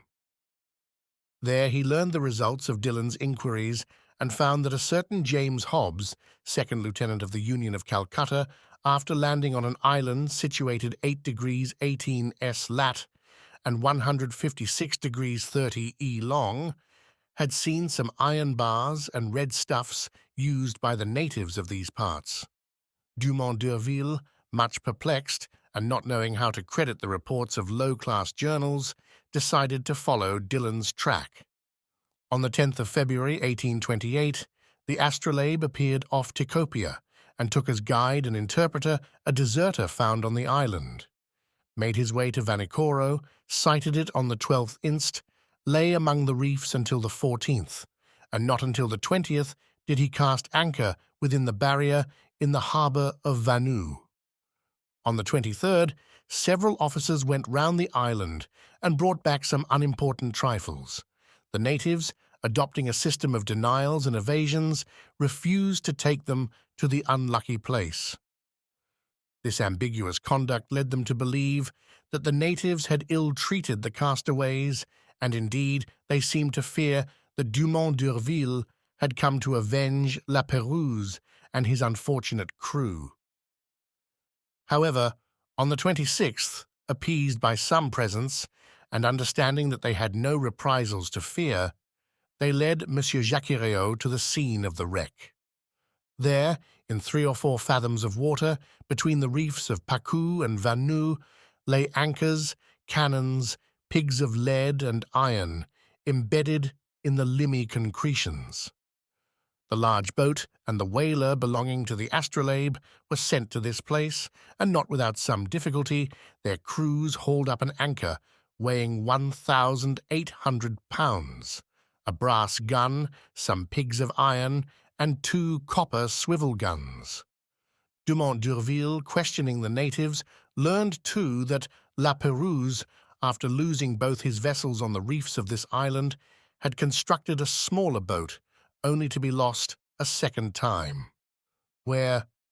No one knew. But the French government, fearing that Dumont d'Urville was not acquainted with Dillon's movements, had sent the sloop Bayonnaise, commanded by Leguerant de Tromelin, to Vanikoro, which had been stationed on the west coast of America.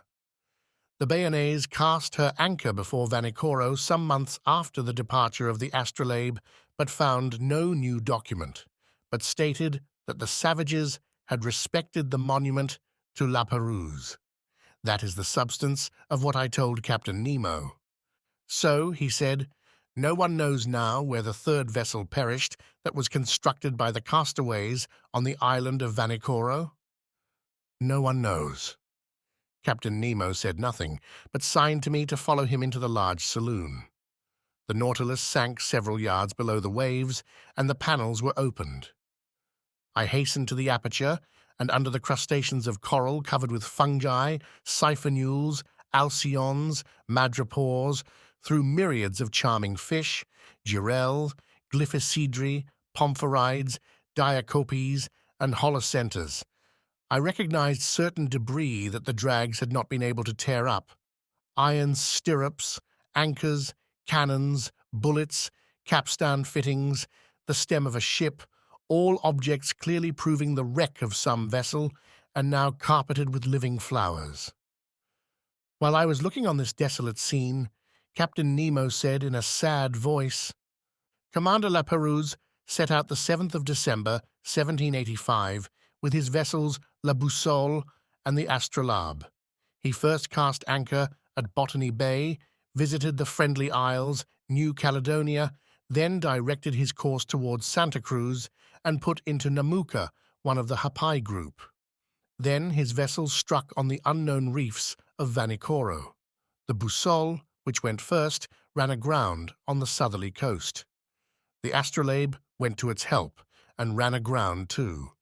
The first vessel was destroyed almost immediately. The second, stranded under the wind, resisted some days. The natives made the castaways welcome. They installed themselves in the island and constructed a smaller boat with the debris of the two large ones. Some sailors stayed willingly at Vanikoro. The others, weak and ill, set out with La Pérouse. They directed their course towards the Solomon Islands, and there perished with everything on the westerly coast of the chief island of the group, between Capes Deception and Satisfaction. How do you know that? By this, that I found on the spot where was the last wreck. Captain Nemo showed me a tin plate box, stamped with the French arms and corroded by the salt water. He opened it, and I saw a bundle of papers, yellow but still readable. They were the instructions of the naval minister to Commander La Pérouse, annotated in the margin in Louis Fetine's handwriting. "Ah, it is a fine death for a sailor," said Captain Nemo at last. "A coral tomb makes a quiet grave, and I trust that I and my comrades will find no other." Chapter 19. Torres Straits. During the night of the 27th or 28th of December, the Nautilus left the shores of Vanikoro with great speed. Her course was southwesterly, and in 3 days she had gone over the 750 leagues that separated it from La Pérouse's group and the southeast point of Papua. Early on the 1st of January, 1863, Conseil joined me on the platform. "Master, will you permit me to wish you a happy new year?" "What, Conseil, exactly as if I was at Paris in my study at the Jardin des Plantes? Well, I accept your good wishes and thank you for them. Only, I will ask you what you mean by a happy new year under our circumstances. Do you mean the year that will bring us to the end of our imprisonment, or the year that sees us continue this strange voyage?" "Really, I do not know how to answer, Master. We are sure to see curious things, and for the last 2 months we have not had time for dullness.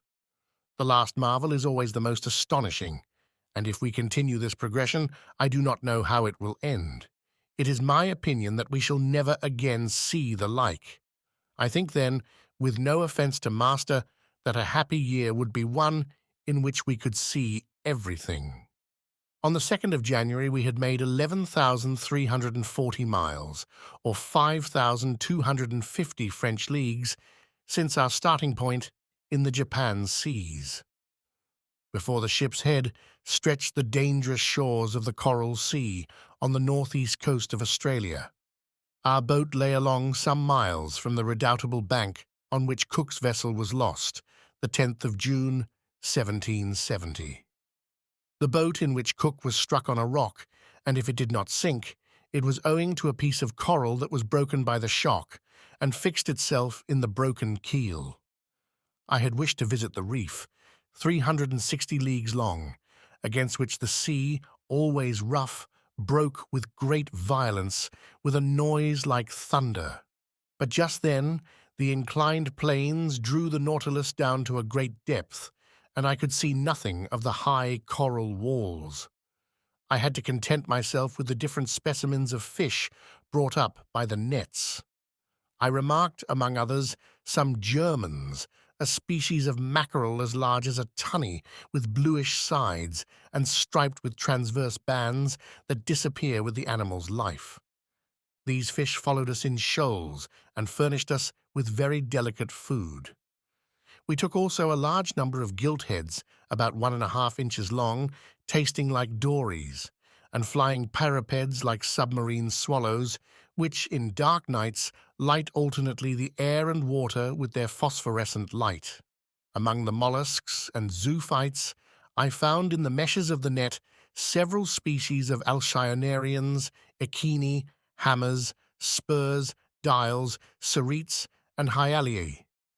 The flora was represented by beautiful floating seaweeds, laminariae, and macrocysts, impregnated with the mucilage that transudes through their pores, and among which I gathered an admirable Nemastoma geliniarois that was classed among the natural curiosities of the museum. 2 days after crossing the Coral Sea, the 4th of January, we sighted the Papuan coasts. On this occasion, Captain Nemo informed me that his intention was to get into the Indian Ocean by the Strait of Torres. His communication ended there. The Torres Straits are nearly 34 leagues wide, but they are obstructed by an innumerable quantity of islands, islets, breakers, and rocks that make its navigation almost impracticable, so that Captain Nemo took all needful precautions to cross them. The Nautilus, floating betwixt wind and water, went at a moderate pace. Her screw, like a cetacean's tail, beat the waves slowly. Profiting by this, I and my 2 companions went up on to the deserted platform. Before us was the steersman's cage, and I expected that Captain Nemo was there directing the course of the Nautilus. I had before me the excellent charts of the Straits of Torres, and I consulted them attentively. Round the Nautilus, the sea dashed furiously. The course of the waves, that went from southeast to northwest at the rate of 2.5 miles, broke on the coral that showed itself here and there. "This is a bad sea," remarked Ned Land. "Detestable indeed, and one that does not suit a boat like the Nautilus. The captain must be very sure of his route, for I see there pieces of coral that would do for its keel if it only touched them slightly." Indeed, the situation was dangerous, but the Nautilus seemed to slide like magic off these rocks.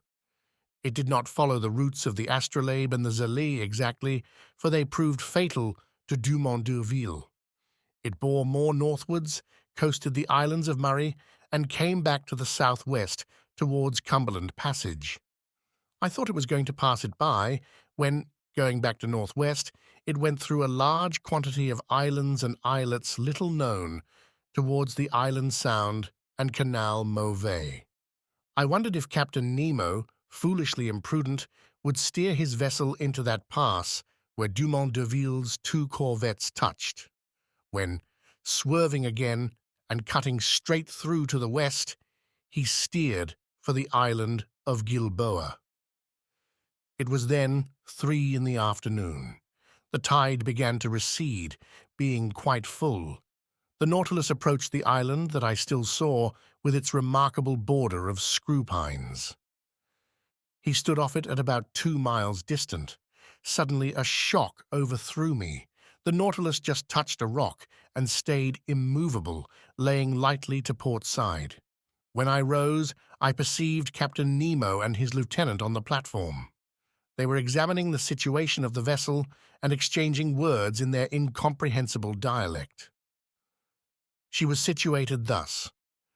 2 miles on the starboard side appeared Gilboa, stretching from north to west like an immense arm. Towards the south and east, some coral showed itself, left by the ebb. We had run aground, and in one of those seas where the tides are middling, A sorry matter for the floating of the Nautilus. However, the vessel had not suffered, for her keel was solidly joined. But if she could neither glide off nor move, she ran the risk of being forever fastened to these rocks, and then Captain Nemo's submarine vessel would be done for. I was reflecting thus when the captain, cool and calm, always master of himself, approached me. "An accident?" I asked. "No, an incident. But an incident that will oblige you perhaps to become an inhabitant of this land from which you flee." Captain Nemo looked at me curiously and made a negative gesture, as much as to say that nothing would force him to set foot on terra firma again. Then he said, "Besides, Monsieur Aronnax, the Nautilus is not lost. It will carry you yet into the midst of the marvels of the ocean. Our voyage is only begun, and I do not wish to be deprived so soon of the honor of your company." "However, Captain Nemo," I replied, without noticing the ironical turn of his phrase, "the Nautilus ran aground in open sea. Now the tides are not strong in the Pacific, and if you cannot lighten the Nautilus, I do not see how it will be reinflated." "The tides are not strong in the Pacific? You are right there, Professor. But in Torres Straits one finds still a difference of 1.5 yards between the level of high and low seas. Today is the 4th of January, and in 5 days the moon will be full.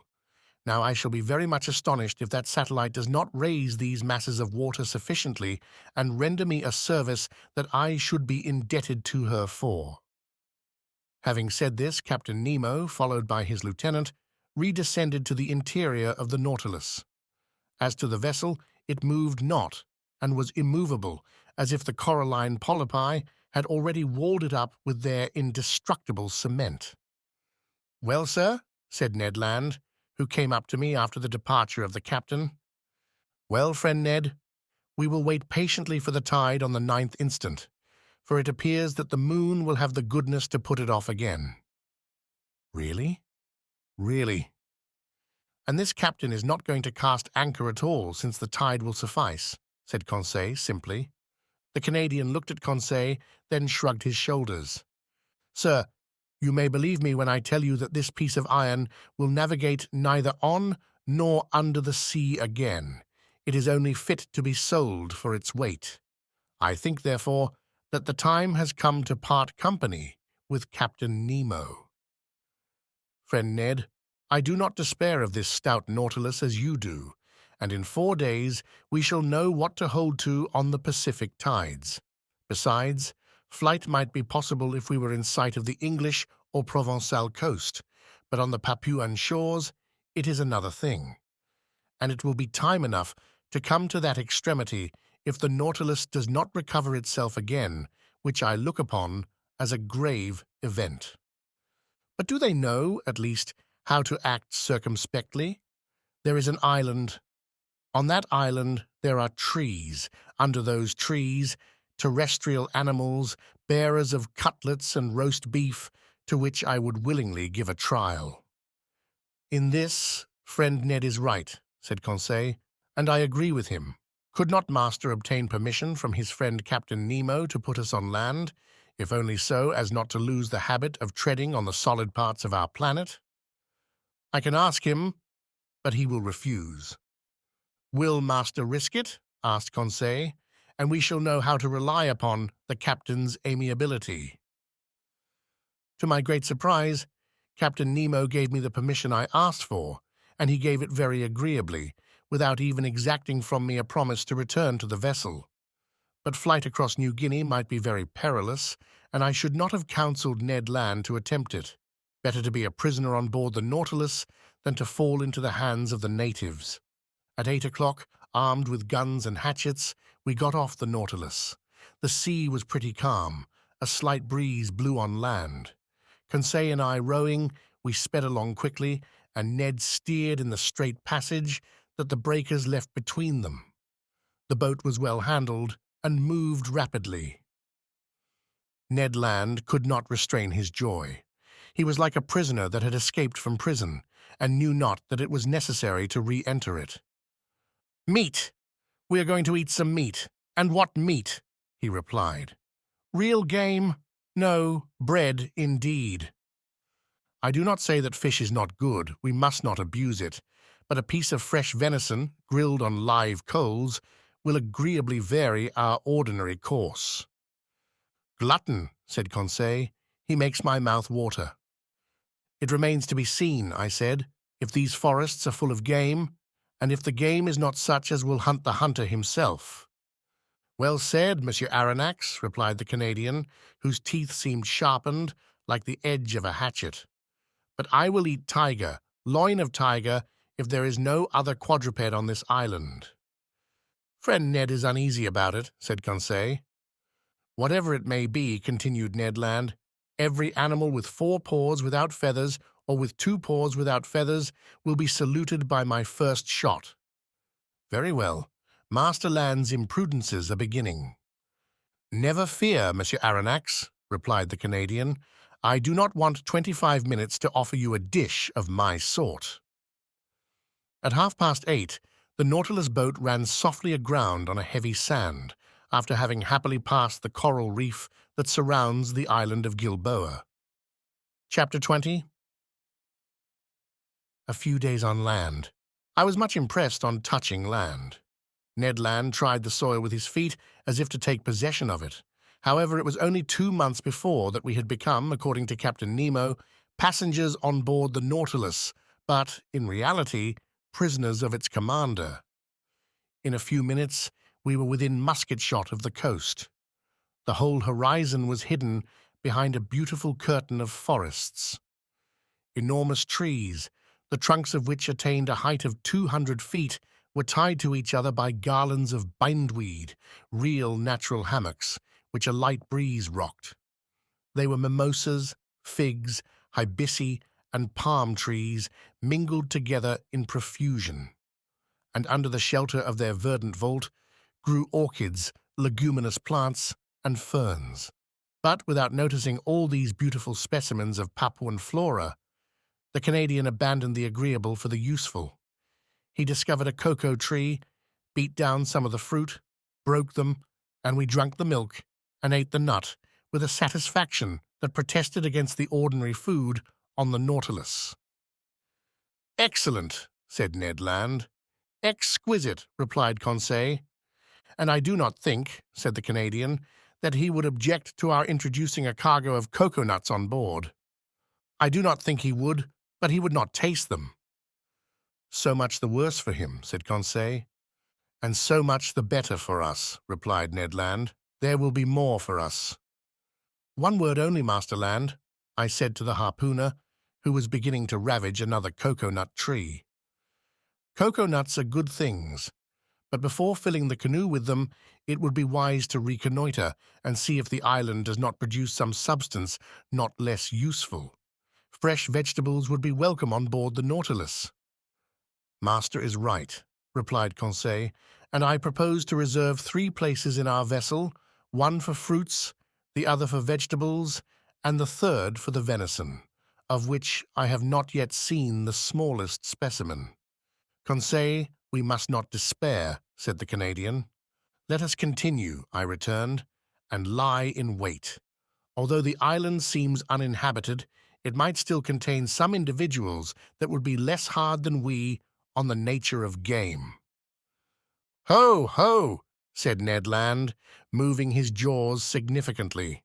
Well, Ned, said Conseil. My word, returned the Canadian, I begin to understand the charms of anthropophagy. Ned, what are you saying? You, a man-eater? I should not feel safe with you, especially as I share your cabin. I might perhaps wake one day to find myself half devoured. Friend Conseil, I like you much, but not enough to eat you unnecessarily. I would not trust you, replied Conseil, but enough. We must absolutely bring down some game to satisfy this cannibal, or else one of these fine mornings Master will find only pieces of his servant to serve him. While we were talking thus, we were penetrating the sombre arches of the forest, and for 2 hours we surveyed it in all directions. Chance rewarded our search for eatable vegetables, and one of the most useful products of the tropical zones furnished us with precious food that we missed on board. I would speak of the breadfruit tree, very abundant in the island of Gilboa, and I remarked chiefly the variety destitute of seeds, which bears in Malaya the name of rima. Ned Land knew these fruits well. He had already eaten many during his numerous voyages, and he knew how to prepare the eatable substance. Moreover, the sight of them excited him, and he could contain himself no longer. "Master," he said, "I shall die if I do not taste a little of this breadfruit pie." "Taste it, friend Ned. Taste it as you want. We are here to make experiments. Make them." "It won't take long," said the Canadian. And provided with a lentil, he lighted a fire of dead wood that crackled joyously. During this time, Conseil and I chose the best fruits of the breadfruit. Some had not then attained a sufficient degree of maturity, and their thick skin covered a white but rather fibrous pulp. Others, the greater number yellow and gelatinous, waited only to be picked. These fruits enclosed no kernel. Conseil brought a dozen to Ned Land, who placed them on a coal fire after having cut them in the thick slices, and while doing this repeating, "You will see, master, how good this bread is. More so when one has been deprived of it so long. It is not even bread," added he, "but a delicate pastry. You have eaten none, master?" "No, Ned." "Very well, prepare yourself for a juicy thing. If you do not come for more, I am no longer the king of harpooners." After some minutes, the part of the fruits that was exposed to the fire was completely roasted. The interior looked like a white pasty, a sort of soft crumb, the flavor of which was like that of an artichoke. It must be confessed this bread was excellent, and I ate of it with great relish. "What time is it now?" asked the Canadian. 2 o'clock at least," replied Conseil. "How time flies on firm ground," sighed Ned Land. "Let us be off," replied Conseil. We returned through the forest and completed our collection by a raid upon the cabbage palms that we gathered from the tops of the trees, little beans that I recognized as the abrou of the Malays, and yams of a superior quality. We were loaded when we reached the boat. But Ned Land did not find his provisions sufficient. Fate, however, favored us. Just as we were pushing off, he perceived several trees, from 25 to 30 feet high, a species of palm tree. At last, at 5 o'clock in the evening, loaded with our riches, we quitted the shore, and half an hour after we hailed the Nautilus. No one appeared on our arrival. The enormous iron-plated cylinder seemed deserted. The provisions embarked, I descended to my chamber, and after supper, slept soundly. The next day, the 6th of January, nothing new on board. Not a sound inside, not a sign of life. The boat rested along the edge, in the same place in which we had left it. We resolved to return to the island. Ned Land hoped to be more fortunate than on the day before with regard to the hunt, and wished to visit another part of the forest. At dawn, we set off. The boat, carried on by the waves that flowed to shore, reached the island in a few minutes. We landed, and thinking that it was better to give in to the Canadian, we followed Ned Land, whose long limbs threatened to distance us. He wound up the coast towards the west. Then, fording some torrents, he gained the high plain that was bordered with admirable forests. Some kingfishers were rambling along the watercourses, but they would not let themselves be approached.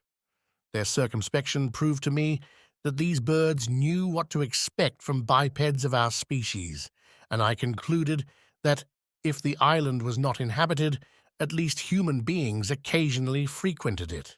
After crossing a rather large prairie, we arrived at the skirts of a little wood that was enlivened by the songs and flight of a large number of birds.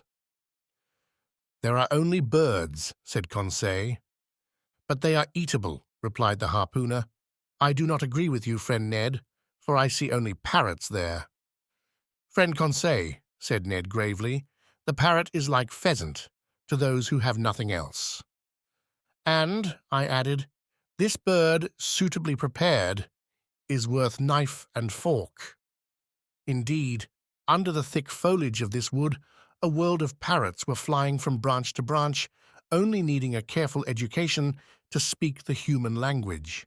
For the moment, they were chattering with parrots of all colours and grave cockatoos who seemed to meditate upon some philosophical problem, whilst brilliant red lories passed like a piece of bunting carried away by the breeze. Papuans with the finest azure colours, and in all a variety of winged things most charming to behold, but few eatable. However, a bird peculiar to these lands, and which has never passed the limits of the Arrow and Papuan Islands, was wanting in this collection, but fortune reserved it for me before long. After passing through a moderately thick copse, we found a plain obstructed with bushes. I saw then those magnificent birds, the disposition of whose long feathers obliges them to fly against the wind. Their undulating flight, graceful aerial curves, and the shading of their colours attracted and charmed one's looks. I had no trouble in recognizing them. Birds of paradise, I exclaimed. The Malays, who carry on a great trade in these birds with the Chinese, have several means that we could not employ for taking them. Sometimes they put snares on the top of high trees that the birds of paradise prefer to frequent.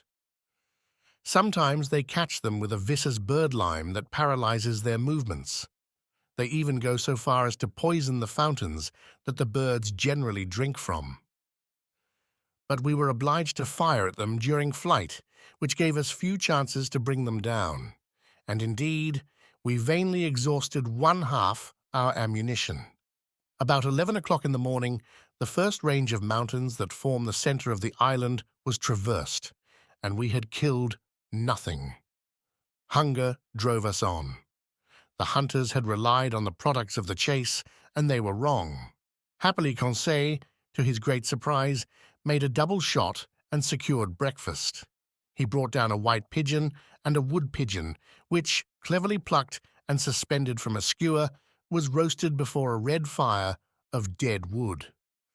While these interesting birds were cooking, Ned prepared the fruit of the bread tree. Then the wood pigeons were devoured to the bones and declared excellent. The nutmeg, with which they are in the habit of stuffing their crops, flavors their flesh and renders it delicious eating. Now, Ned, what do you miss now? Some four-footed game, Ems Aronnax. All these pigeons are only side dishes and trifles, and until I have killed an animal with cutlets, I shall not be content. Nor I, Ned, if I do not catch a bird of paradise. Let us continue hunting, replied Conseil. Let us go towards the sea. We have arrived at the first declivities of the mountains, and I think we had better regain the region of forests. That was sensible advice, and was followed out. After walking for 1 hour, we had attained a forest of sago trees. Some inoffensive serpents glided away from us. The birds of paradise fled at our approach, and truly I despaired of getting near one when Conseil, who was walking in front, suddenly bent down, uttered a triumphal cry, and came back to me bringing a magnificent specimen. Ah, bravo, Conseil! Master is very good. No, my boy, you have made an excellent stroke. Take one of these living birds and carry it in your hand.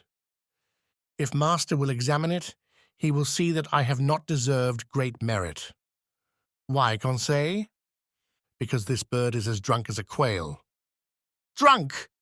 Yes, sir, drunk with the nutmegs that it devoured under the nutmeg tree under which I found it. See, friend Ned, see the monstrous effects of intemperance. By Jove, exclaimed the Canadian, because I have drunk gin for 2 months, you must needs reproach me. However, I examined the curious bird. Conseil was right. The bird, drunk with the juice, was quite powerless. It could not fly. It could hardly walk. This bird belonged to the most beautiful of the 8 species that are found in Papua and in the neighboring islands. It was the large emerald bird, the most rare kind. It measured 3 feet in length. Its head was comparatively small, its eyes placed near the opening of the beak and also small. But the shades of color were beautiful, having a yellow beak, brown feet and claws, nut-colored wings with purple tips, pale yellow at the back of the neck and head, and emerald color at the throat, chestnut on the breast and belly.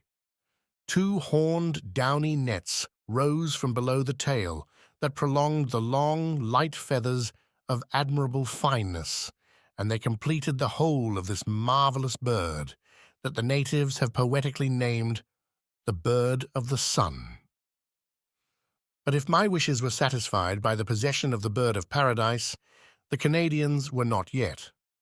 Happily, about 2 o'clock, Ned Land brought down a magnificent hog. From the brood of those the natives call bari-utang. The animal came in time for us to procure real quadruped meat, and he was well received. Ned Land was very proud of his shot. The hog, hit by the electric ball, fell stone dead. The Canadians skinned and cleaned it properly after having taken 6 cutlets, destined to furnish us with a grilled repast in the evening. Then the hunt was resumed, which was still more marked by Ned and Conseil's exploits. Indeed, the 2 friends, beating the bushes, roused a herd of kangaroos that fled and bounded along on their elastic paws. But these animals did not take to flight so rapidly but what the electric capsule could stop their course. "Ah, Professor," cried Ned Land, who was carried away by the delights of the chase. "What excellent game, and stewed, too! What a supply for the Nautilus! 2, 3, 5 down! And to think that we shall eat that flesh, and that the idiots on board shall not have a crumb." I think that, in the excess of his joy, the Canadian, if he had not talked so much, would have killed them all. But he contented himself with a single dozen of these interesting marsupials. These animals were small. They were a species of those kangaroo rabbits that live habitually in the hollows of trees, and whose speed is extreme. But they are moderately fat, and furnish, at least, estimable food. We were very satisfied with the results of the hunt. Happy Ned proposed to return to this enchanting island the next day, for he wished to depopulate it of all the eatable quadrupeds. But he had reckoned without his host.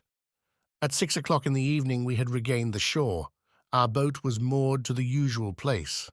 The Nautilus, like a long rock, emerged from the waves 2 miles from the beach. Ned Land, without waiting, occupied himself about the important dinner business. He understood all about cooking well. The bari-outang, grilled on the coals, soon scented the air with a delicious odor. Indeed, the dinner was excellent. 2 wood pigeons completed this extraordinary menu. The sago pasty, the artocarpus bread, some mangoes, 6 pineapples, and the liquor fermented from some cocoa nuts overjoyed us. I even think that my worthy companion's ideas had not all the plainness desirable. "Suppose we do not return to the Nautilus this evening," said Conseil. "Suppose we never return," added Ned Land. Just then, a stone fell at our feet and cut short the harpooner's proposition. Chapter 21. Captain Nemo's Thunderbolt. We looked at the edge of the forest without rising, my hand stopping in the action of putting it to my mouth, Ned Land's completing its office. "Stones do not fall from the sky," remarked Conseil, "or they would merit the name aerolites." A second stone, carefully aimed, that made a savory pigeon's leg fall from Conseil's hand, gave still more weight to his observation. We all 3 arose, shouldered our guns, and were ready to reply to any attack. "Are they apes?" cried Ned Land. "Very nearly they are savages." "To the boat," I said, hurrying to the sea. It was indeed necessary to beat a retreat, for about 20 natives armed with bows and slings appeared on the skirts of a copse that masked the horizon to the right, hardly 100 steps from us. Our boat was moored about 60 feet from us. The savages approached us, not running, but making hostile demonstrations. Stones and arrows fell thickly. Ned Land had not wished to leave his provisions, and in spite of his imminent danger, his pig on one side and kangaroos on the other, he went tolerably fast. In 2 minutes, we were on the shore. To load the boat with provisions and arms, to push it out to sea and ship the oars, was the work of an instant. We had not gone 2 cable lengths when 100 savages, howling and gesticulating, entered the water up to their waists. I watched to see if their apparition would attract some men from the Nautilus onto the platform. But no. The enormous machine, lying off, was absolutely deserted. 20 minutes later, we were on board. The panels were open. After making the boat fast, we entered into the interior of the Nautilus. I descended to the drawing room, from whence I heard some chords. Captain Nemo was there, bending over his organ and plunged in a musical ecstasy. "Captain!" He did not hear me. "Captain!" I said, touching his hand. He shuddered and, turning round, said, "Ah, it is you, Professor. Well, have you had a good hunt? Have you botanized successfully?" "Yes, Captain, but we have unfortunately brought a troop of bipeds whose vicinity troubles me." "What bipeds?" "Savages." "Savages?" he echoed ironically. "So you are astonished, Professor, at having set foot on a strange land and finding savages? Savages? Where are there not any? Besides, are they worse than others, these whom you call savages?" "But, Captain—" "How many have you counted?" "100 at least." Aronnax," replied Captain Nemo, placing his fingers on the organ stops. "When all the natives of Papua are assembled on this shore, the Nautilus will have nothing to fear from their attacks." The captain's fingers were then running over the keys of the instrument, and I remarked that he touched only the black keys, which gave his melodies an essentially Scotch character. Soon he had forgotten my presence and had plunged into a reverie that I did not disturb. I went up again onto the platform. Night had already fallen, for in this low latitude the sun sets rapidly and without twilight.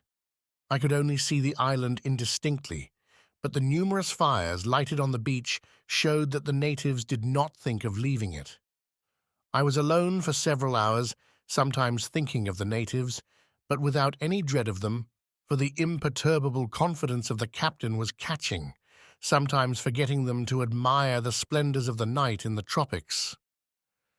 My remembrances went to France in the train of those zodiacal stars that would shine in some hours' time. The moon shone in the midst of the constellations of the zenith.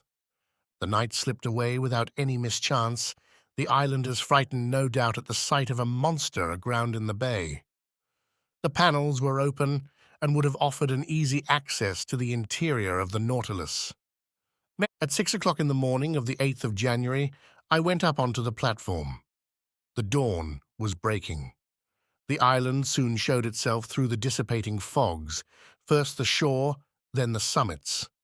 The natives were there, more numerous than on the day before, 500 or 600 perhaps. Some of them, profiting by the low water, had come onto the coral, at less than 2 cable lengths from the Nautilus. I distinguished them easily. They were true Papuans, with athletic figures, men of good race, large high foreheads, large but not broad and flat, and white teeth. Their woolly hair, with a reddish tinge, showed off on their black shining bodies like those of the Nubians. From the lobes of their ears, cut and distended, hung chaplets of bones. Most of these savages were naked.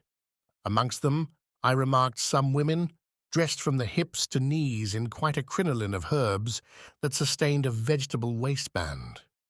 Some chiefs had ornamented their necks with a crescent and collars of glass beads, red and white. Nearly all were armed with bows, arrows, and shields, and carried on their shoulders a sort of net, containing those round stones which they cast from their slings with great skill. One of these chiefs, rather near to the Nautilus, examined it attentively. He was, perhaps, a Mado of high rank, for he was draped in a mat of banana leaves, notched round the edges, and set off with brilliant colours. I could easily have knocked down this native, who was within a short length, but I thought that it was better to wait for real hostile demonstrations. Between Europeans and savages, it is proper for the Europeans to parry sharply, not to attack. During low water, the natives roamed about near the Nautilus, but were not troublesome. I heard them frequently repeat the word "assai," and by their gestures I understood that they invited me to go on land, an invitation that I declined. So that on that day the boat did not push off, to the great displeasure of Master Land, who could not complete his provisions. This adroit Canadian employed his time in preparing the viands and meat that he had brought off the island. As for the savages, they returned to the shore about 11 o'clock in the morning, as soon as the coral tops began to disappear under the rising tide. But I saw their numbers had increased considerably on the shore. Probably they came from the neighbouring islands, or very likely from Papua. However, I had not seen a single native canoe. Having nothing better to do, I thought of dragging these beautiful, limpid waters, under which I saw a profusion of shells, zoophytes, and marine plants. Moreover, it was the last day that the Nautilus would pass in these parts, if it float in open sea the next day, according to Captain Nemo's promise. I therefore called Conseil, who brought me a little light drag, very like those for the oyster fishery. Now to work. For 2 hours we fished unceasingly, but without bringing up any rarities. The drag was filled with Midaseas, harps, melamies, and particularly the most beautiful hammers I have ever seen. We also brought up some sea slugs, pearl oysters, and a dozen little turtles that were reserved for the pantry on board. But just when I expected it least, I put my hand on a wonder, I might say a natural deformity, very rarely met with. Conseil was just dragging, and his net came up filled with divers ordinary shells, when all at once he saw me plunge my arm quickly into the net to draw out a shell, and heard me utter a cry. "What is the matter, sir?" he asked in surprise. "Has master been bitten?" "No, my boy, but I would willingly have given a finger for my discovery." "What discovery?" "This shell," I said, holding up the object of my triumph. "It is simply an olive porphyry, genus olive, order of the Pectinibranchidae, class of gasteropods, subclass mollusca."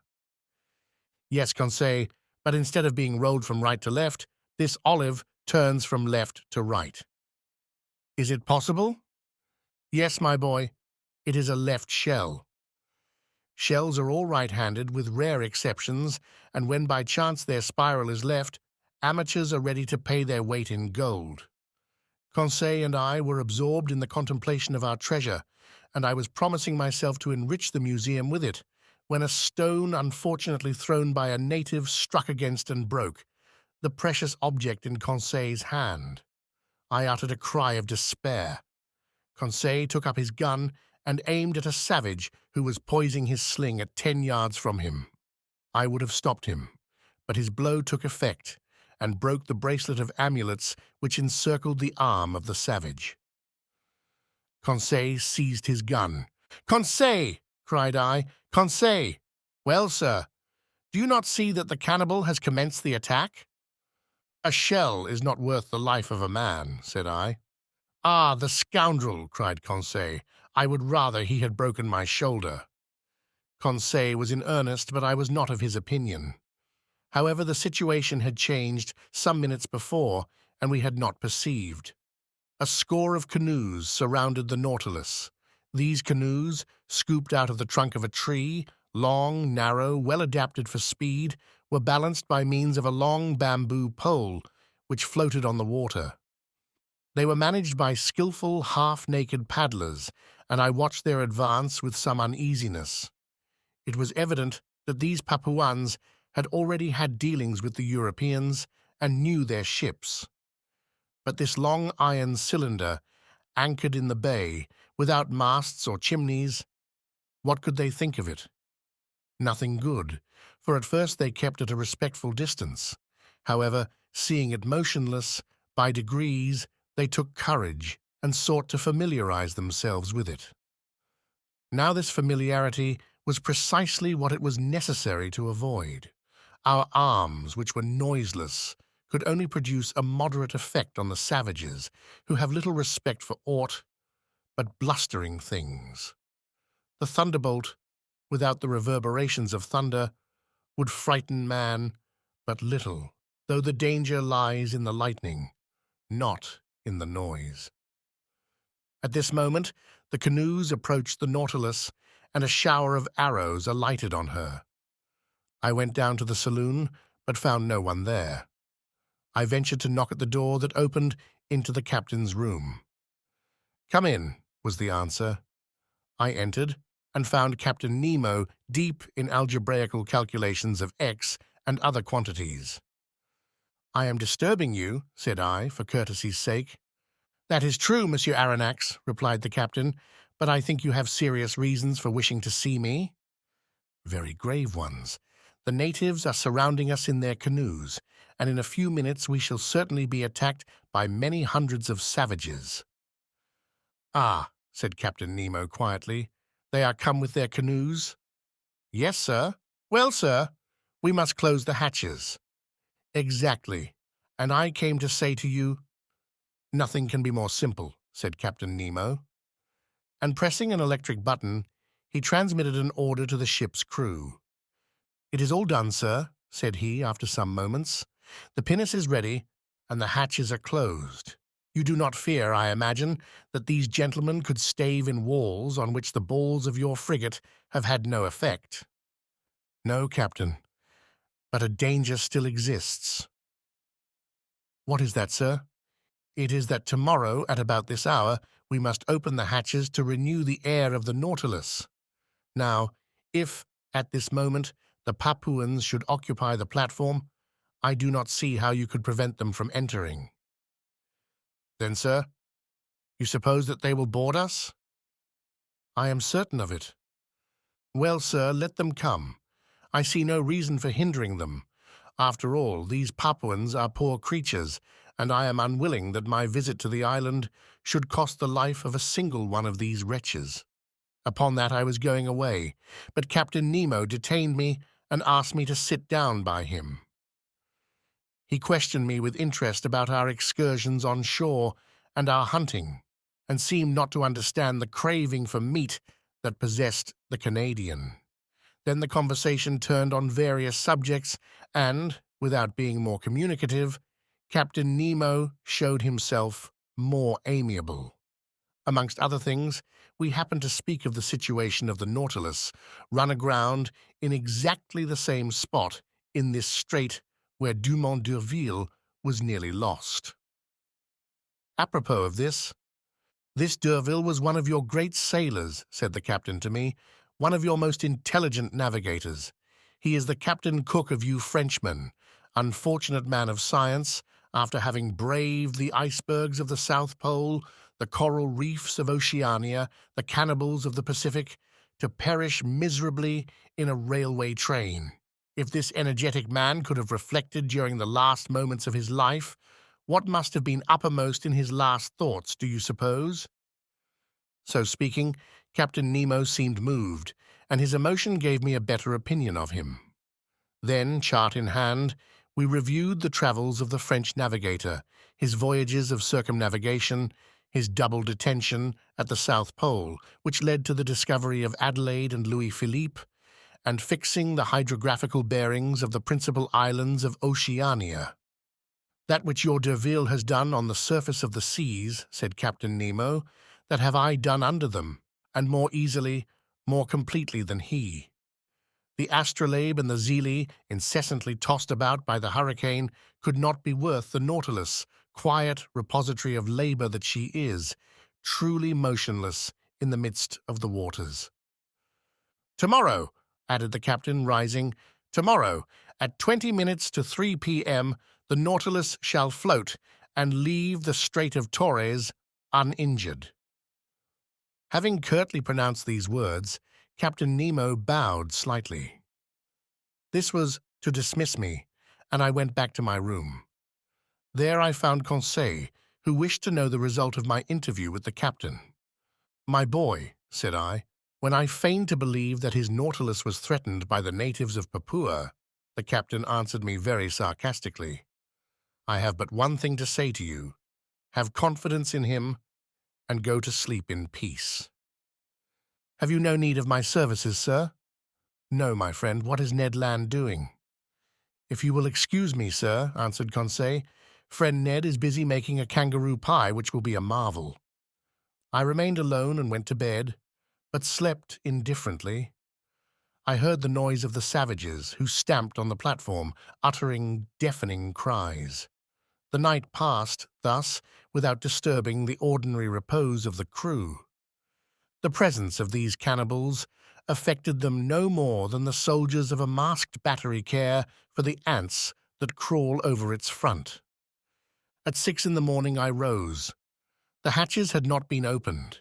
The inner air was not renewed, but the reservoirs, filled ready for any emergency, were now resorted to, and discharged several cubic feet of oxygen into the exhausted atmosphere of the Nautilus. I worked in my room till noon, without having seen Captain Nemo, even for an instant. On board, no preparations for departure were visible. I waited still some time, then went into the large saloon. The clock marked 2:30. In 10 minutes it would be high tide, and, if Captain Nemo had not made a rash promise, the Nautilus would be immediately detached. If not, many months would pass ere she could leave her bed of coral. However, some warning vibrations began to be felt in the vessel. I heard the keel grating against the rough calcareous bottom of the coral reef. At 5:20 to 3, Captain Nemo appeared in the saloon. "We are going to start," said he. "Ah," replied I have given the order to open the hatches." "And the Papuans?" "The Papuans," answered Captain Nemo, slightly shrugging his shoulders. "Will they not come inside the Nautilus?" "How?" "Only by leaping over the hatches you have opened." "Miss Aronnax," quietly answered Captain Nemo, "they will not enter the hatches of the Nautilus in that way, even if they were open." I looked at the captain. "You do not understand," said he. "Hardly." "Well, come, and you will see." I directed my steps towards the central staircase. There, Ned Land and Conseil were slyly watching some of the ship's crew, who were opening the hatches, while cries of rage and fearful vociferations resounded outside. The portlids were pulled down outside. 20 horrible faces appeared. But the first native, who placed his hand on the stair rail, struck from behind by some invisible force, I know not what, fled, uttering the most fearful cries and making the wildest contortions. 10 of his companions followed him. They met with the same fate. Conseil was in ecstasy. Ned Land, carried away by his violent instincts, rushed on to the staircase. But the moment he seized the rail with both hands, he, in his turn, was overthrown.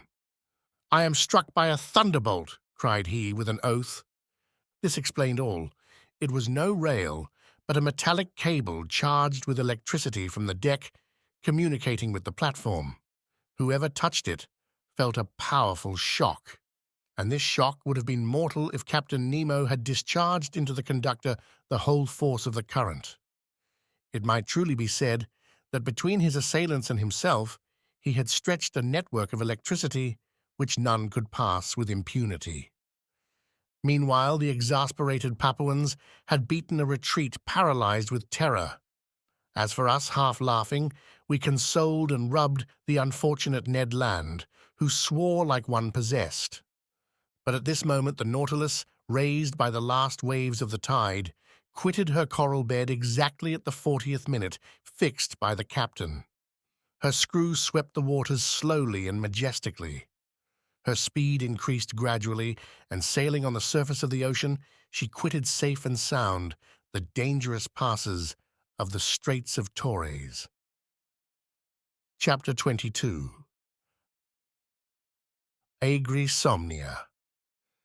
The following day, the 10th of January, the Nautilus continued her course between two seas, but with such remarkable speed that I could not estimate it at less than 35 miles an hour. The rapidity of her screw was such that I could neither follow nor count its revolutions.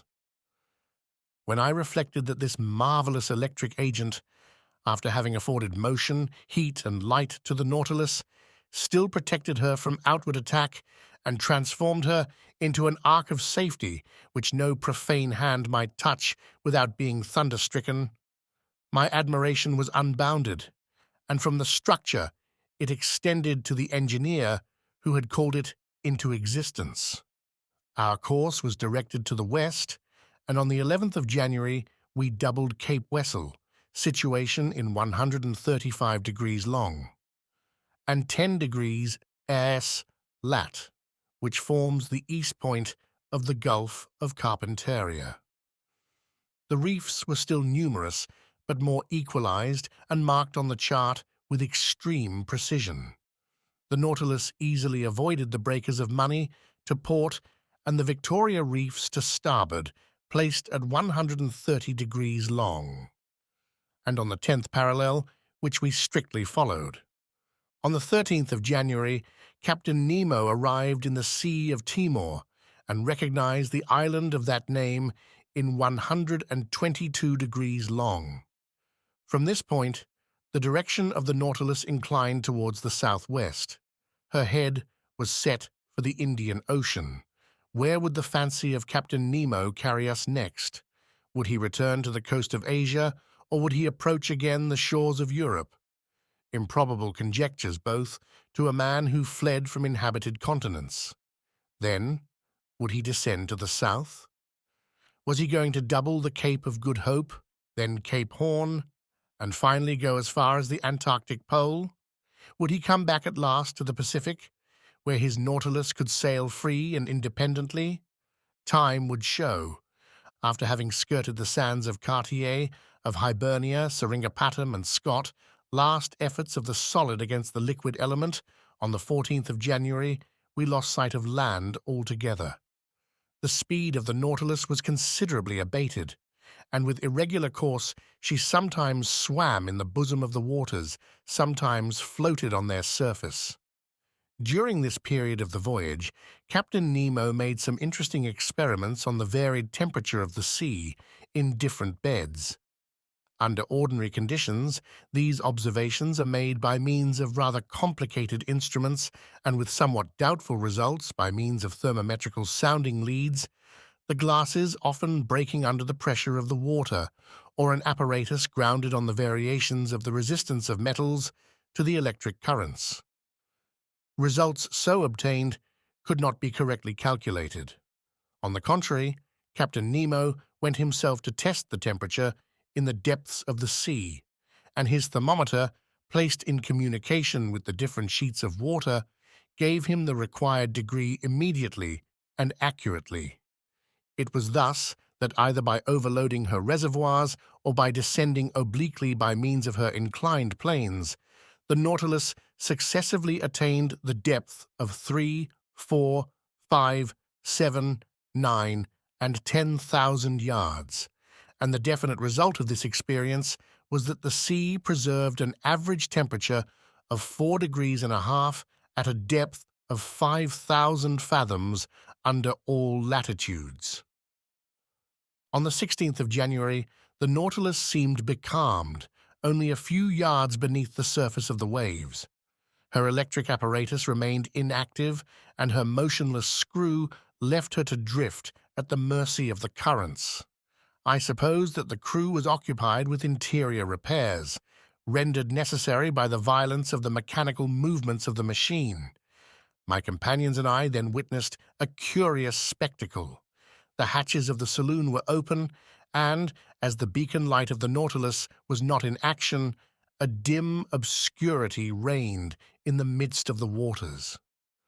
I observed the state of the sea under these conditions, and the largest fish appeared to me no more than scarcely defined shadows, when the Nautilus found herself suddenly transported into full light.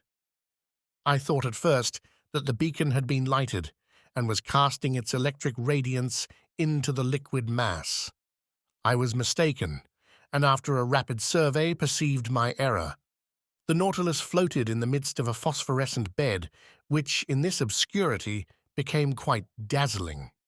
It was produced by myriads of luminous animalculae, whose brilliancy was increased as they glided over the metallic hull of the vessel. I was surprised by lightning in the midst of these luminous sheets, as though they had been rivulets of lead melted in an ardent furnace, or metallic masses brought to a white heat, so that by force of contrast certain portions of light appeared to cast a shade in the midst of the general ignition, from which all shade seemed banished. No, this was not the calm irradiation of our ordinary lightning. There was unusual life and vigor. This was truly living light. In reality, it was an infinite agglomeration of colored infusoria, of veritable globules of jelly, provided with a thread-like tentacle, and of which as many as 25,000 have been counted in less than 2 cubic half-inches of water. During several hours the Nautilus floated in these brilliant waves, and our admiration increased as we watched the marine monsters disporting themselves like salamanders. I saw there in the midst of this fire that burns not the swift and elegant porpoise, the indefatigable clown of the ocean, and some swordfish 10 feet long, those prophetic heralds of the hurricane whose formidable sword would now and then strike the glass of the saloon.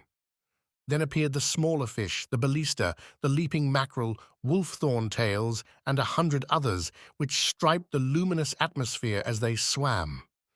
This dazzling spectacle was enchanting. Perhaps some atmospheric condition increased the intensity of this phenomenon. Perhaps some storm agitated the surface of the waves. But at this depth of some yards, the Nautilus was unmoved by its fury and reposed peacefully in still water. So we progressed, incessantly charmed by some new marvel. The days passed rapidly away, and I took no account of them. Ned, according to habit, tried to vary the diet on board. Like snails, we were fixed to our shells, and I declare it is easy to lead a snail's life. Thus, this life seemed easy and natural, and we thought no longer of the life we led on land. But something happened to recall us to the strangeness of our situation.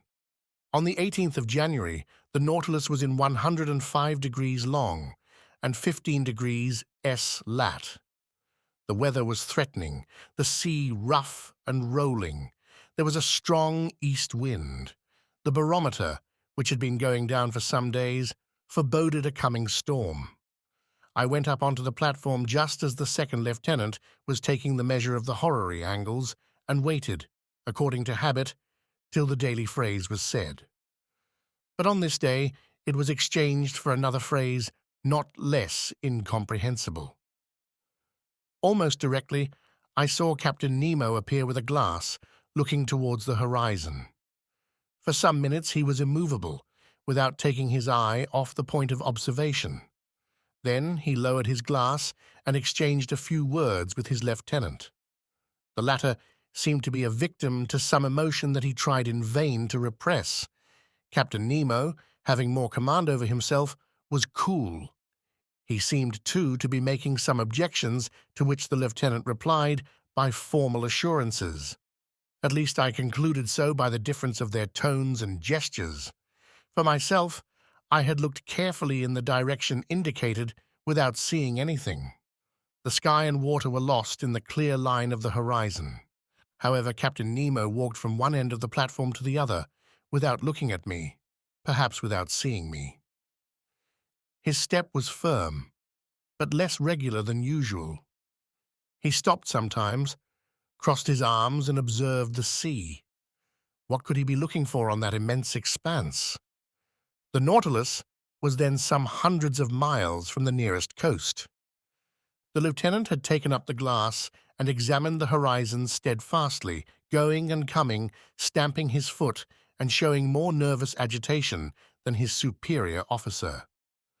Besides, this mystery must necessarily be solved, and before long, for upon an order from Captain Nemo, the engine, increasing its propelling power, made the screw turn more rapidly.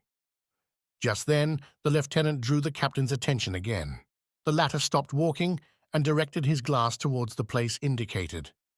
He looked long. I felt very much puzzled and descended to the drawing-room and took out an excellent telescope that I generally used. Then, leaning on the cage of the watchlight that jutted out from the front of the platform, set myself to look over all the line of the sky and sea.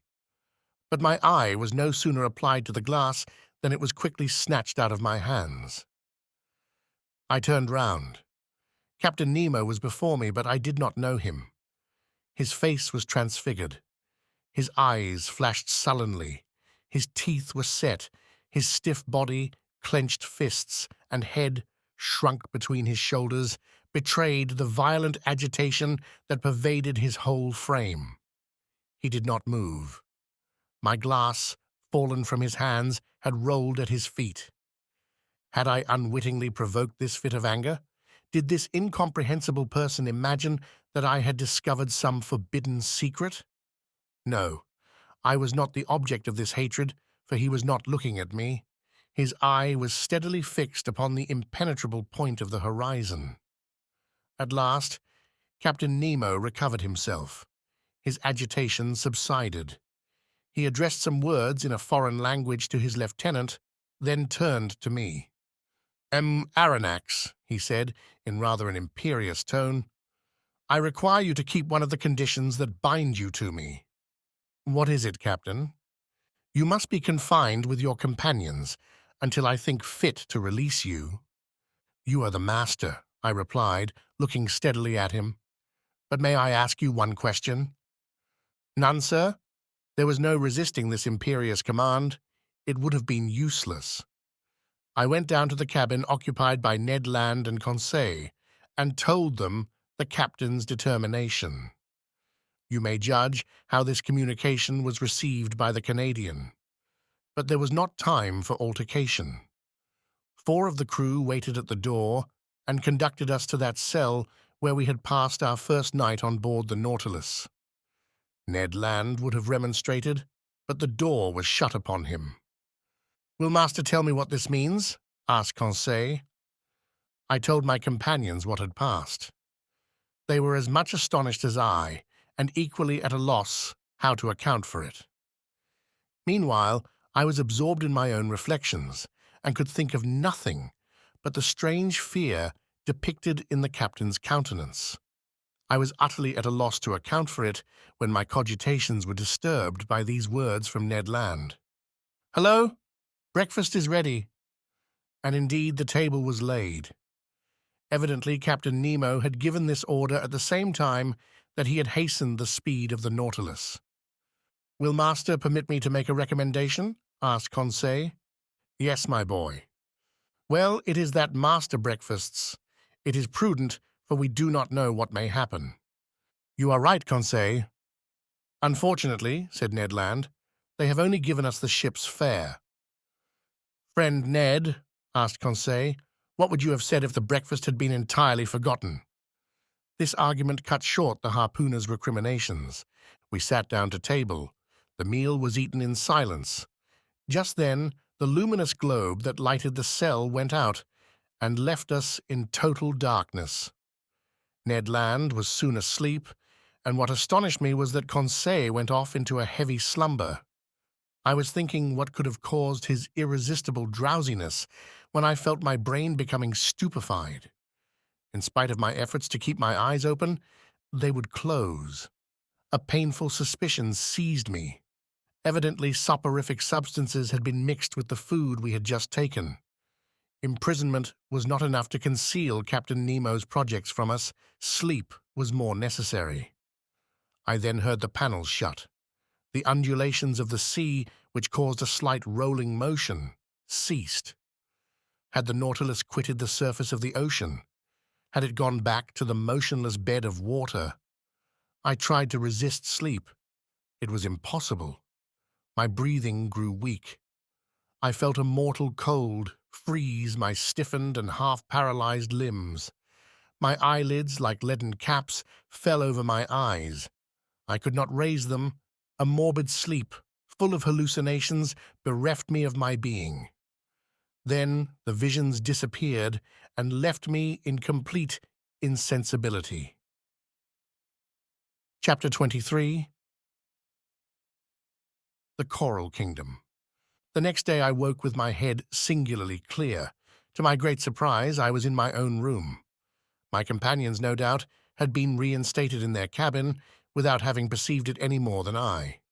Of what had passed during the night, they were as ignorant as I was, and to penetrate this mystery, I only reckoned upon the chances of the future. I then thought of quitting my room.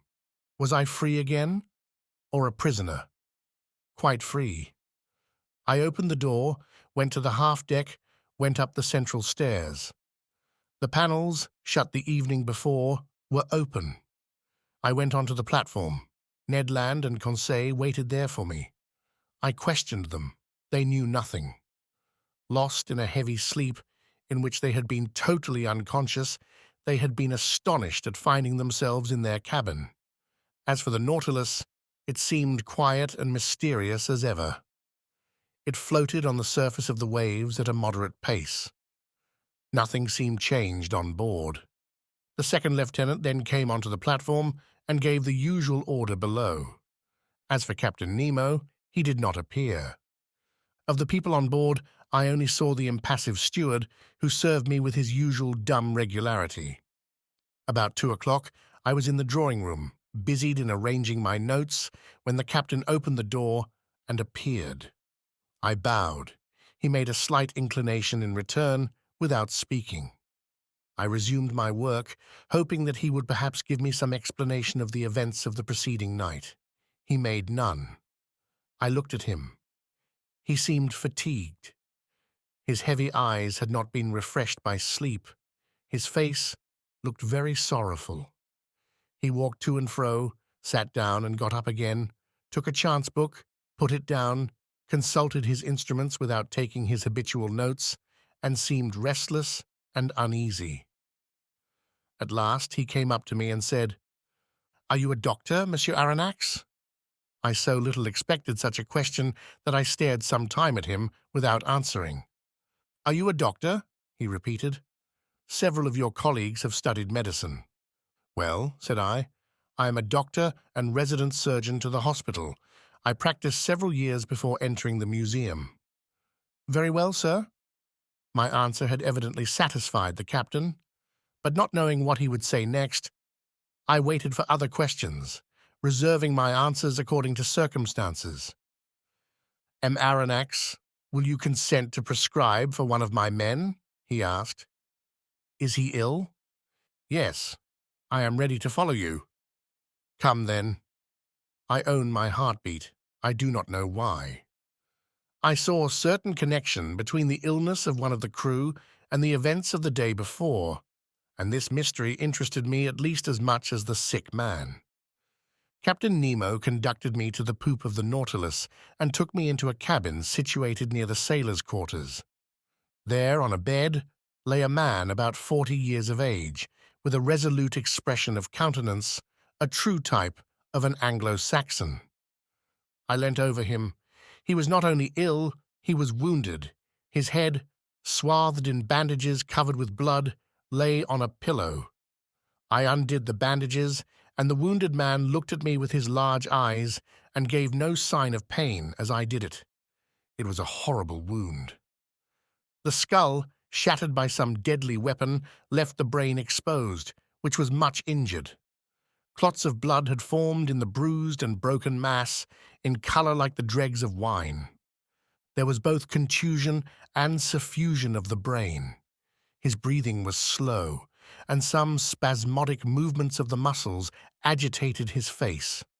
I felt his pulse. It was intermittent. The extremities of the body were growing cold already, and I saw death must inevitably ensue. After dressing the unfortunate man's wounds, I readjusted the bandages on his head and turned to Captain Nemo. "What caused this wound?" I asked. "What does it signify?" he replied evasively. "A shock has broken one of the levers of the engine, which struck myself. But your opinion as to his state?" I hesitated before giving it. "You may speak," said the captain. "This man does not understand French." I gave a last look at the wounded man. "He will be dead in 2 hours. Can nothing save him?" "Nothing." Captain Nemo's hand contracted, and some tears glistened in his eyes, which I thought incapable of shedding any. For some moments I still watched the dying man, whose life ebbed slowly. His pallor increased under the electric light that was shed over his deathbed. I looked at his intelligent forehead, furrowed with premature wrinkles, produced probably by misfortune and sorrow. I tried to learn the secret of his life from the last words that escaped his lips. "You can go now, Monsieur Aronnax," said the captain. I left him in the dying man's cabin and returned to my room much affected by this scene. During the whole day, I was haunted by uncomfortable suspicions, and at night I slept badly, and between my broken dreams I fancied I heard distant sighs like the notes of a funeral psalm.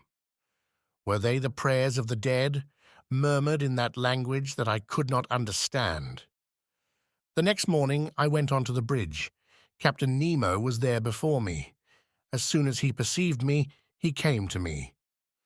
"Professor, will it be convenient to you to make a submarine excursion today?" "With my companions?" I asked. "If they like." "We obey your orders, Captain." "Will you be so good then as to put on your cork jackets?" It was not a question of dead or dying. I rejoined Ned Land and Conseil and told them of Captain Nemo's proposition. Conseil hastened to accept it, and this time the Canadians seemed quite willing to follow our example. It was 8 o'clock in the morning. At 8:30, we were equipped for this new excursion and provided with 2 contrivances for light and breathing. The double door was open, and accompanied by Captain Nemo, who was followed by a dozen of the crew, we set foot, at a depth of about 30 feet, on the solid bottom on which the Nautilus rested. A slight declivity ended in an uneven bottom at 15 fathoms depth. This bottom differed entirely from the one I had visited on my first excursion under the waters of the Pacific Ocean. Here there was no fine sand, no submarine prairies, no sea forest.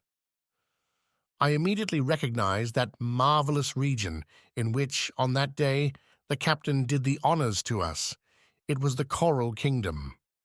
The light produced 1,000 charming varieties, playing in the midst of the branches that were so vividly colored. I seemed to see the membranous and cylindrical tubes tremble beneath the undulation of the waters. I was tempted to gather their fresh petals, ornamented with delicate tentacles, some just blown, the others budding, while a small fish, swimming swiftly, touched them slightly, like flights of birds. But if my hand approached these living flowers, these animated, sensitive plants, the whole colony took alarm. The white petals re-entered their red cases, the flowers faded as I looked, and the bush changed into a block of stony knobs. Chance had thrown me just by the most precious specimens of the zoophyte. This coral was more valuable than that found in the Mediterranean, on the coasts of France, Italy, and Barbary. Its tints justified the poetical names of flower of blood and froth of blood that trade has given to its most beautiful productions. Coral is sold for £20 per ounce, and in this place the watery beds would make the fortunes of a company of coral divers. This precious matter, often confused with other polypi, Formed then the inextricable plots called machiota, and on which I noticed several beautiful specimens of pink coral. But soon the bushes contract, and the arborizations increase.